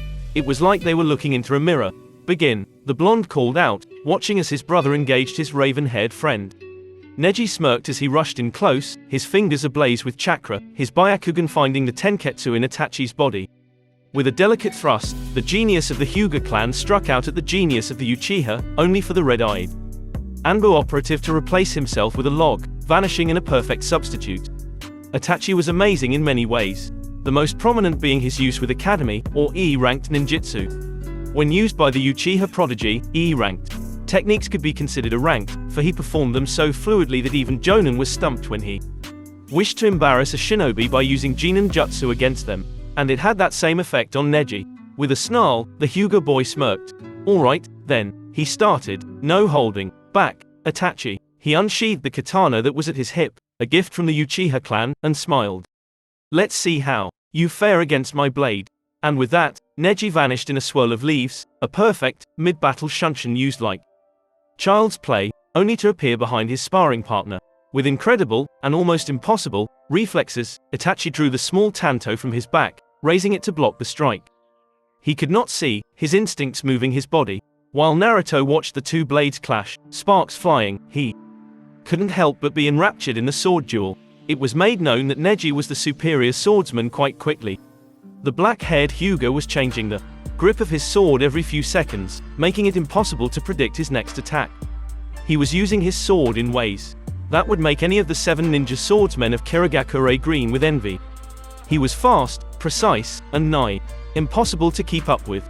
Without his fully matured Sharingan, Itachi knew he wouldn't have lasted as long as he had. With a grace he had never seen before, Neji spun, and his body rotated Itachi's until he was almost back to back with him, and his blade was in a reverse grip, the end pressed gently against the Uchiha's neck. If he even breathed wrong, Itachi would be dead, and he knew it. Amazing, the Uchiha whispered. He had never seen such kenjutsu before. Neji was truly gifted in the way of the blade. Alright, Naruto began as he walked out towards the two. They were once again in the private training grounds of the Uchiha's home. I'm next. He smiled. No holding back. You use your sword, and I'll use the ninjutsu Itachi-san has taught me. Neji smiled at his brother's eagerness. He nodded, taking a defensive stance. That was really the only thing one could do when fighting his brother.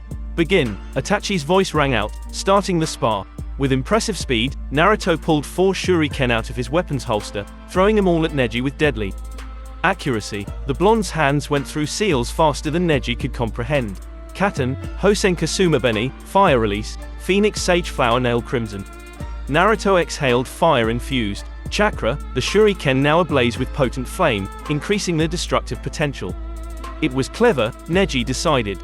He raised his blade, pointing it at the general direction of the incoming, fiery projectiles.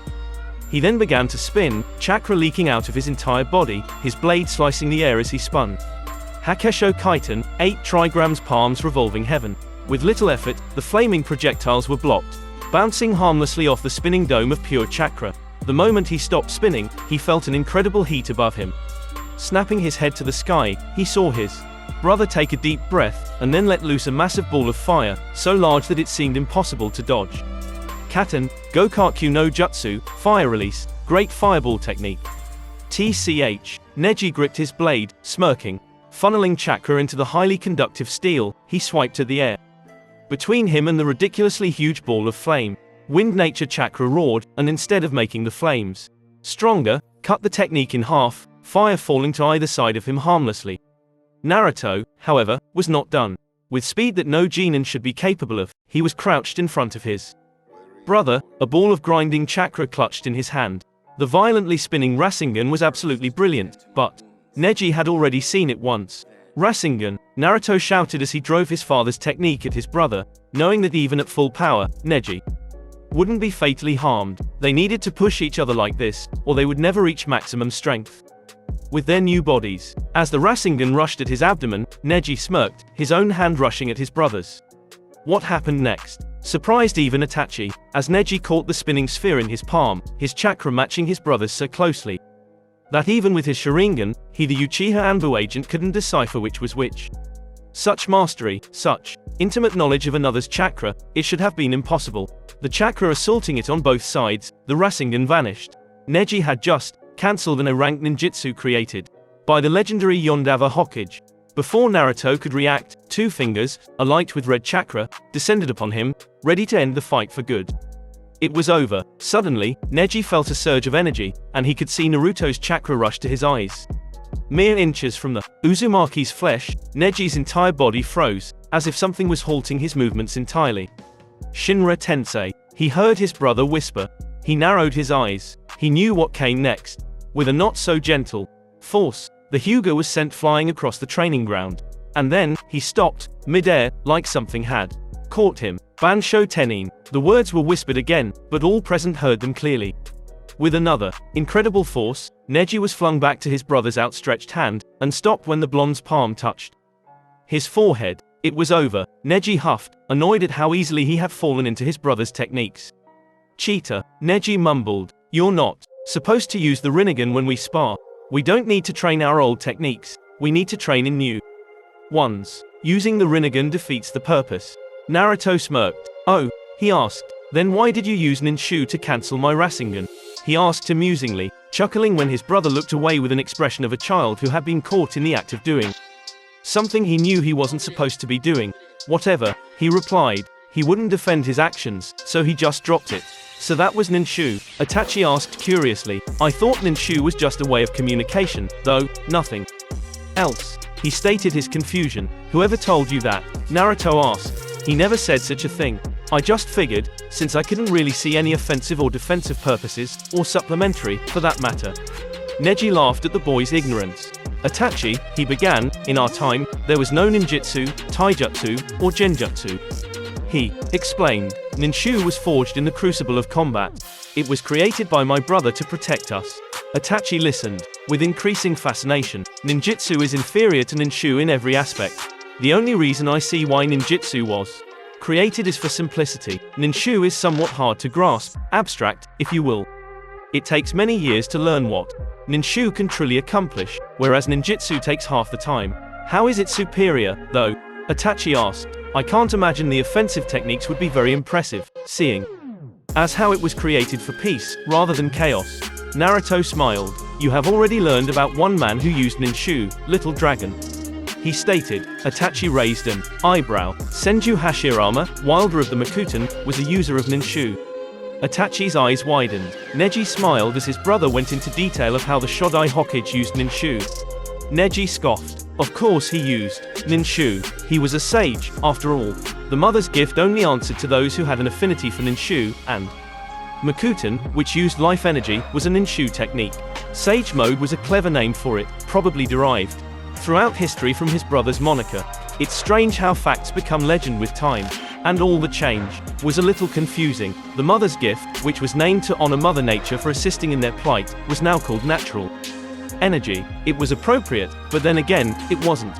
Then there was ninjutsu, but he had been able to look past that. Now, so many things had been forgotten or changed, and he wasn't sure how he felt about it. Neji's smile faded. No, he wasn't happy. She wasn't here, with him, so how could he be? He missed her. He had become a savage. That was the only way he could describe himself as he met the rhythm of the woman beneath him. He had never felt such raw pleasure before in his life. This temptation, the temptation to forget everything else and just stay like this forever, was overwhelming. Everything about it was intoxicating. Her scent, her smooth flesh, her incredibly tight inner walls, her screams of ecstasy, her nails digging into his back, her absolutely hot breath hitting his neck, her legs wrapped around his waist. Like a lifeline, everything. Everything was intoxicating, addicting, hypnotizing. He didn't want to stop, ever. So he kept going, kept thrusting, like he was a beast. This was not the first time a scene like this had happened, and it most likely would not be the last, no matter what. Either of them swore, in the complete darkness of the night sky, the only light available being the fire he had set. Before she arrived, Otsutsuki Hamura, a pure knight of Kami, lost himself in the flesh of Lilith the sinful, queen of demons. Everything else was drowned out by the sounds of their moaning, their screams scaring off all wildlife, as they succumbed to their carnal desires. And nothing had ever felt so good, for the both of them. After they first met, after his brother had destroyed her entire army, Lilith had fled, terrified of the might of the Sage of Six Paths. Everything she had heard of the man had been proven true. She had disregarded all the rumors of his prowess like a fool, and she had paid the consequence. When they were finished with ending the Second Crusade, Hamura was tasked with handling something for a human kingdom in the west, while Hagoromo was needed in the east. They didn't split up often, but they did on occasion, when it was needed. So Hamura had set off to the west, and very, very shortly, he had met the demon he spared, Lilith, her name was. He knew it hadn't been a coincidence that they met so quickly after he had spared her, but he didn't much care. Of course, the woman attacked him, foolishly thinking that she was capable of taking him alone. Her attack was fruitless, and he had defeated her within a day. She was surprisingly more powerful than he had given her credit for. She lay on the earth, ready to be delivered the finishing blow, but was surprised when nothing came. He had left, sparing her once again. He was so strange. She was his enemy, and yet, he kept choosing to let her live. It irritated her to no end. She couldn't stop thinking about him. His pale eyes, his creamy, fair skin, his noble horns, his tall stature, everything about the man really pissed her off. She was the incarnation of lust. No one should be able to make her feel this way. He couldn't stop thinking about her. Her azure eyes, her creamy, dusky skin, her small button nose, her outstanding curves, everything about the woman really irritated him. He was a knight of the divine. No one should be able to tempt him so. Yet he had. When next they had met, it had been in the dark of night. Lilith had literally just walked up to him, standing over him. As he sat at the small fire he had made, staring at him with incomprehensible eyes. What had happened next had been a sloppy, lust-filled game of dominance, the two enjoying the other's flesh with no small amount of delight. It had all started that night. The empty promises of, this was the last time, and, it means nothing, the late-night trysts, everything. It was the first time he truly feared his brother, because he knew that if Hagoromo discovered his guilty pleasure involving a demon, he would surely strike Lilith down with no mercy. And, despite what he swore, he had already begun to. He gasped for air, the beauty beneath him doing the same, their previous activity coming to an end. They were covered in sweat, and their bodies were too hot to feel the chill from the night air. He collapsed beside her, exhaustion taking over his fall. He could push past the feeling of tiredness, but he didn't particularly wish to. He was content with the feeling at the moment. I still cannot believe I was the first man to enjoy this, he said out loud. Lilith chuckled slightly. Before you, there wasn't a man alive I deemed worthy to enjoy my womanhood, she stated, with no sign of shame. And your brother is too scary. I'm not that brave. She chuckled again. He ignored her, fancying his brother. Most women did, but he knew that there was something going on between him and that goddess. There were no words between the two, but Hamura received the message from him. His brother was interested, so he was not. End of discussion. It was most humorous. When it came to that Tsukuyomi, Hagoromo became a possessive man. He didn't like it when other men appreciated her body, even though it was a compliment. That may be true, but you are the incarnation of lust, are you not? He asked in a curious voice. The woman radiated lust, like her presence alone was enough to make others want to push her down and take her right then and there, no matter the audience. He himself had those urges, but he was the master of his body. His desires could be pushed aside with a single thought, and he had resisted. But he knew, without a doubt, that any other man, or woman, for that matter, would not be able to push her seductive qualities away. They would fall for her charm, and they would be hers, forever. Ah, Lilith smiled so devilishly that he felt a little uneasy. Yes, well, I've gotten by with playing with women so far, she explained with no shred of embarrassment. But these little trysts of ours have been exceptional. She rose from the ground, ready to depart like usual. Now, if you'll excuse me, I'm exhausted. She smirked. This meant nothing, and it will not be happening again, understand? She said without conviction. It was more like a joke than anything. It somewhat meant, that was amazing, I'll see you tomorrow night, understand? In that moment, Hamura decided. Enough was enough. Lilith felt a strong hand grasp her wrist, pulling her back down to the ground. She narrowed her eyes at the man, pinning her to the ground. Lilith, he started, but said demon snarled. What do you think you are doing, Hamura? She shouted at the man. She hated the feeling of being forced, and she knew that she couldn't escape him, which pissed her off. I'm done with this, he whispered, surprising her. I'm done with you leaving every night. I'm done saying this means nothing. I'm done with empty promises. I'm done with it all. What are you? Her words were interrupted when his lips crushed into hers. Ending the kiss, his pure white orb stared into hers, a look of love within them. It means something to me. He kissed her again, just as long. I don't want you to leave. He kissed her once more, and by this time, she had stopped struggling, deciding to actually kiss back. I want you to stay by my side, Lilith. He began when they ended. Another kiss. I know you won't serve a man, and I won't ask you to. He didn't care who or what she was anymore. I'm not asking you to be my servant. I'm asking you to hold my hand and walk side by side with me, through everything. Here, his fingers clasped with hers. Lilith was breathing hard. She had never felt so hot before in her life. What about, she began in a breathless whisper, trying to think with her foggy mind, Asmodeus, or Hagoromo? She finally asked. Hamura growled slightly. Asmodeus is your husband in title only. And let him come to this realm. Let him try to take you away from me. His eyes narrowed, absolute determination in him, as he stared into azure orbs. I'll erase him from existence, he promised with such conviction that it took her breath away. What about your brother? She asked. Hagoromo scared her even more than Asmodeus. He was terrifyingly powerful, and she didn't know if she wanted to let someone in her heart only for them to abandon her for their family. He won't be pleased with me, Hamura admitted. She broke eye contact with him. She knew it. He wouldn't defy his brother for someone like her. But that doesn't matter, he continued, shocking her.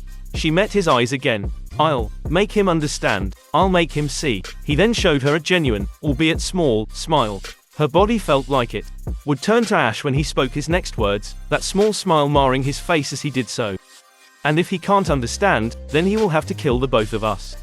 Those were the words that would echo through the demon that fell in love with an angel. Those were the words that would bloom a love that should in an arpose have been. Those were the words that would ensure the loyalty of a sinner. Those were the words that would push a woman forward when her husband departed. Those were the words that would drive a wife to watch over her husband and arpose's legacy for centuries, observing, but never interfering.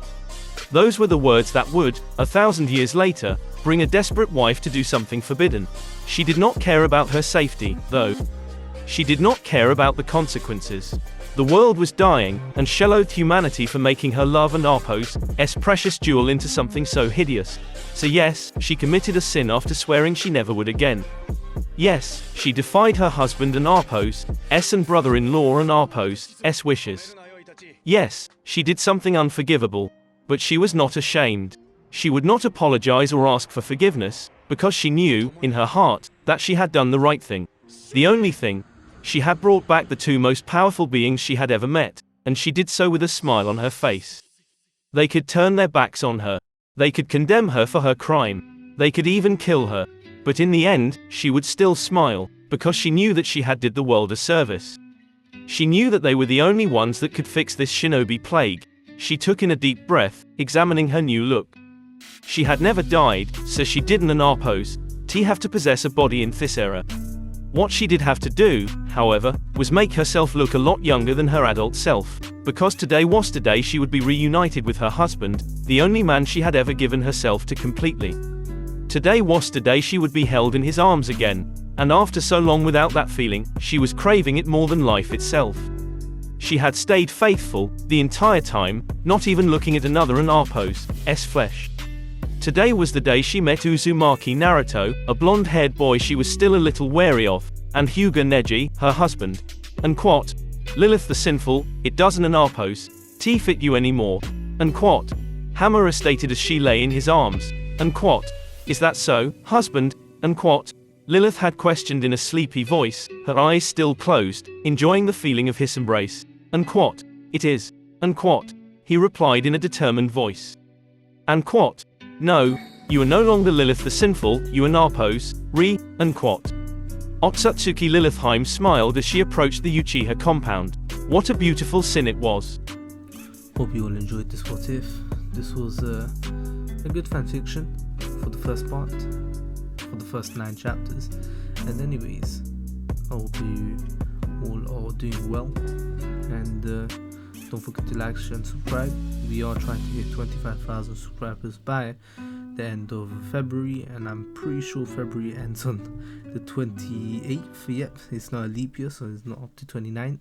So we have about like 9 days left to hit that subscriber goal, and we need like 46 more subscribers, so I'm sure we can do this. And anyways, don't forget to go follow the story or go support the creator, and also join the Discord server if you would like to. And anyways, my ducklings, you're all dismissed, and peace.